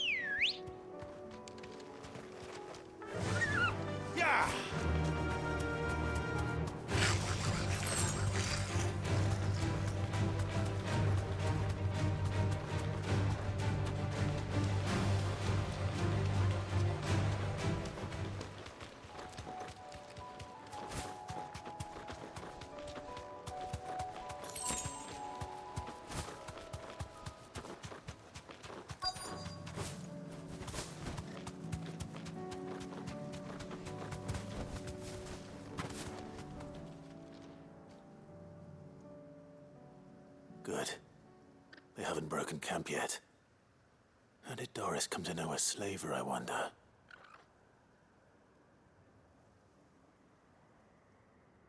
We've waited long enough. She's not coming. Ready the bearers. We're leaving. Back to civilization, is it, Mom? With all haste, lest any of you lackwits start talking like these feckless bumpkins. I presume your men are ready. We've suffered too many delays as it is. Any more, and I'll be docking your pay. Yes, Mom. Oh, but before you go, it appears we have company. Kill him. You're welcome to try.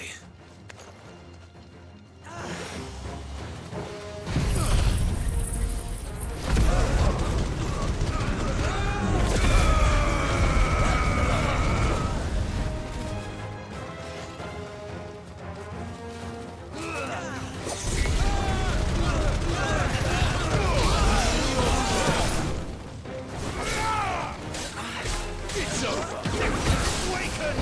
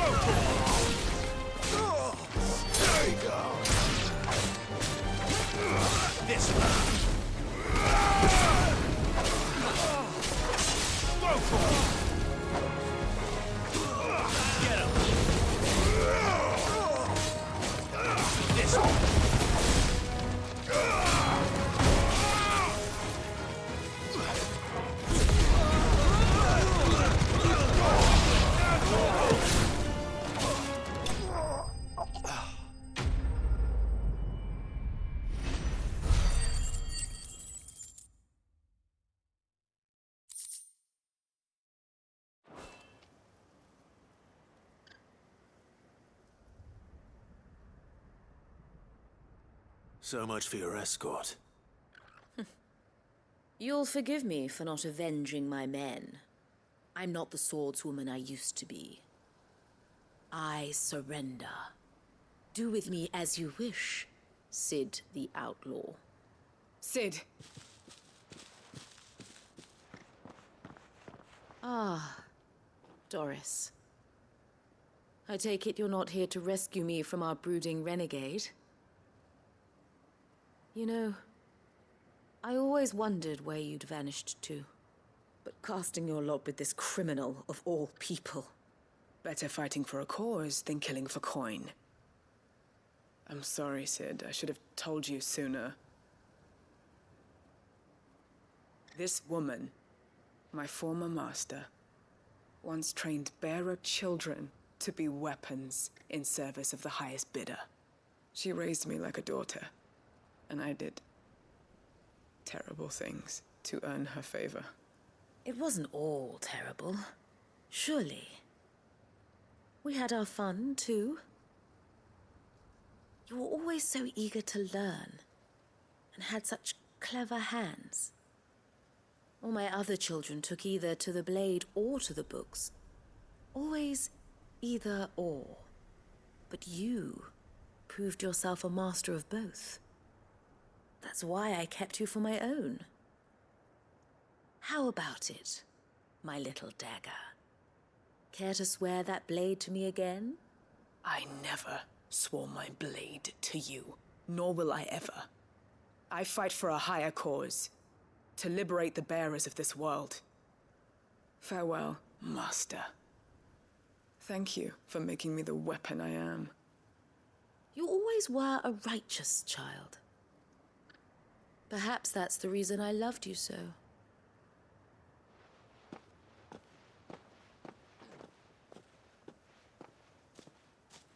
What do you want to do with her? I am not the killer she wanted me to be. Not anymore. And she no longer has friends in high places. The Dame does, though. Her connections at the Imperial Court will see that justice is done. All right. If you're certain. I am.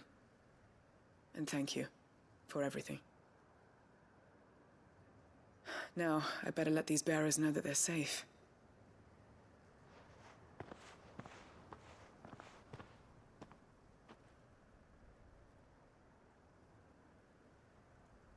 I should head back to the hideaway and put Cole's mind at ease.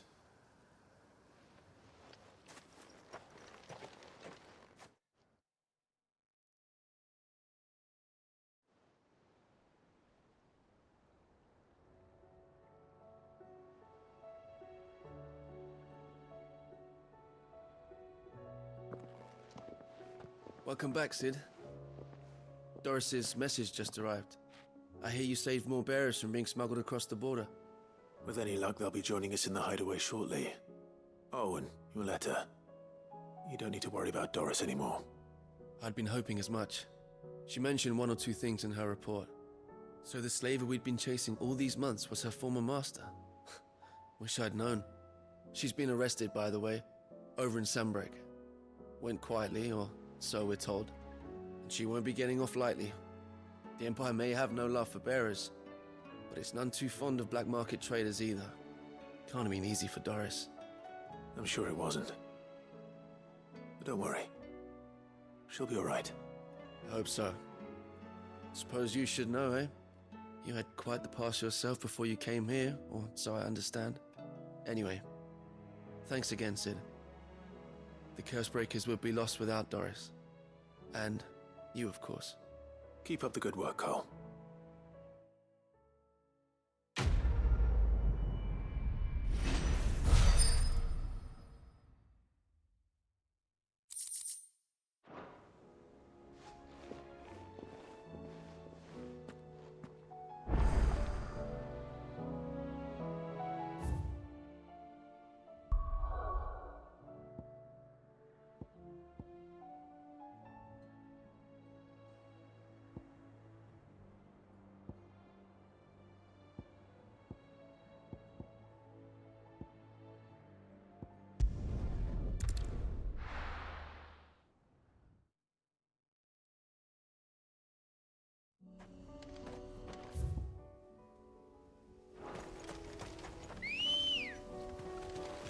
Come on. Faster!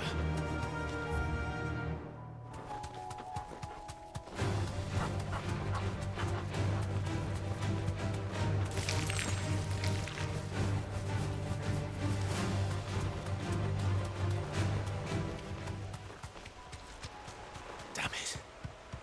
The whole village has turned. Back to the stables, girl.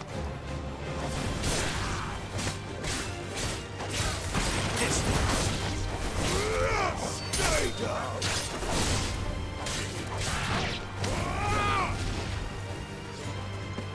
Vocal! Get him! Over here!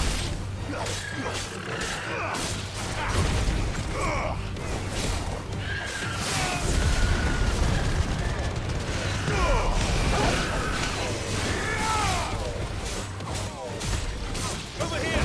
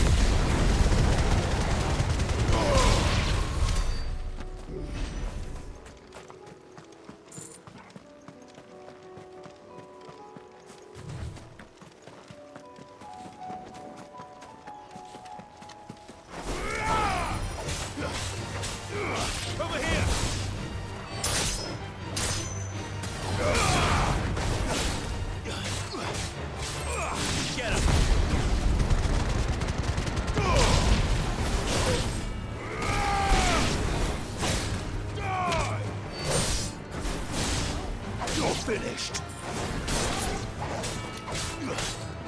This one. It's over.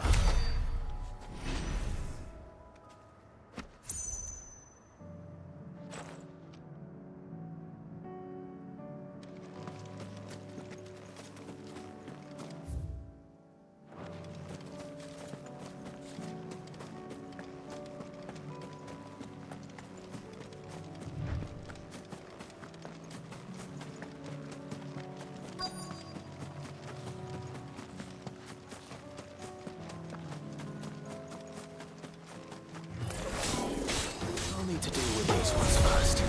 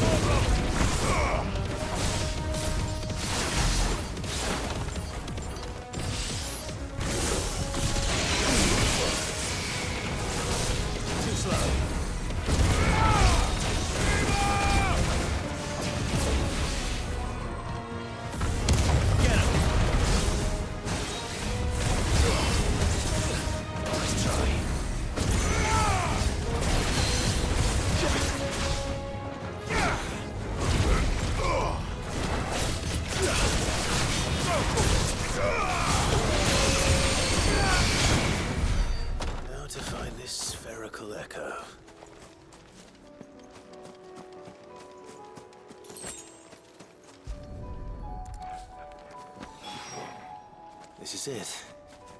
Right then. Just two more to find.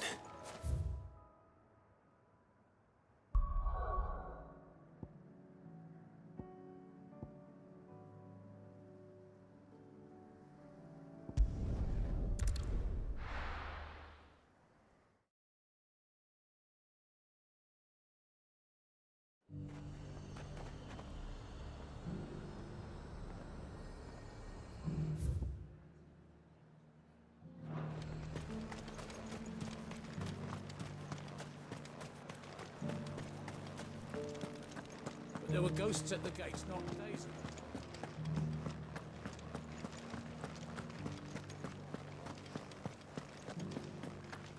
Those things I said before.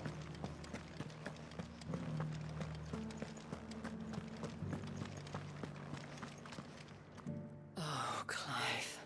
What am I to do? My wards and I may soon be without a home. What's happened? The High Cardinal has descended from his lofty throne and taken up residence here in Northreach. The High Cardinal? Leader of the Council of Elders, second only to his Radiance at the head of the Imperial government. Not that any of those things still exist. Now he goes by his noble title, the Duke of Oriflamme. And what does he want with Northreach? He wants to transform it into a military stronghold. A foundation upon which to build a new Sambrec. He's already secured the support of the various army remnants, with promises that they shall be afforded the respect they deserve in his empire. One built on the confiscated property of the people. He would rob the populace to pay for it. Believe me, I have used every means of persuasion to discourage him from this folly. But for whatever reason, he will not listen to me. What does Captain Philippe make of this? When the town was under attack, it was him the soldiers rallied around. Couldn't he use that influence again? How? By speaking out against one of the most powerful men in Sambrec. A man whose stated aim is to revive the Empire Philippe's comrades swore to serve, and to improve the soldiers' lot within it. The captain can offer them a regular supply of gruel, and an occasional trip to the Vale to help them forget the terrors they face each day. The Duke offers them a vision of strength and safety. No. Any attempt to incite mutiny would cost Philippe the support of his men, if it did not cost him his life. But given the mood around town, mutiny may yet be unavoidable. The people have little appetite for further deprivation, least of all when it serves only to elevate others. And who could blame them? Clive, would you appeal to the Duke on my behalf? For your services to Northreach, you have the respect of the soldiers, and they will take you to His Eminence if you ask them. And unlike Philippe, no bonds of loyalty prevent you from speaking your mind to the man. Well, will you try? You could hardly fare any worse than I did. I'll see what I can do. Thank you, Clive. Tell me then, where will I find this Duke of Oriflamme? In the garrison? Overseeing the troops, yes. All right. Wish me luck.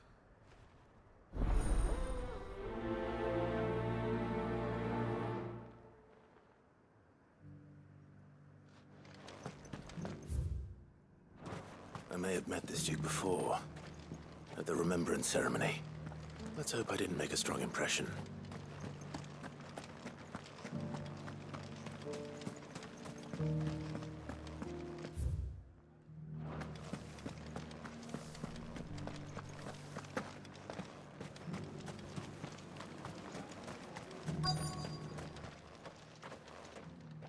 Halt! Oh, sorry about that. You're the dame's man, aren't you? You got some business with the captain? No, actually. With the Duke. I was hoping I might be able to speak with him. We're under orders not to let any civilians pass. But you should be all right. His Eminence has heard all about you and your heroics. Wait here. I'll go and ask.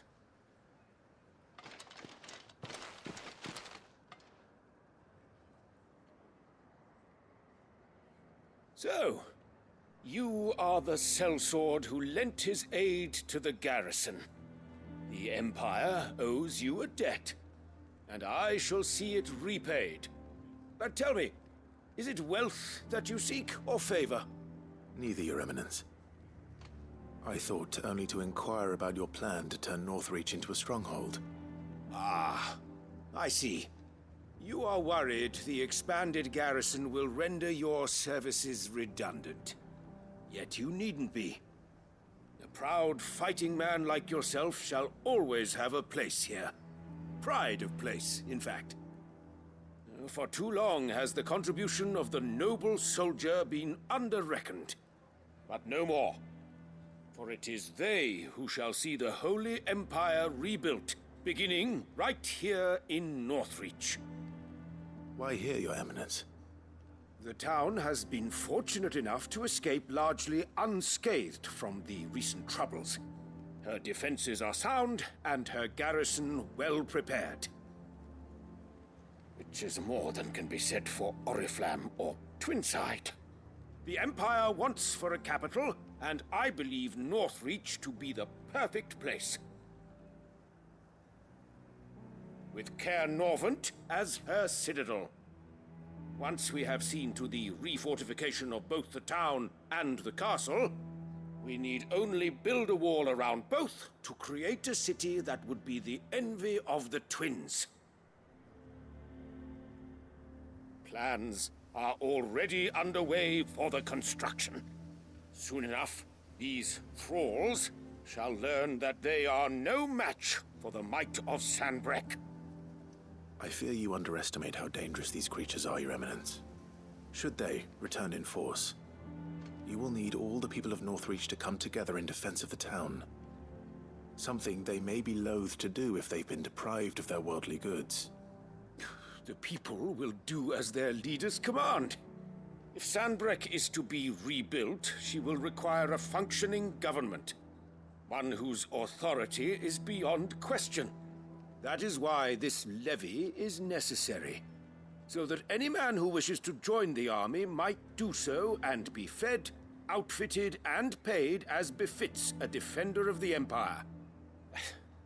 And yet there are those who persist in peddling the treasonous lie that I seek to steal from the people and drive them from their homes. I suspect they're afraid of losing what little they have left. Precisely. The common folk have little and less, and you mean to deprive them of even that. You would sow the seeds of your new empire in your own salted earth. Sabine, we have discussed this. Yes, and I told you then how putting the empire before her citizens would lead only to revolt. Without an empire, there are no citizens. And in yours, there will be only beggars. Is that what Griga wills for her people? Do not take her name in vain, Sabine. I'll come back later. The citizens revolt. I wonder what the people really think of the Duke's plan. It wouldn't hurt to ask them, I suppose. Let's begin with those on the other side of the wall. As long as you remain, the veil will...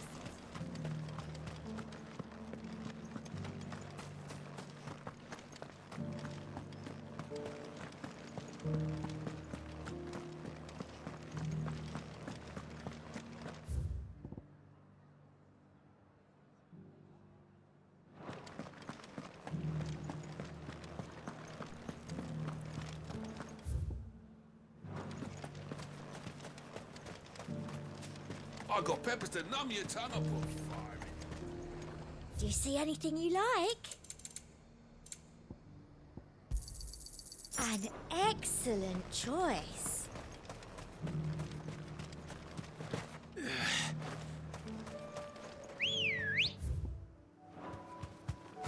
Good girl. Faster!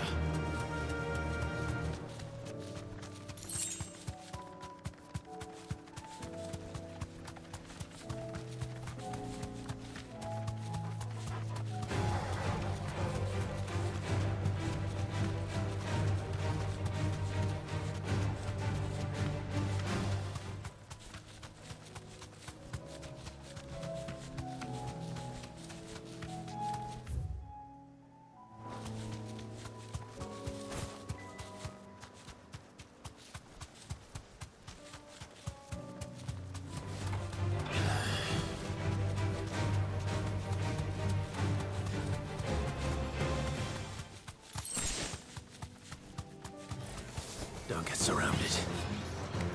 Shiva!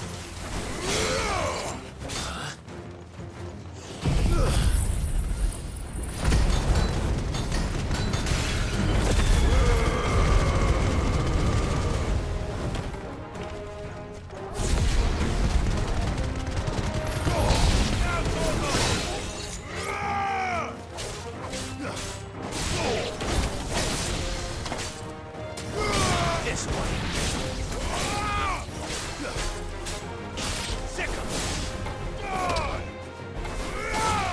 You're finished.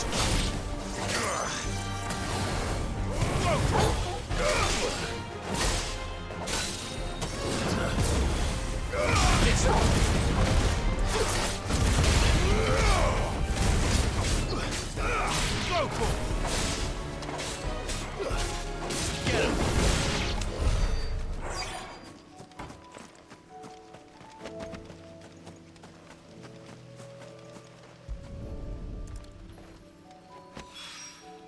Two down, one to go.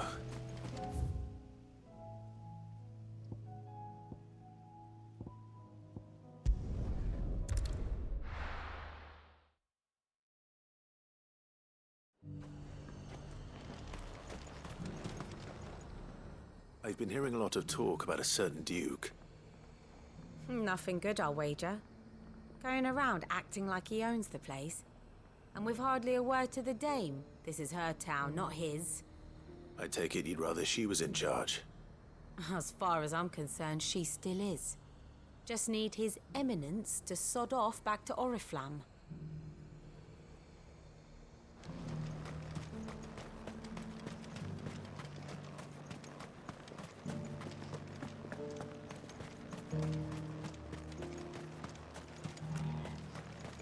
I heard the dame got an icon to rid the meadows. A question, if you don't mind. What do you think of the Duke of Oriflamme? Don't get me started. You build a life for yourself somewhere, earning for some noble to turn up and tell you you've got to hand it all over to him. If he thinks his name and his chains give him the right to empty our purses, he's in for a rude awakening. We'll do whatever it takes to keep what's ours. Whatever it takes.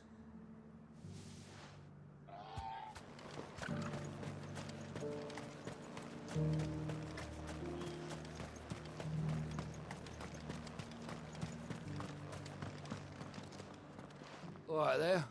What is it you're after, sir? Just your opinion, actually. I wondered what you thought of the Duke of Oriflamme. Oh, him. Not much. None of us traders do. It's thanks to nobles like him that we had to set up shop this side of the wall in the first place. Couldn't have the rabble getting any closer to the holy capital, could they? And now he's trying to drive us out completely, threatening to take everything we got from us if we don't clear off. If the dame said she wanted him run out of town, I'd be straight through that checkpoint, tar bucket in hand. Well, the people seem united enough. What about the soldiers? There were ghosts at the gates, not days.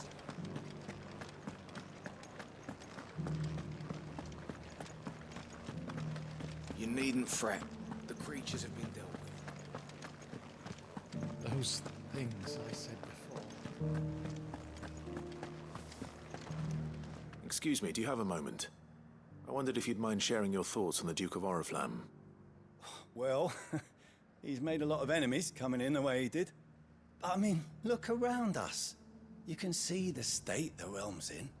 The traders might not like having the screws put on them, but if they volunteered a few more of their hard-earned gil before things got bad, maybe they wouldn't have to. I think the Duke's got a point when he says rebuilding the Empire's the best way of making sure we're all protected.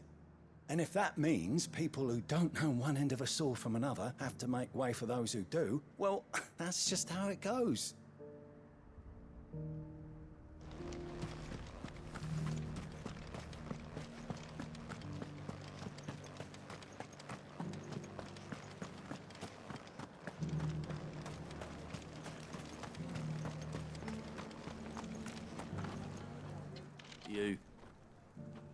You're the one who was talking to His Eminence.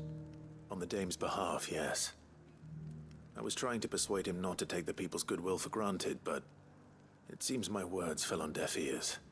What do you think of his plans? I'm a soldier, mate. He tells me what to do, not the other way round. Listen, I've got nothing but respect for the dame, but I've got a family to look after. That's where my loyalties lie, not with the town or the Empire, but with my wife and children. If the Duke can get us the men and the equipment we need to fight off those blue-skinned bastards, I don't care how he does it. I left everything. As long as you remain, the veil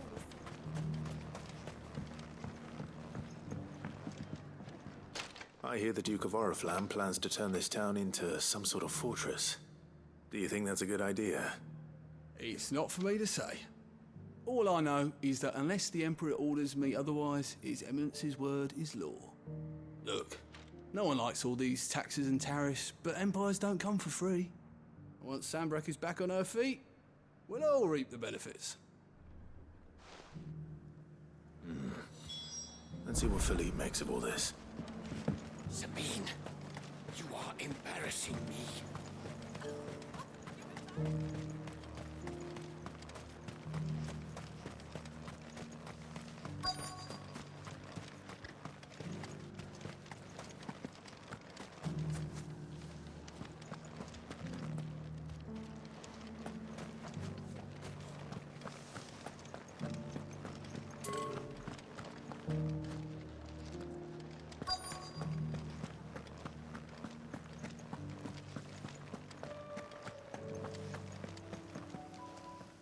Captain, do you have a moment? For you? Certainly. Clive, wasn't it? Thank you for last time. How can I help you? I wanted to ask you about the Duke of Oriflamme. Do you intend to go along with his plan? But to tell you the truth, I'm in two minds. It's my sworn duty as a captain of the Imperial Army to obey his orders. But I can't say I agree with him. Philippe, I remember you saying that you became a soldier to protect the people you loved. The Dame included. That's right, I did.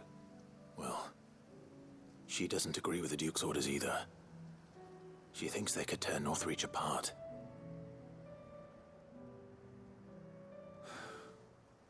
And she's probably right. Thank you, Clive. I know what I need to do now. Protecting the people I love is what matters. Doesn't matter how. Well, duty calls, so I better go. Thanks again.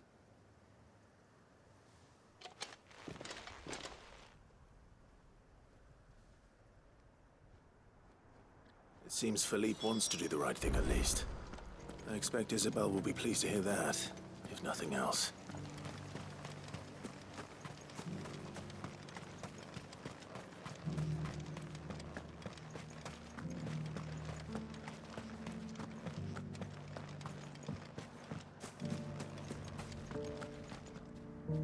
Ah, Clive.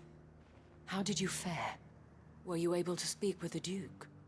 I was, but...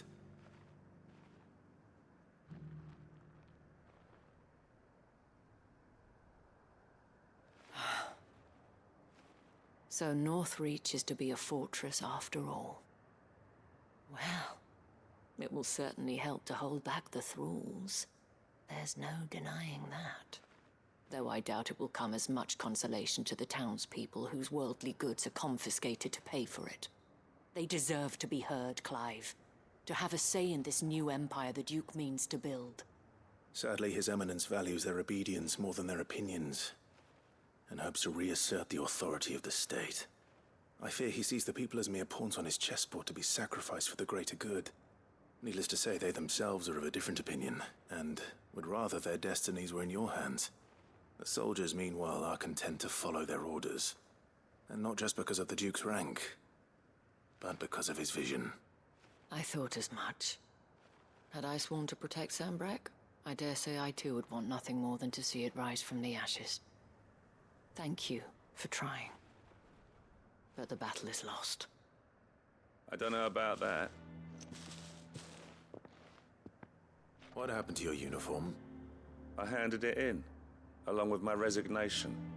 Told the lads I wished them well, but that I owe it to those I love to call it a day.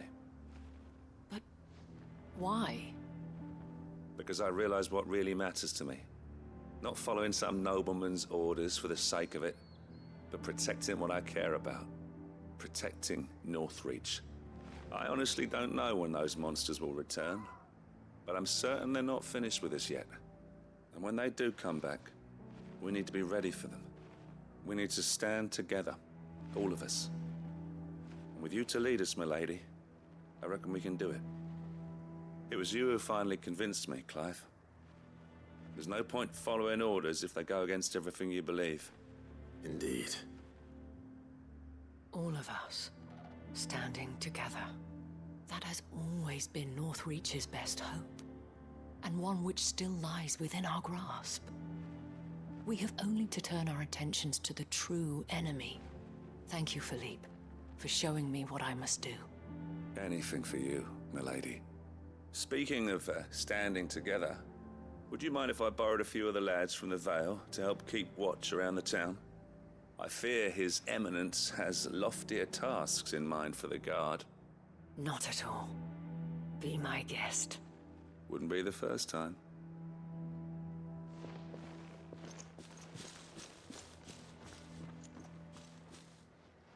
There may be hope for Northreach yet.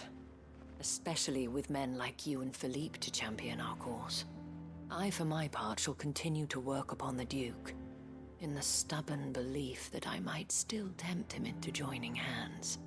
but I suspect I shall have to call upon your aid again. Until then, Clive. Until then.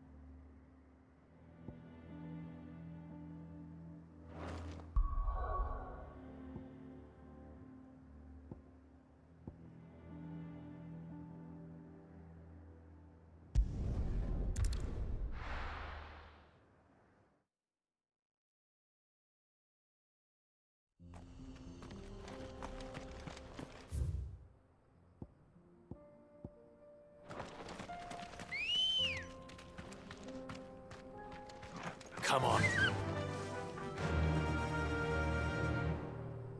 Fly, Ambrosia.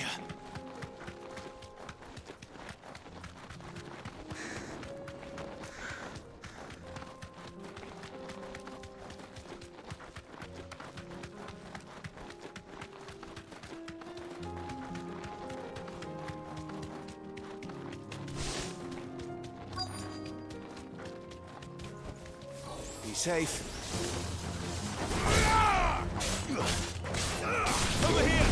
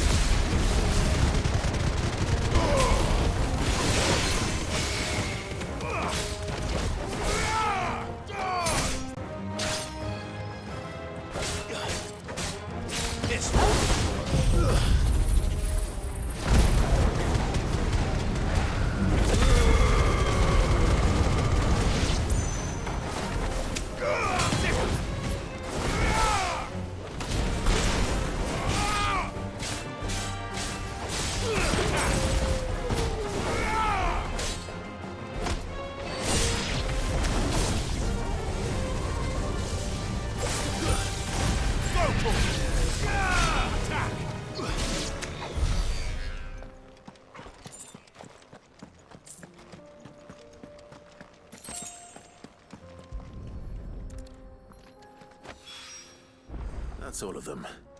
Owain can uncross his toes now.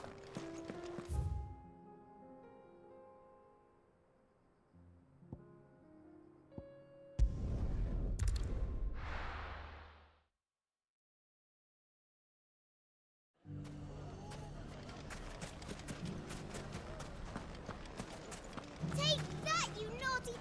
Clive! To what do I owe the pleasure? I just wanted to see how the town's been faring since you brought everyone together.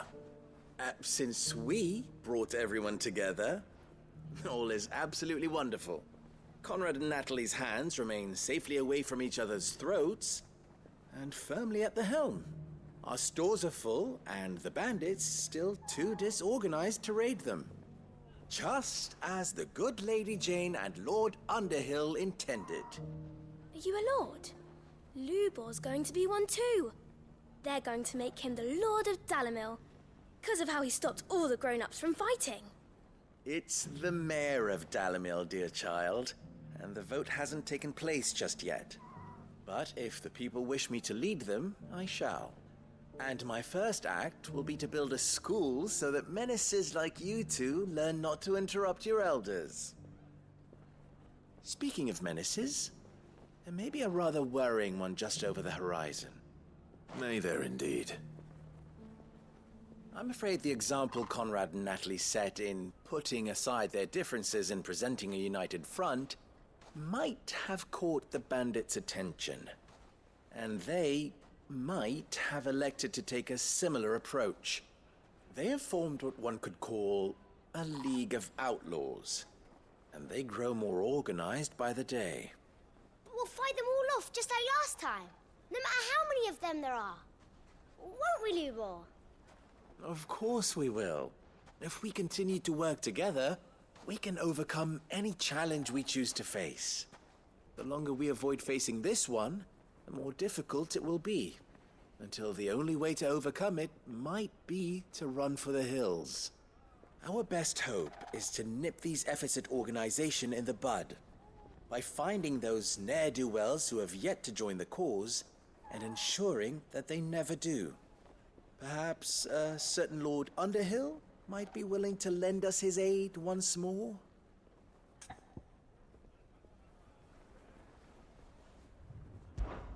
How could I refuse? Thank you, my lord.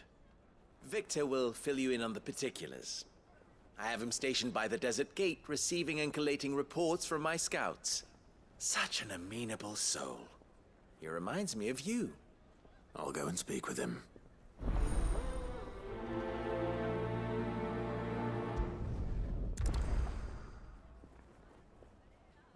What's the difference between a lord and a mayor? That's easy. One of them swings... A League of Outlaws.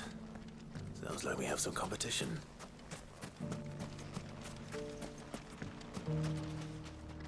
Still in Dalamil, Victor? Ah, Sid. I thought you'd have returned to Cosnis by now. I did. Then I came back. I've developed something of a fondness for the place. And having worked so hard to see it saved from one fate, it would seem remiss to abandon it to another. A sentiment Master Lubor certainly isn't shy about exploiting. Hence my doing his bidding yet again. You're not the only one. What does he want you to do? He asked for my aid in putting down the bandits. And he said that you might be able to help me find them. Then you've come at just the right time. I was on my way to speak with Conrad about how to organize our forces. There are more camps in the vicinity than we can safely strike at once. But we must strike together, and we must strike soon at as many camps as we can. We can't give this league of theirs time to rally its forces. All right. Which camp shall I take? There's one upriver. Just out there, across the dunes. Leave it with me.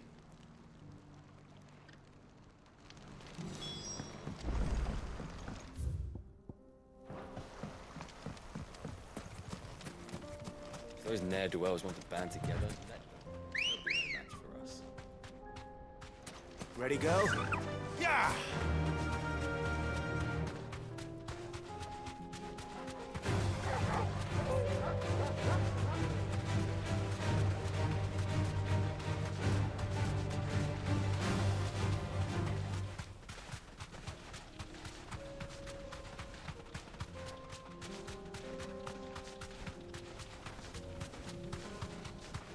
That must be the camp Victor mentioned. Come on then, Toggle.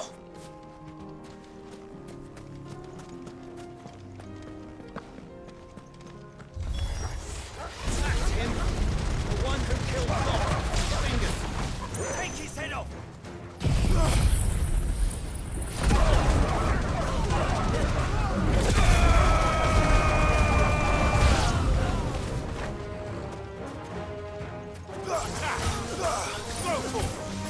Over here! Stick him! Down,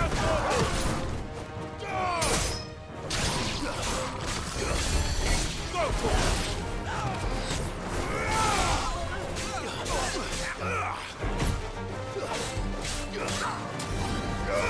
This one.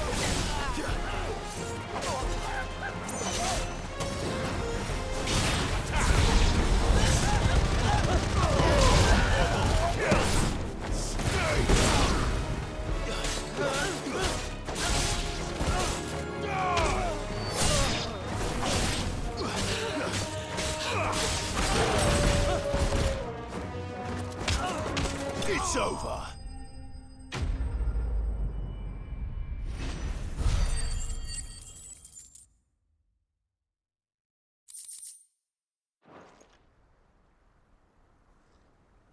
I'd better let Victor know. Sid, where are you? Ah, I see the bandits didn't pose you any trouble.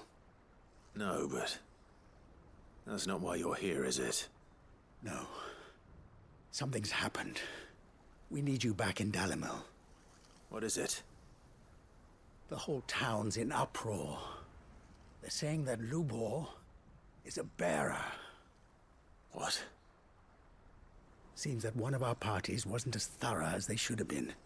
They let one of the bandits escape, and his escape route took him right through Dalimil.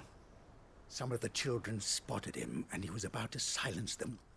And when Lubor felled him with a bolt of magic, and without a crystal. But that's not possible. It is, if he's a bearer and has been hiding it all these years, which is what people are saying. If he has, well, I wouldn't blame him. No man is branded by choice. Still, all those people see is a man who's lied to them all his life. One who was made a leader of himself when the world believed he should have been a slave. Fuck. I don't know where we go from here, but I know one thing. Lubor needs all the friends he can get right now. You're right.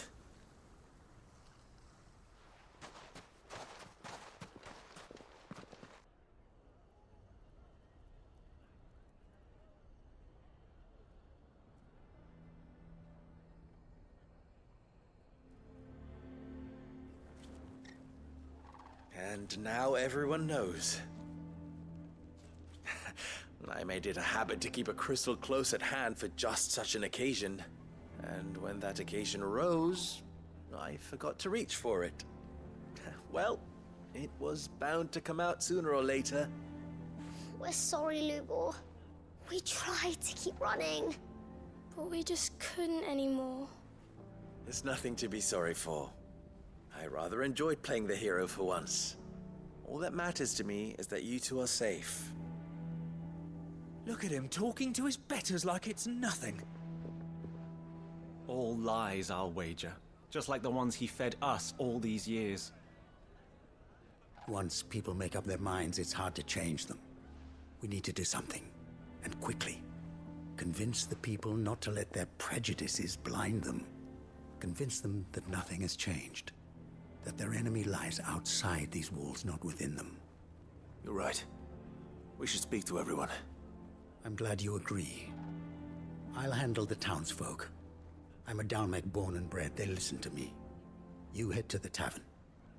Make Conrad and Natalie remember who Lubor really is. They know that Lubor and I are friends. I might not make for the most impartial of interlocutors. Lord Underhill of Randalar's League of Merchants, however, is a trusted and impartial mediator of note. I'll do what I can.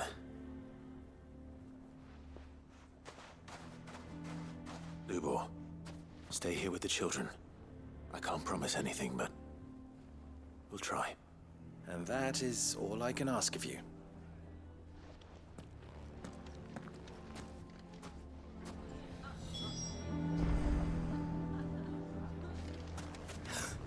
Why are you taking the bearers? Why do they always have to make such a fuss? He knew all along.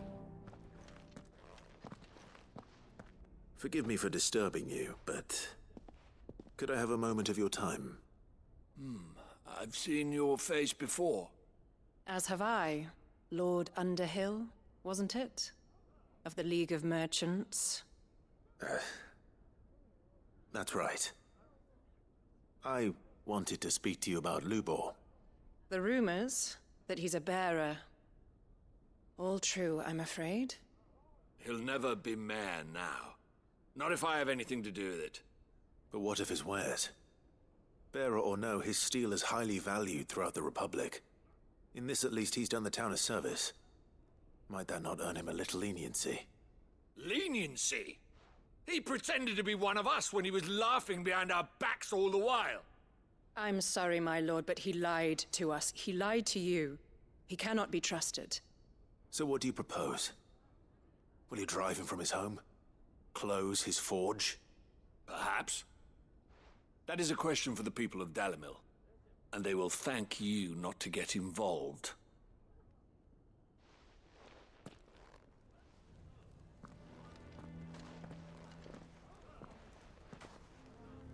The townsfolk have made their minds up. There was nothing I could do. Nor I. Conrad and Natalie refused to consider anything but their own wounded pride. You never know. Once their anger is cooled, they might see things differently. For now, we should report back to Lubor. All right.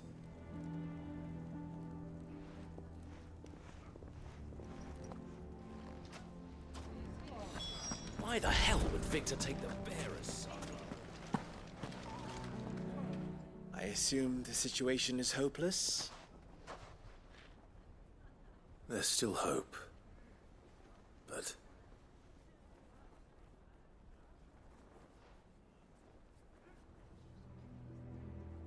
But perhaps not in this lifetime, I think it's fair to say. You mustn't think like that, Lubor. Give them time. They'll come around. We'll talk some sense into them in the end, you'll see. No, you won't. And your efforts would be better spent elsewhere. But Lubor... Rosina would often tell me that steel does not lie, that a blade is a reflection of the smith who forged it. To yourself be true, that was her point. Rather an ironic one when you consider that her life was taken with a blade of her own making. But I do not doubt that she was always true to herself and what she believed in, right to the end. And so must I be. I must do what I know to be right, no matter what others might think of me. And now, I know what that is. I must embrace my new role of villain so that the people of Dalimil have something to unite against. For only united can they hope to stand against the threat that awaits them. I'll need to make a suitably dramatic exit, of course. Don't go, Lubor. You're the only one who was ever kind to us. We'll be all alone. Again. Trust me, little ones. It is for the best that I go. Not only for the town, but for you, too. How could it possibly be for the best? These children need you. The least you can do is give the townspeople a chance to change their minds. I would not take it, Victor. It's over. Over, you say? And so just like that, you're going to throw this town and these children to the wolves? I thought you were better than this. But it seems you had me fooled as well. Victor. Forget it. Do what you will. You sure you're making the right choice, Lubor? Of those available to me, I believe it's the best one. Yes. But where are my manners? Here. A reward for clearing out that bandit camp. Right then. I have packing to do. If there's anything I can do. Anything. I'll bear it in mind. Thank you.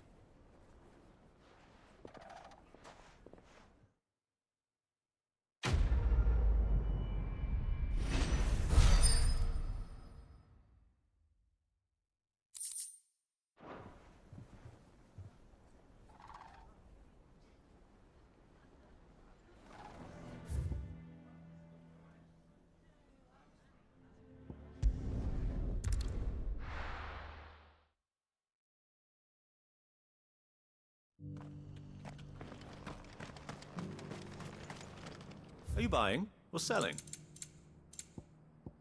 Take care.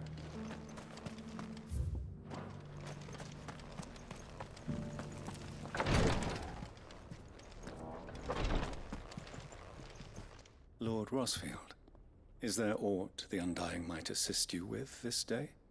Perhaps. My brother said that your order was helping him with his quest to uncover Ultima's origins.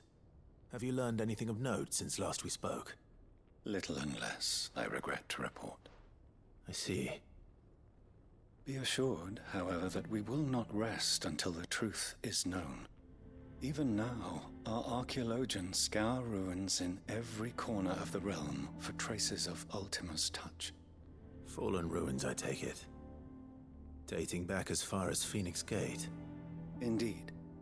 Ultima's thralls are oft sighted among the remnants of the fallen civilization, as if protecting the secrets concealed within.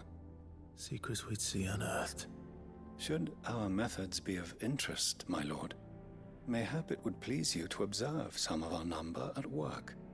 Would that be possible? Of course. A survey is being conducted not far from here. Perchance you are familiar with Kretov, a small hamlet built around a fallen airship. I was due to visit my colleagues there to collect their preliminary findings, but if you would consent to do so in my stead, I'm sure that they would be honored to relate any discoveries they have made to you directly. All right. I'll go and meet with them. They will be most gratified, I am sure. Might I suggest you take the road through Titan's Wake? It will lead you straight to the village after but a short walk. Thank you. I will. I wish you a safe journey, my lord. May the Firebird's flames burn ever in your heart.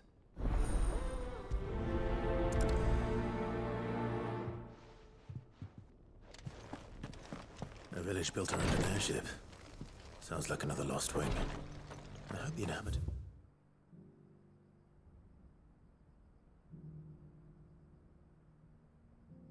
They're just as friendly.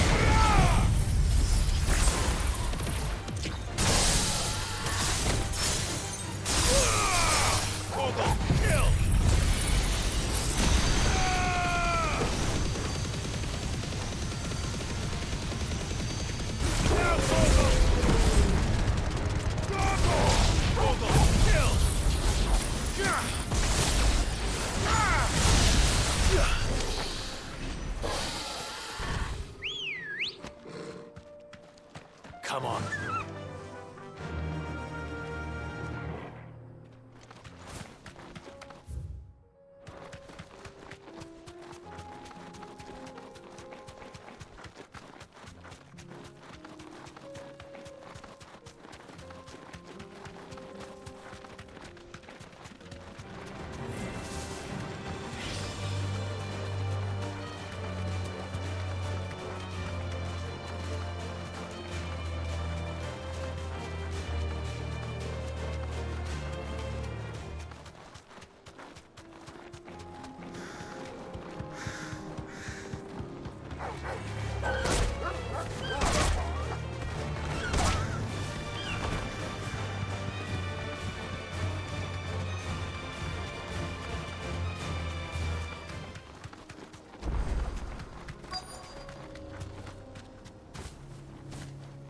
You deserve a rest.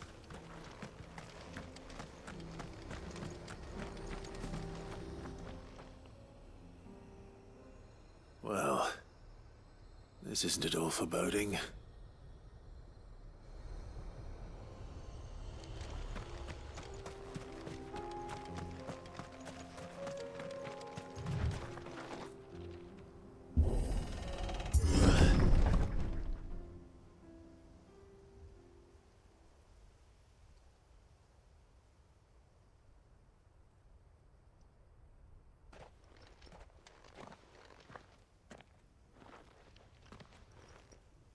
Oh no.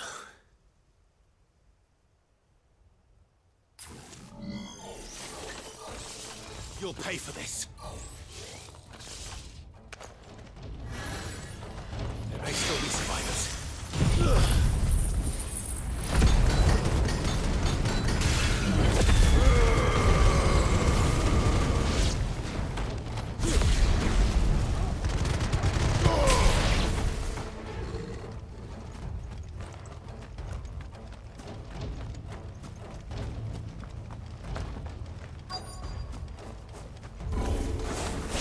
whatever that thing is, and say it's their leader.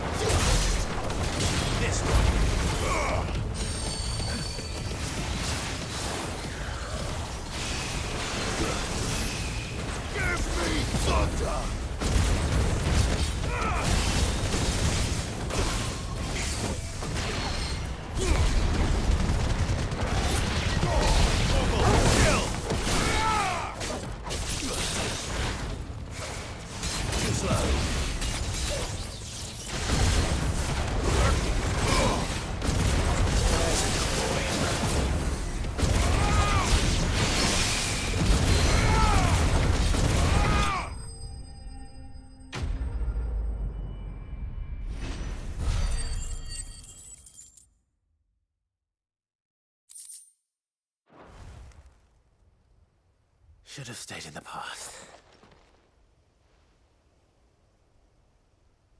These must be Cyril's colleagues. You have our thanks, stranger. Who are you? Ah, forgive me, my lord.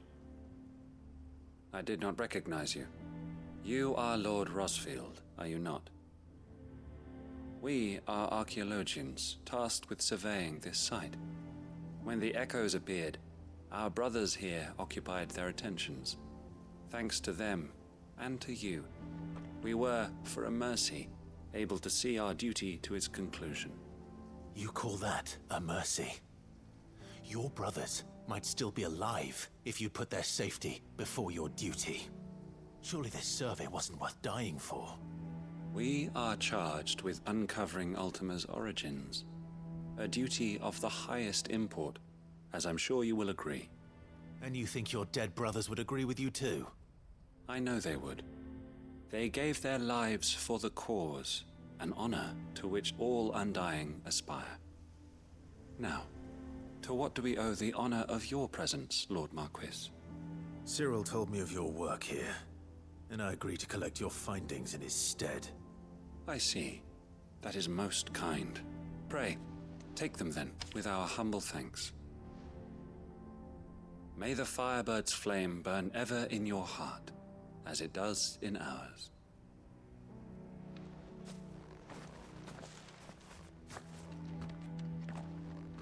It's one thing to lay down your life for another, but for a survey... I suppose I'd better get this back to Cyril.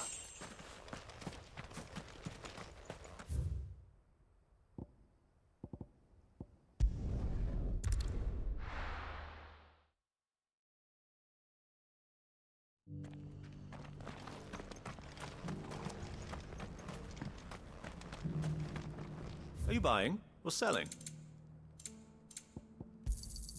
A fine choice.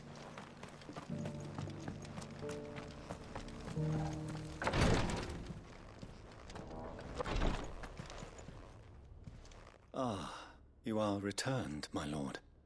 I collected your colleagues' preliminary findings. Here, take them.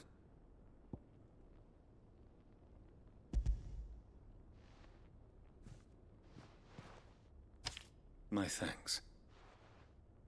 I shall study them, and inform you forthwith if I discover aught that might aid you in your fight against Ultima. Cyril, your survey party suffered several losses in Kretov. Losses which could have been avoided, had the others not chosen to complete their work, instead of saving their friends. Were these your orders? No. This was their choice. Every Undying devotes his life to the service of the Phoenix. It is our sole duty, and should we die in discharging it, so be it. Even when death is avoidable. My lord, I fear that this is not a point over which it would be fruitful to argue. The Undying have served the Phoenix for countless generations, and your opinion of our methods, however earnest, is not like to change them. We live to serve the Phoenix. Our very order exists for that purpose, and that purpose alone. Cyril, I know that you and your brethren answer only to Joshua, but allow me to offer you a word of advice. It does not further the cause of the Phoenix to have his loyal followers surrender their lives without good reason. Provide your survey parties with an escort, that they might live to do their duty for years to come.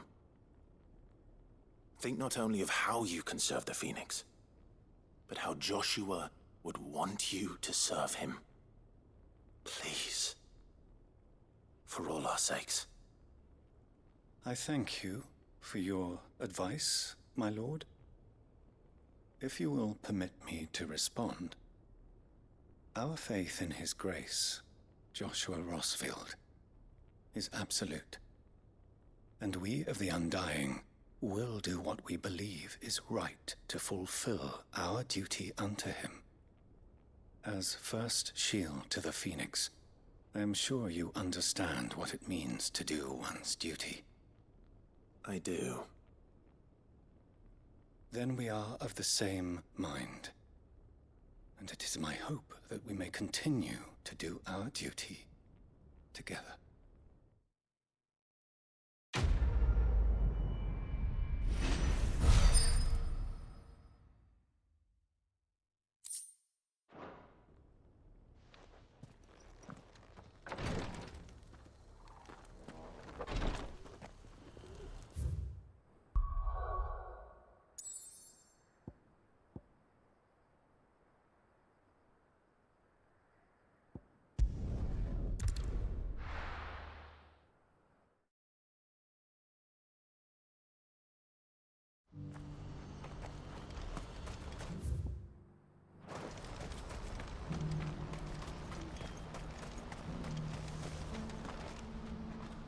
Ah, Clive. You'll be pleased to know that the negotiations are progressing well. That is good news. Yes. Our comrade in Randala has just sent word that the contract should be signed very soon. But I still have much and more to prepare. It's a huge undertaking moving this many bearers at once. You couldn't do me a quick favor, could you? What is it this time? More wild beasts? Nothing like that. I just need you to go over to the caravans and ask El how long we have until the bearers arrive. Find out exactly how much faster I need to get all these supplies moved. All right. I'll go and ask. Thanks, Clive. I owe you one.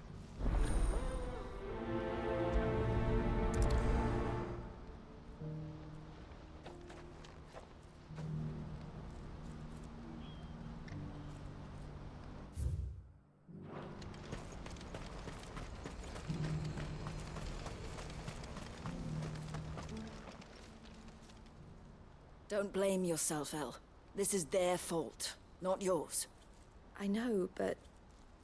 No buts about it, all right?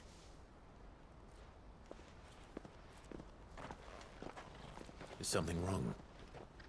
Vonnie came to give me a message from our intermediary. The talks with the Republican army have fallen through. They've reached an agreement with the Silver Peak Consortium instead. Though prices have fallen of late, we deliberately offered above the going rate to try and deter other bidders. But the Consortium offered double what we did, and the army jumped at the chance. And you had no opportunity to make a counteroffer? None at all. And we were so close. El? What's happened? I saw Vonnie leaving.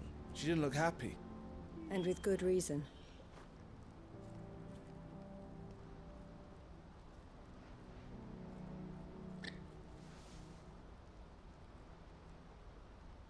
But I thought we were the only ones the Fist was speaking to about the bearers. How did the Consortium even find out about this? It's not so surprising. They have ears all over the Republic. This isn't over. The Consortium will have to sell these bearers eventually, and at the price they paid, buyers will be few and far between. I'm going to Randalar myself. Alone? You sure that's wise? Are you offering to be my bodyguard? How kind. Meet me at the checkpoint near the capital gates. I'll send an owl ahead and request a meeting. You go to Cashlock, Theo, and get everything ready. We've waited far too long as it is. Even if I fail to free these bearers, there will be others. Someone needs to prepare the place and keep any prowling beasts at bay. Oh, and that's me, is it?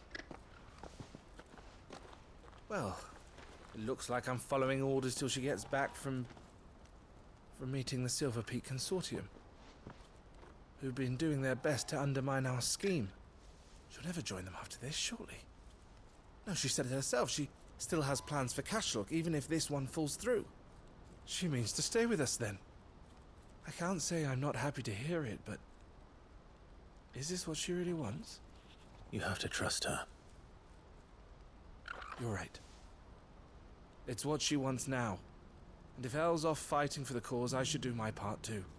So I bid you farewell and safe travels, my friend. I'll gather my men and leave for Cashlock.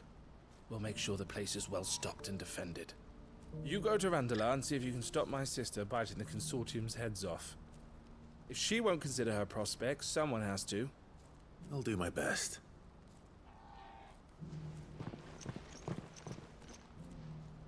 All right. To Randalar, then. And better not. Belowy's waiting.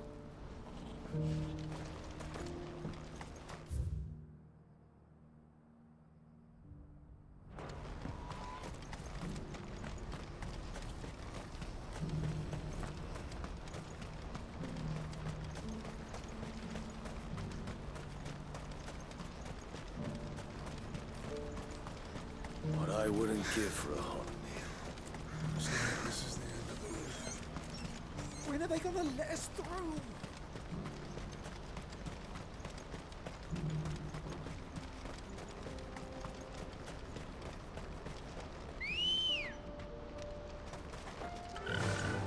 Faster!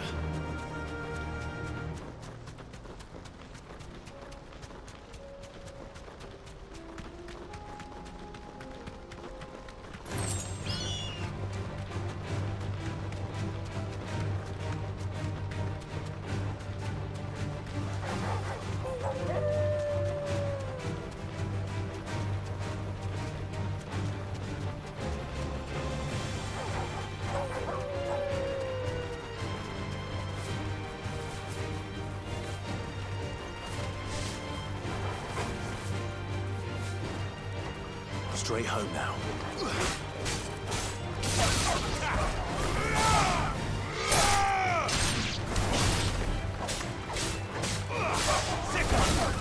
Stay down! This one! Go, Tom! Go, Tom! Finish! This one!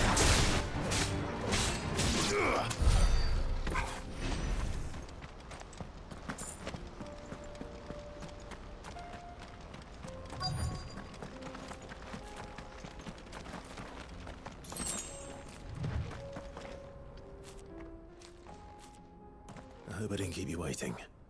Did you arrange to speak with the Consortium? Here they are now. You wish to consult with me?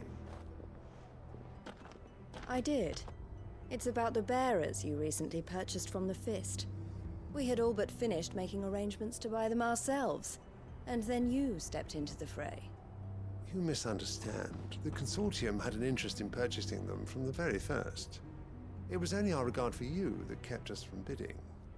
But your hesitancy in accepting our offer to you suggested that the regard was not mutual.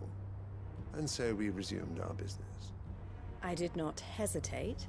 I am simply not inclined to make such decisions without first giving them due consideration. But what is done is done. Come then. How much do you want for them? Alas, you are too late yet again. We rarely take on such Unconventional merchandise without a purchaser in mind. The bearers belong to him now. Who is your buyer? A trader from across the water. A most demanding fellow, if it's any consolation. He insisted the bearers be fed, dressed, even given their own bunks for the voyage over. That's what you get when you deal with continental types. I wouldn't know. Oh yes, the culture on the continent is quite different to ours. They pay good money for bearers not fit for the knacker's yard, and treat them like kings. But as long as they pay... That does sound unusual. No matter then. If they've already left our shores, there's little that can be done. Allow me to withdraw my interest. And with it, my interest in joining your organization. My associates will be sorry to hear that.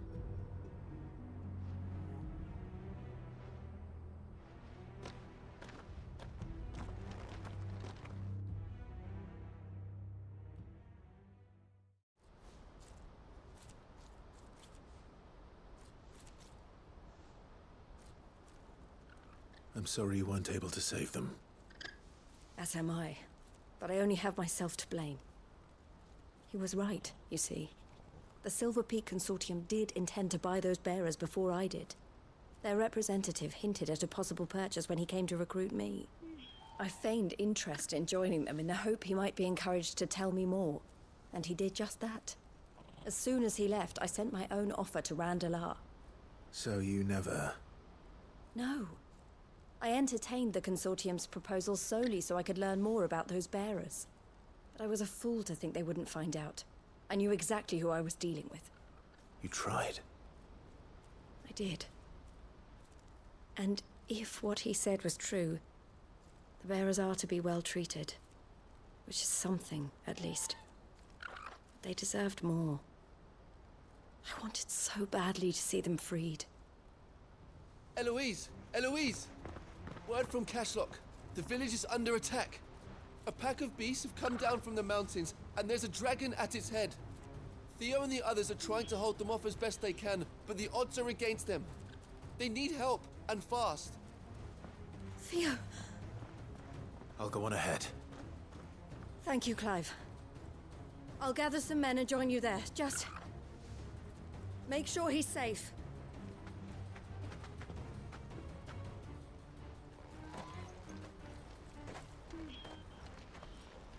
Hold on, Theo.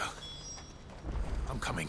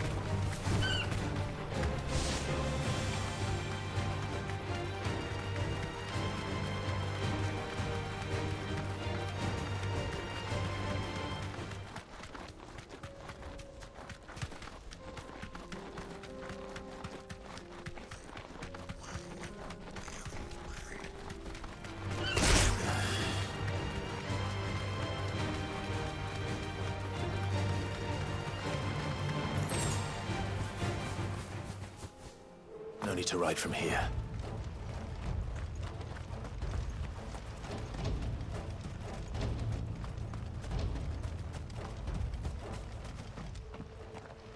Where's Theodore? Upriver! He led the dragon that way to keep it from the village, but the whole area's flooded with ether. We just have to pray he makes it out in one piece. I can do better than that. Torgal, with me.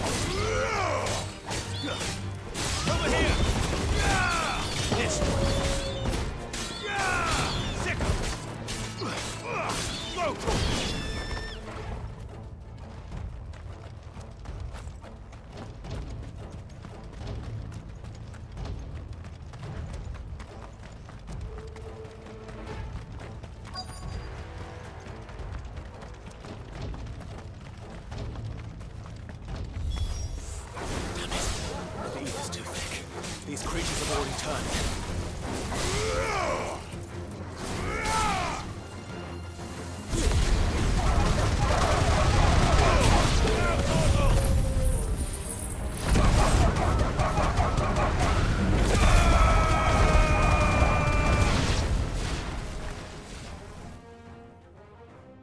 I can't waste any more time. I need to find Theodore before that dragon does.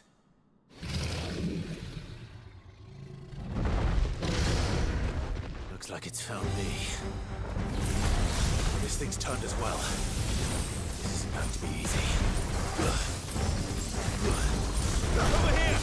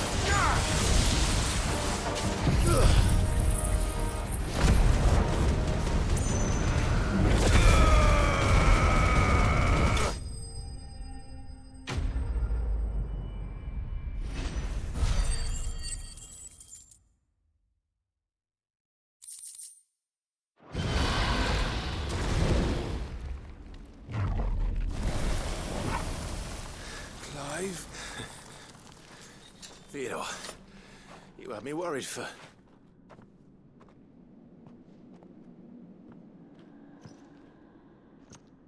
We have to get you out of here.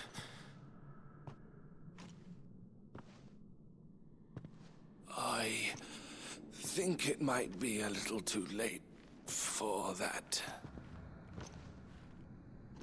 Bearer or no, there's only so much ether a man can take. And that Drake just wouldn't let me leave.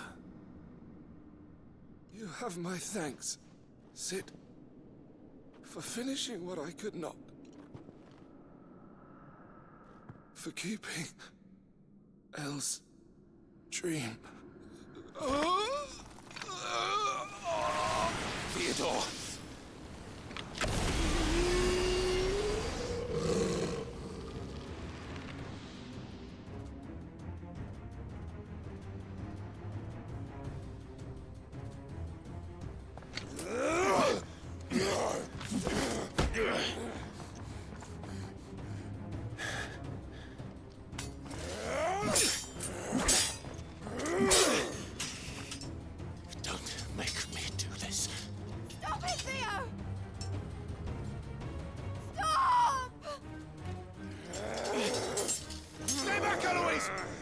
understand. And so will you!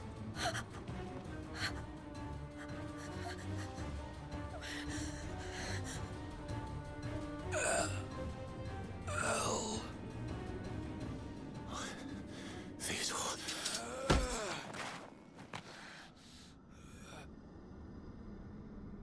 Take care of my sister. Theodore, wait. Goodbye, El.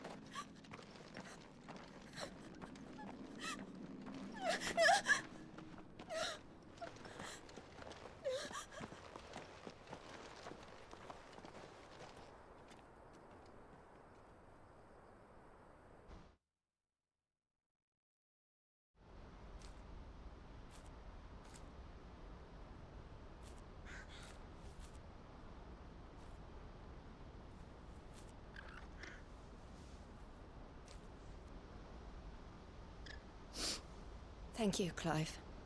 I think I'll be all right now.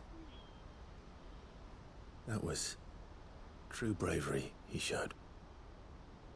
Leading the dragon away from the village like that. His first instinct was always to protect people. To put others' well-being before his own. And now he's gone. Because I sent him to that place, against his will. It wasn't against his will. He was ready to do whatever it took to show you he could stand on his own. So that you would finally be free to live your own life. To live my own life? He never could come to terms with the choice I made.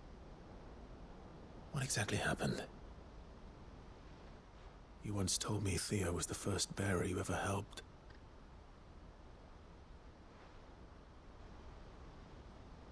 We grew up in Canva. We were born to one of the great trading houses. And I was chosen to inherit the family business. I had my father's head for figures, you see. Theo did not. While I studied the art of commerce, he played at soldiers instead. A late bloomer. In more ways than one. For unlike most bearers, it wasn't until his 15th summer that his powers awakened. My parents tried to drive him out of the house and into the care of the constables. But before they could, I took him into mine.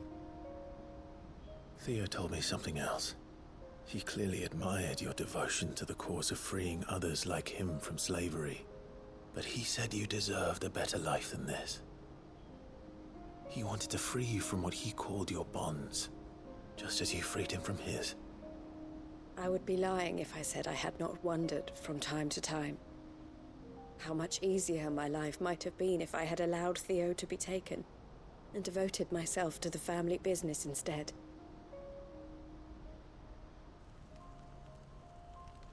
But I have never regretted the decision I made.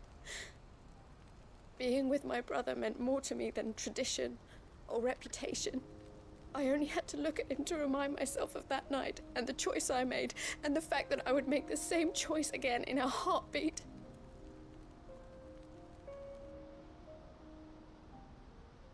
He was never a burden. How could he even think that? If anything, I was the one who weighed him down. You weren't, Eloise. He said it himself, that he had always been grateful to you for saving him, and that he wanted to repay you by letting you live the life you were denied. Neither you nor Theo weighed each other down. You loved one another. You did whatever was necessary to continue living your lives together, and you always would have. You're right. All I ever wanted, all I ever did, it was so we could be together. Oh, Theo, why did you have to...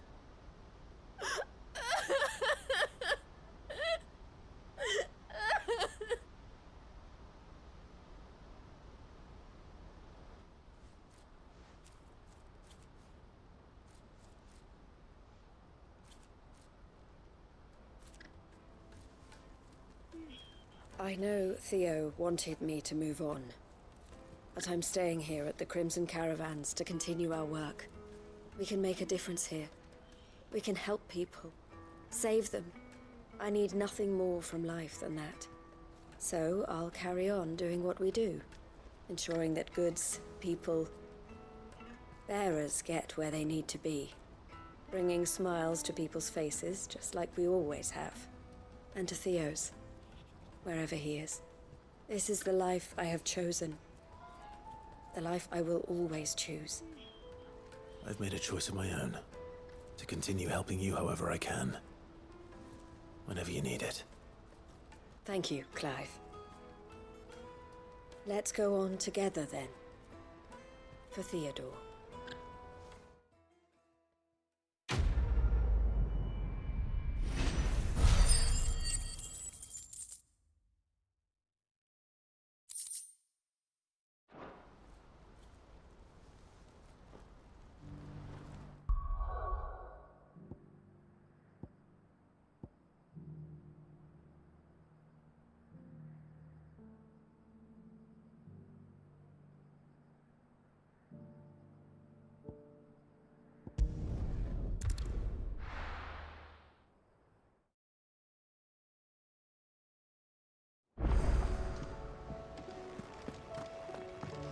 Come back.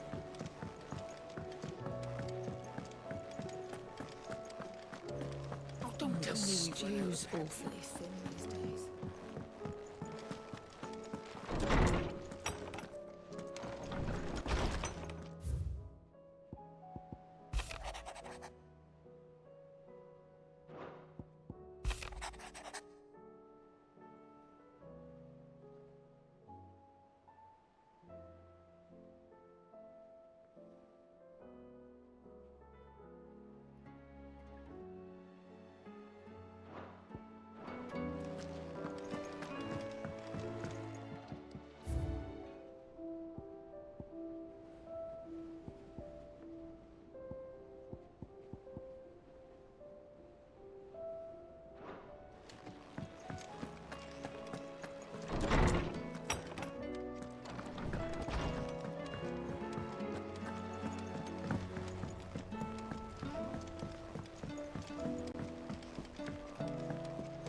Tried Molly's lemon tarts.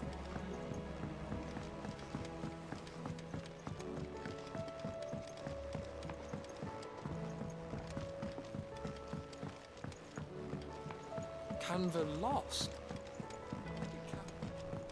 Miss, can we read Miss Editor's story for a lesson?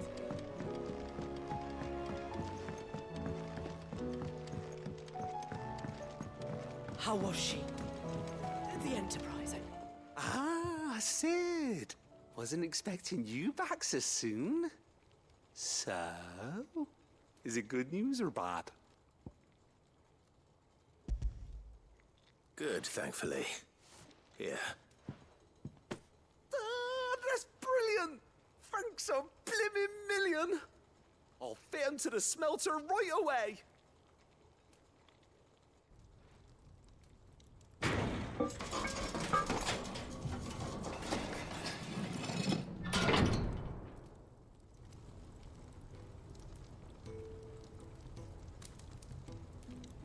May I present to you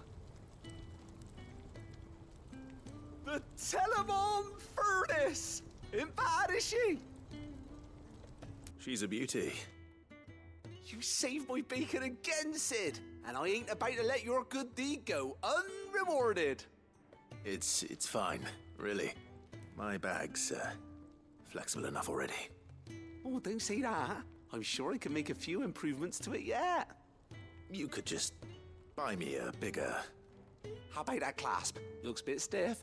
Reckon you could loosen it up and make some more room? And I reckon I know how. With a new alloy we've been working on. The Telemon furnace was just what we needed to perfect it. It's a metal, see?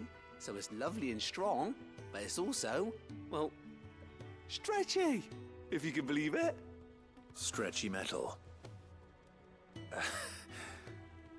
Well, if you insist.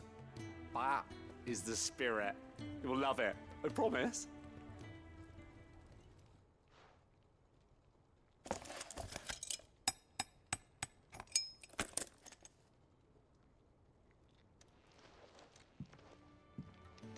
So, what do you reckon? It's actually quite ingenious. Thank you, Owain. Shh, don't mention it. You earned it. And I wanted to get some practice in using that metal anyway. Reckon we'll have all kinds of uses for it around the hideaway. Can't think of any right now, but that's our job, innit? Dreaming up new ways to make life easier around here. Maybe even out there, too. One day, the whole world's gonna know about the inventions you've helped us put together. That bag of yours will be the first of many.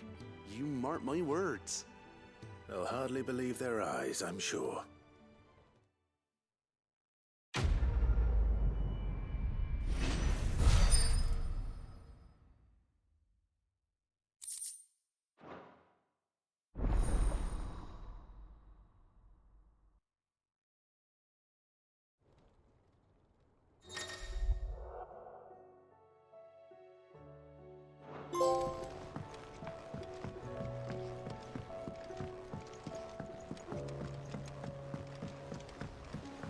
Miss, can we read Miss Editor's story for us? Canva lost?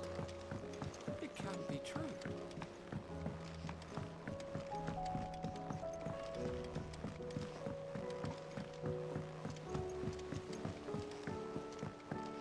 Have you tried Molly's lemon tarts? I've never had them.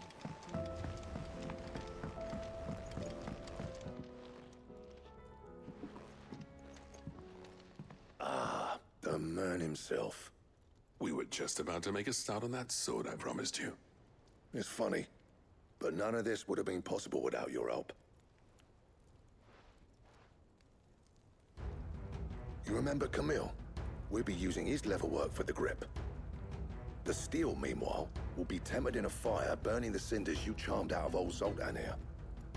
And that whetstone from the Outer Isles, that'll be what gives the blade its edge. And the final flourish will be my talented colleagues' engraving.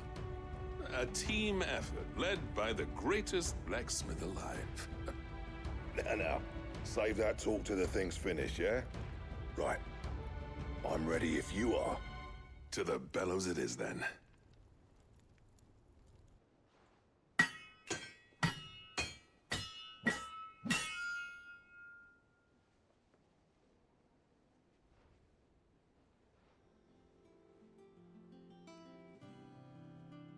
Well, bugger me.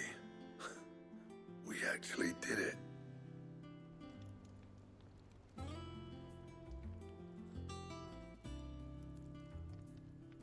The sword to end all swords. Ragnarok. It's quite something. I, trust you'll take good care of it. Thank you. Both of you. So, does this make you pair the greatest craftsmen alive, then? This? Nah. This was just following the footsteps of the greats of old. It'll take more than that to earn us our place in history. But we're up for the challenge. Here. A list of materials. Zoltan and I got talking on the long road back from Dravost. We reckon with those items there, we could craft something even better than the Ragnarok.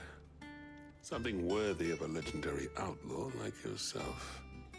That's a weapon I'd like to see. You leave this list with me. I was hoping you'd say that. One legend at a time, eh, lads? Before you start on the next, who fancies raising a cup to friendship reforged? Good idea. No more drinking to forget my past. It's about time I had something to celebrate. Then tap the kegs! Vulcan's boys are on their way!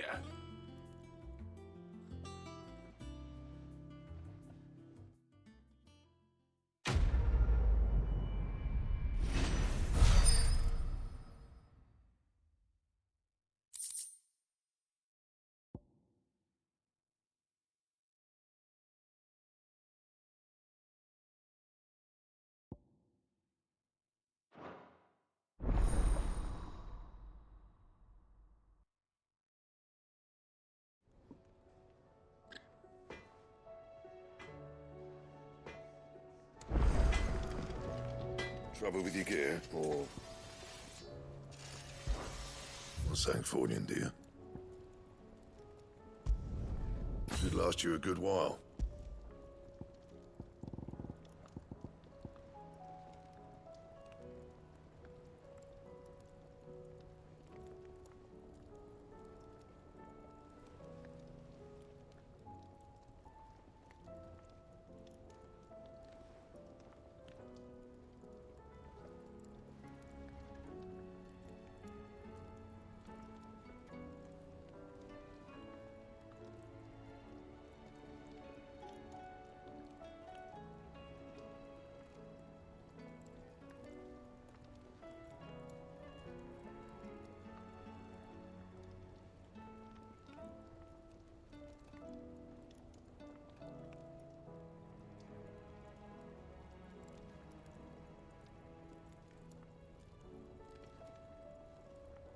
Anything else?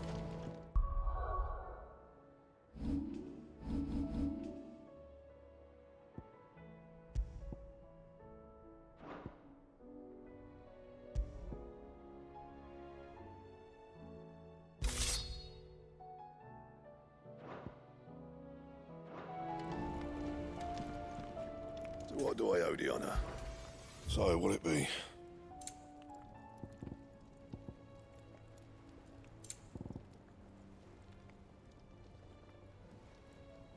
Anything else? Oh, don't tell me we've run out of papio nuts.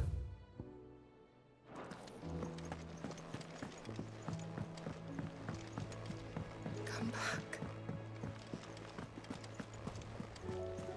Covered in nicks and lumps, the lot.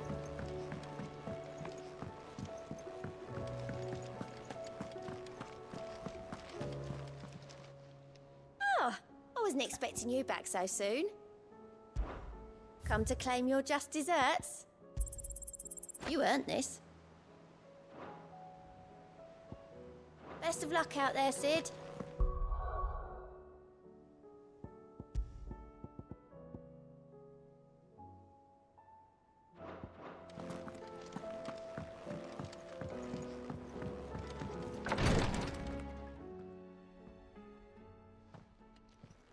How are you feeling, Joshua?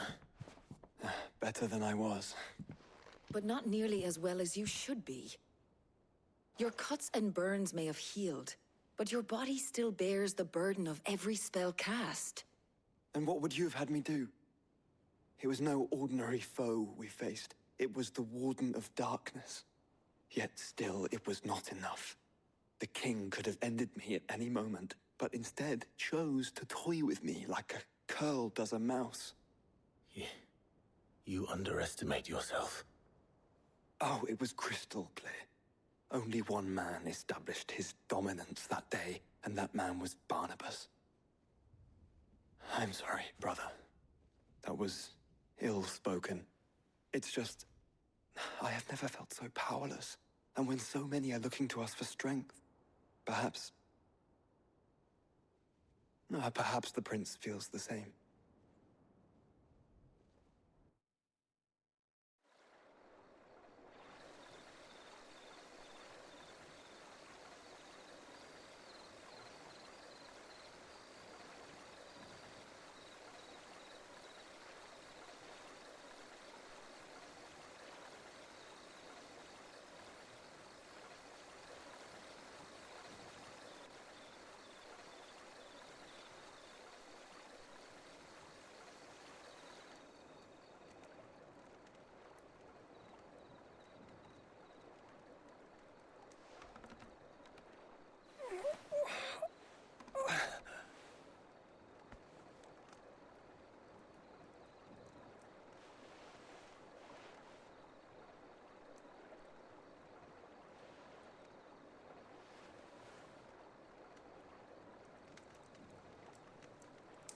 is this place?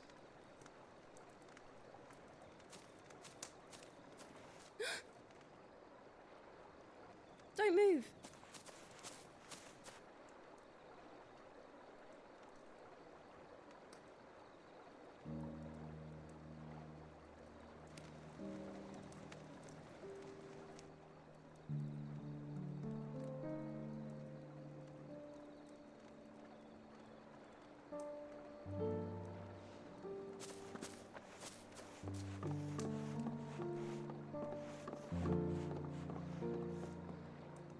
Here, it's fresh from the well.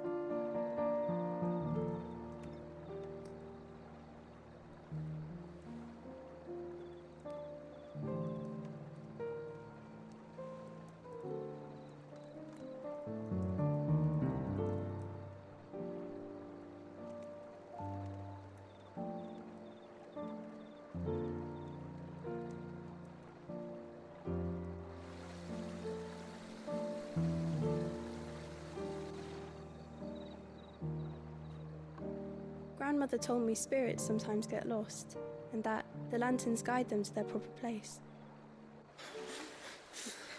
I set one on the river for her when she passed away.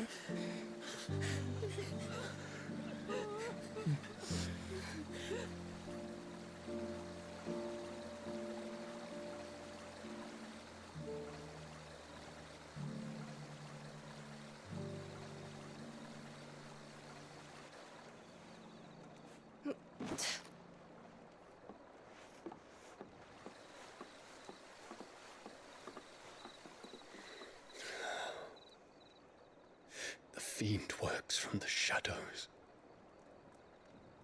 Was it you who guided my hand, then, Ultima? No, not you. This is my doing, my fault, my sin to bear. And for it, I must atone. Your hurts are healing nicely. It was my poultices that saw you well. You make them? And sell them, or try to. Earns me enough for bread, most days. Forgive me. I have nothing to... I know, but I couldn't just leave you lying there.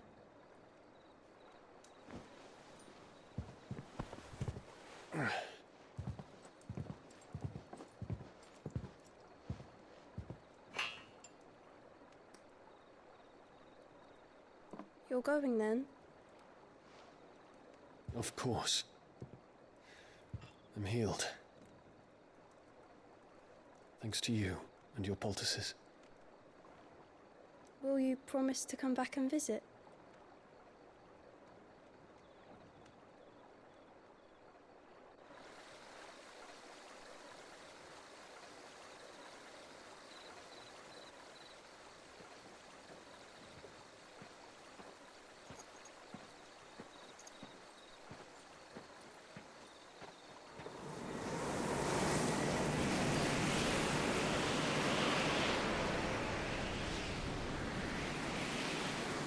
Well, Phoenix, it would seem that I owe you my wings.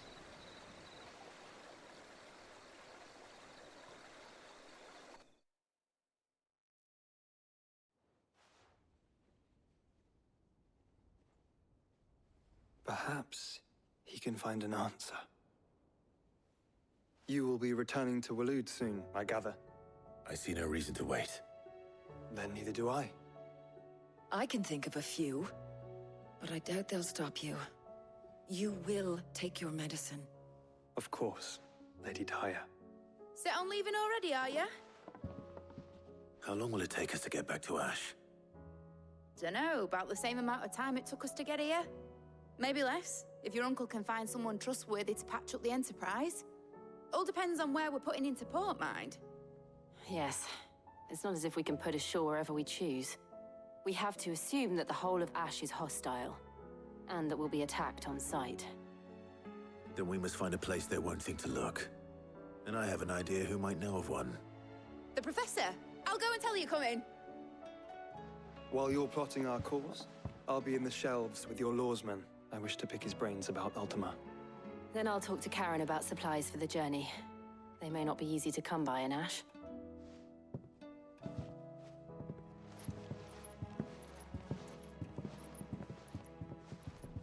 Your brother's body won't take much more of this recklessness. You know that, don't you?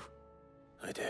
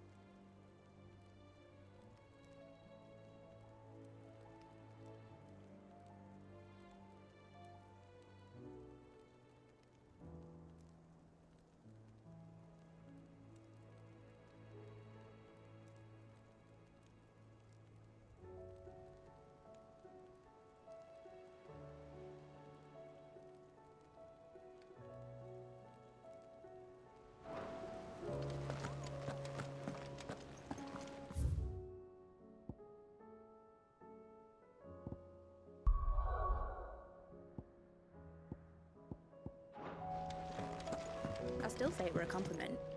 Say it all you like. It doesn't make it true. Ah, Clive. I was wondering when you'd arrive. Please tell me you've come to take our young prodigy here off my hands. I'm not here for Mid. I need information on Ash. Then why not ask Molly if you can look in one of her ovens? Go on. As soon as the Enterprise is ready, we'll be setting out for Drake's Spine. And we're going to need a safe place to land. Preferably one that won't see my ship blown to shit and splinters. If it were that easy, do you think Waloed would have resisted invasion for so long? Very little is known of Ash, and the information we do have is spotty and outdated. We have the good King Barnabas to thank for that. Waloed's borders have been closed to outsiders since the day he seized the throne. If there is anywhere safe to land, you won't find it on my map. Then tell us what we will find. I'm sure you know better than we do. But no splinters! All right. If it will get you out of my hair. But interrupt me, and it's over. Understood?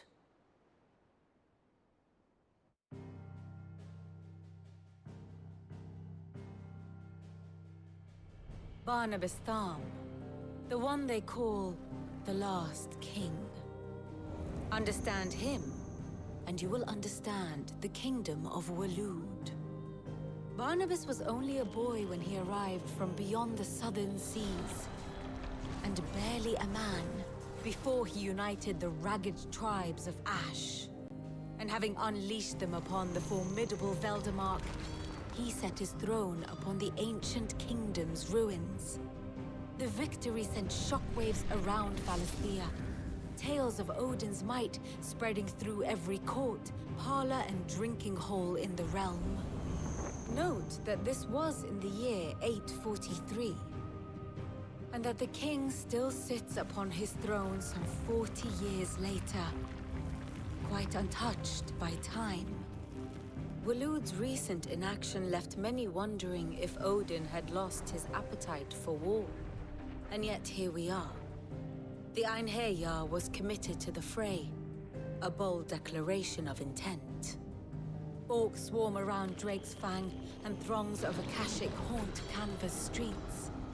Though how precisely the havoc they wreak serves Waloed remains unclear. Regardless, if the order to attack truly came from King Barnabas, then one thing is certain. Waloed has achieved the impossible, and made bedfellows of beastmen and the ether-addled alike. All of which is a roundabout way of saying that you will be in unknown territory when you set foot on Ash.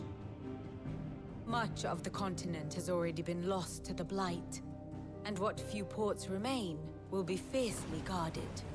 And that is to say naught of its natural defenses. Offshore currents will cast an ill-equipped ship out to sea one moment, and dash it against the rocks the next. But then the Enterprise is anything but ill-equipped. And Mid has made land there before. Now, if only there were someone with an intimate knowledge of the Shadow Coast, and where a daring gentleman might put ashore.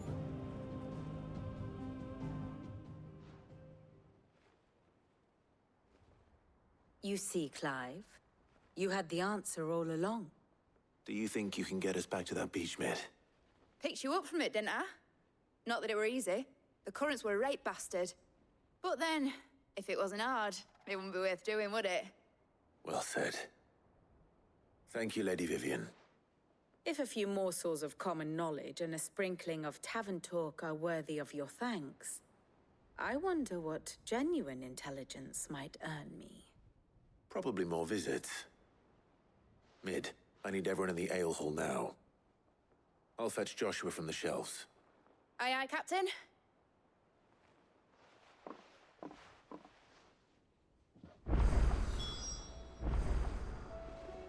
What will it be today? How may I help you today? Here you are. Thus ends today's lesson.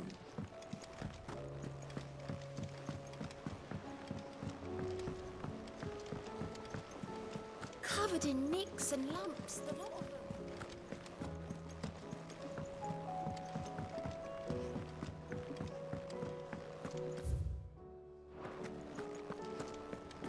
The stew's awfully thin these days.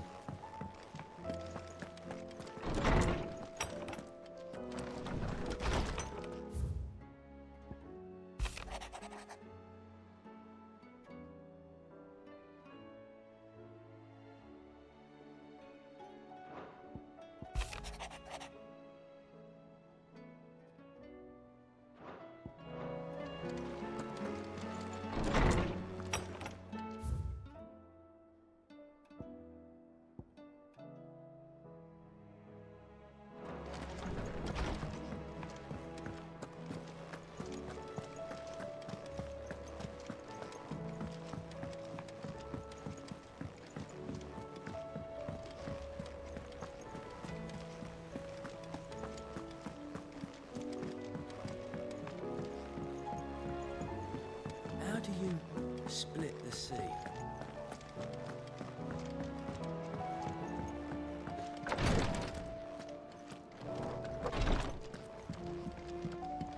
Please, Your Grace. Ah, my Lord Marquis. Yote, is anything the matter? You seem troubled. Perhaps I might be able to help. My lord. Yes. Perhaps you might. It's your brother.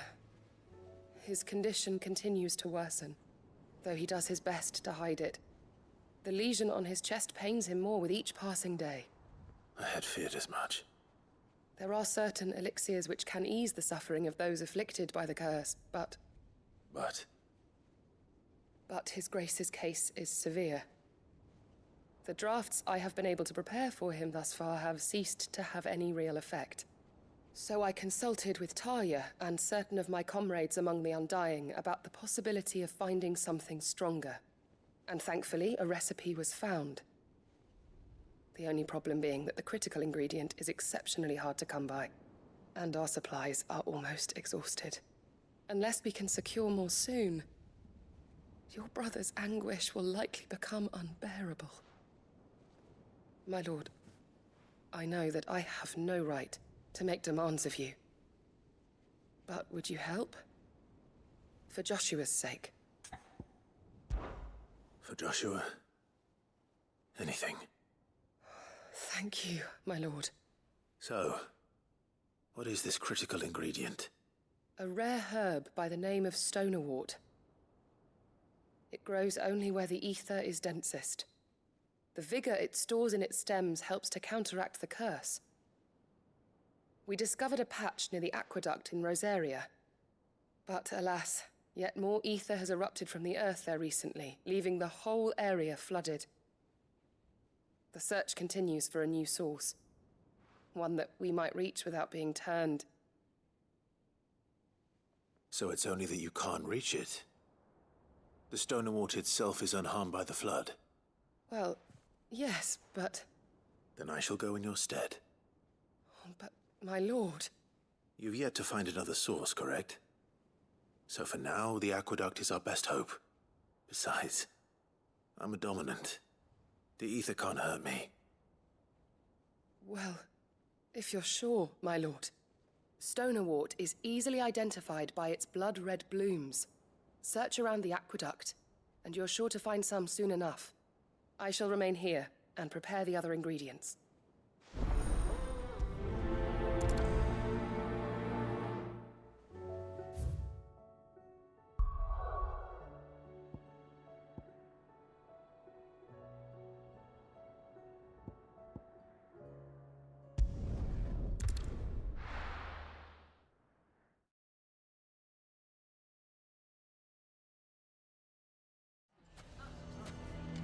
Why the hell? Victor, take the beer.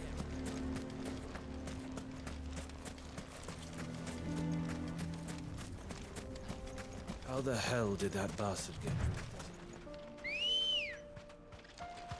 Let's go.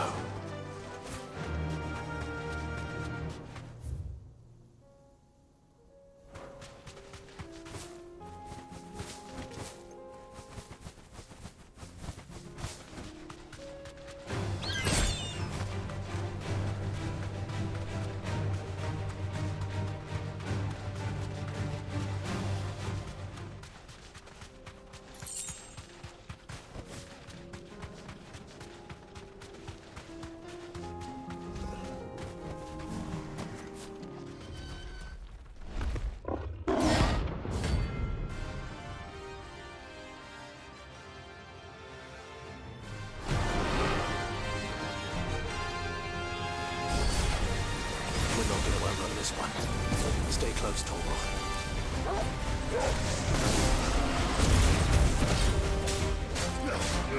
Over here! This one. Get him!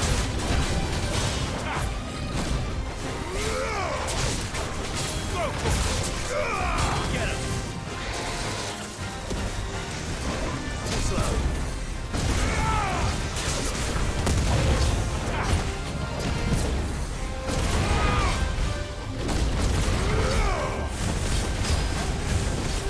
Go!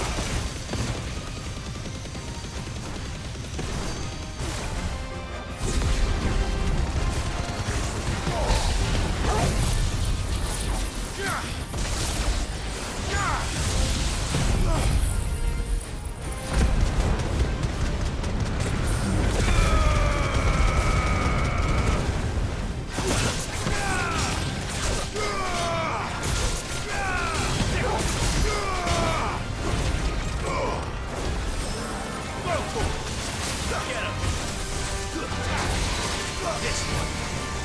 Go for it. Go for it. Sickle. Go for it. Sickle.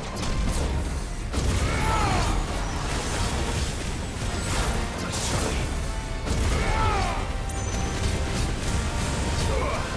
Over here. This one.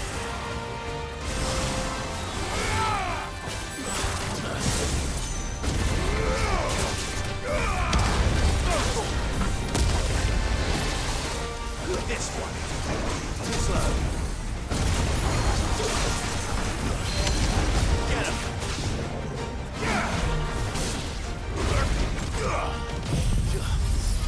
Give me thunder.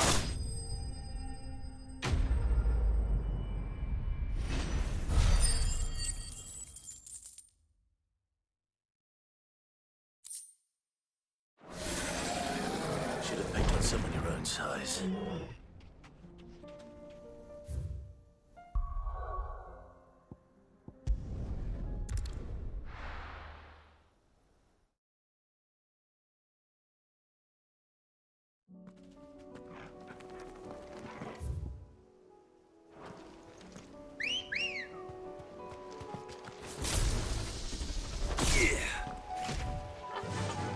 Run like the wind.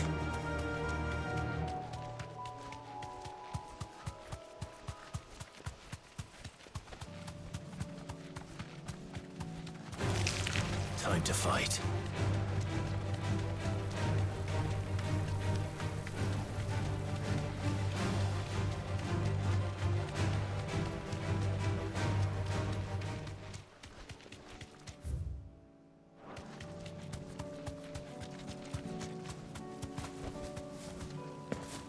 Here's the aqueduct. Now to find our stone wart. Yote mentioned blood-red petals. Just my luck. Won't be picking anything till they're gone. There's only one thing for it.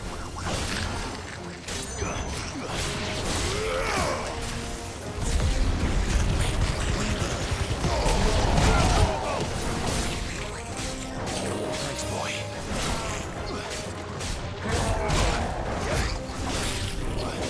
It's over. Get him.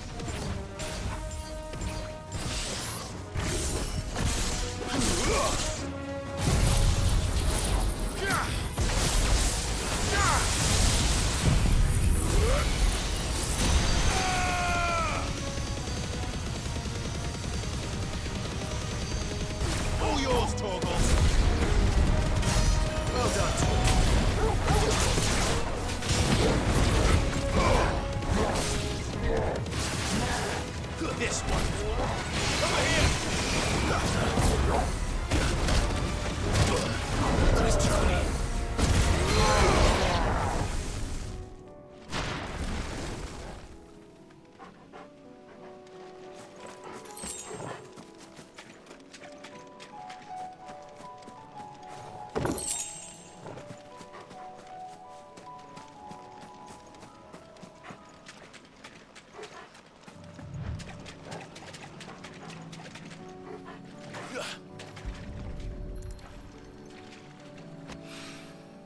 Here it is.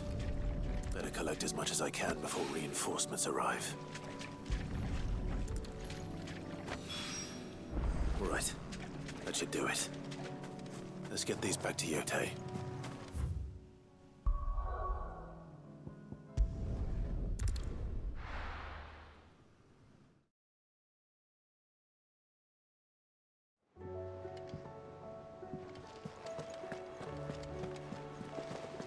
Covered in nicks and lumps.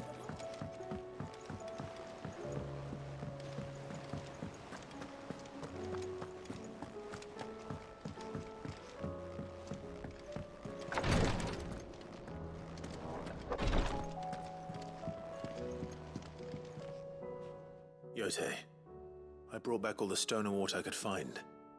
Will this be enough?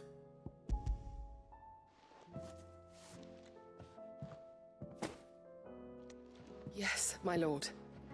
Thank you. I'm sure it will serve us until we can find another source. I'm very glad to hear it. You and His Grace are very much alike, you know. You think only of how you might help others, and never of the danger to yourselves. No more than you have minding my brother.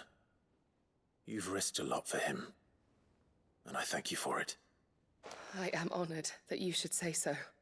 But I beg you, my lord, do not give too much of yourself for the sake of others. We could not afford to lose you. I'll keep that in mind.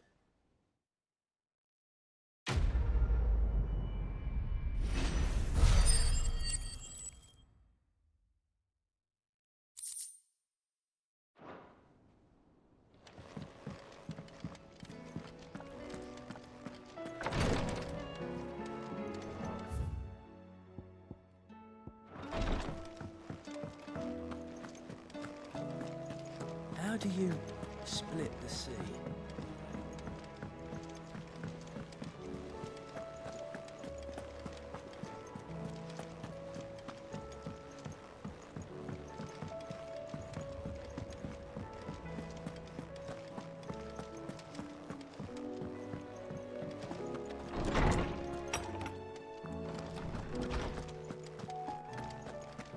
I have no reason to assume otherwise.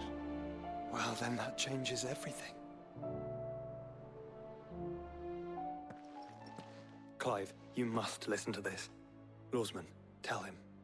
Do you recall when we spoke before on the divinity of Ultima? Well, it inspired me to delve deeper into the subject. And what I discovered appears to agree with the findings of His Grace. You will recall that my quest to uncover Ultima's origins began with the mural at Phoenix Gate. But while I've always known it to be important, its secrets have heretofore eluded me. Now, however, I believe I know where to find the more complete example, one that will reveal all we seek. Master Clive, have you ever in your travels chanced to hear of the Circle of Malleus? I would think not, few have. But there was once a time when the faith flourished, the oldest known religion in the Twins, and though its popularity eventually waned on Storm, hints of its dogma remain embedded in more modern faiths such as the Crystalline Orthodox. Wait, you said it waned on Storm. What of Ash? Religious monuments are often torn down or repurposed when new faiths rise to prominence. But if no new faith arose, then perhaps the ancient temples might still stand. And so, you see now why I must accompany you to Waloed. It would appear the past still has much to teach us, though in this case, it would not have been possible without the musings of Moss. To think that you carried a copy of my old mentor's chronicles all along. I am relieved to discover it in good hands. I shall guard it with my life. Joshua, if you're finished here, join me in the ale hall. I need to speak to everyone before we leave. Right away.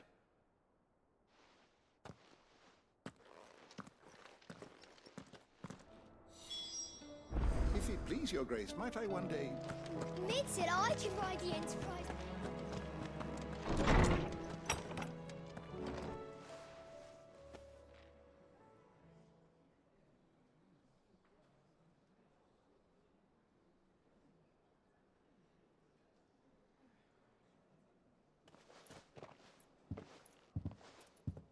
My apologies.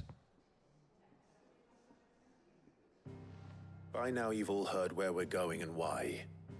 So I won't bother you with the boring details, only the important ones. If we attempt to approach Stone here by sea, there's a good chance we'll be sighted and fall prey to the capital's artillery. So instead, we'll disembark on the southwest coast and make for Drake's Spine on foot. I say we, but it's highly likely the entirety of Ash is under the rule of Ultima. A large party would only attract unwanted attention, as well as slow our march and require supplies which may be difficult to obtain. Only Joshua and I will be going. And a scout. Preferably a good one. Gav, do you know of any? You bet your ass I do. Might still borrow some of Lady Vivian's maps, though. Just in case, like. Once you've dropped us off at the Shadow Coast, you need to retreat into neutral waters, fly merchant colors, and stay inconspicuous. If you sense any danger at all, you leave us behind and return to Storm. Inconspicuous is my middle name. But like hell am I leaving anyone behind. The ship ain't going nowhere till your scurvy mugs are smiling on deck. Jill, the Enterprise will appear a tempting target for royalists and pirates alike. You're to stop anyone boarding. Don't worry. I'll keep the ship and her crew safe.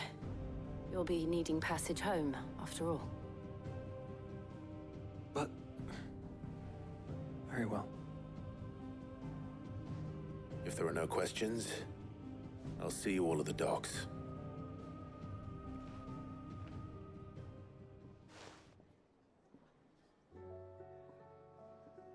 Let me know when you're leaving. I want a word before you go. Of course.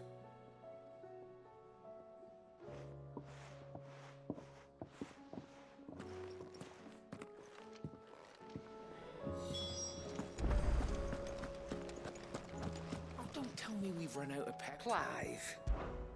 Go on, then.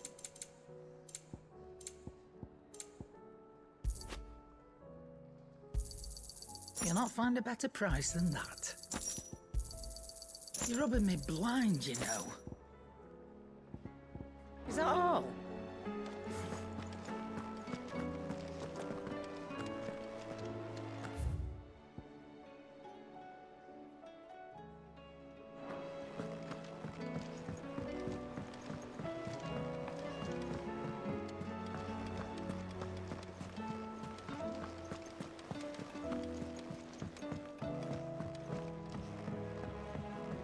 How do you split the sea, you reckon? Is something wrong? Not at all. Honestly. Can't a man wish his friend farewell? Just wanted to let you know that I'll keep things in order while you're off saving the world. I'll hold you to that.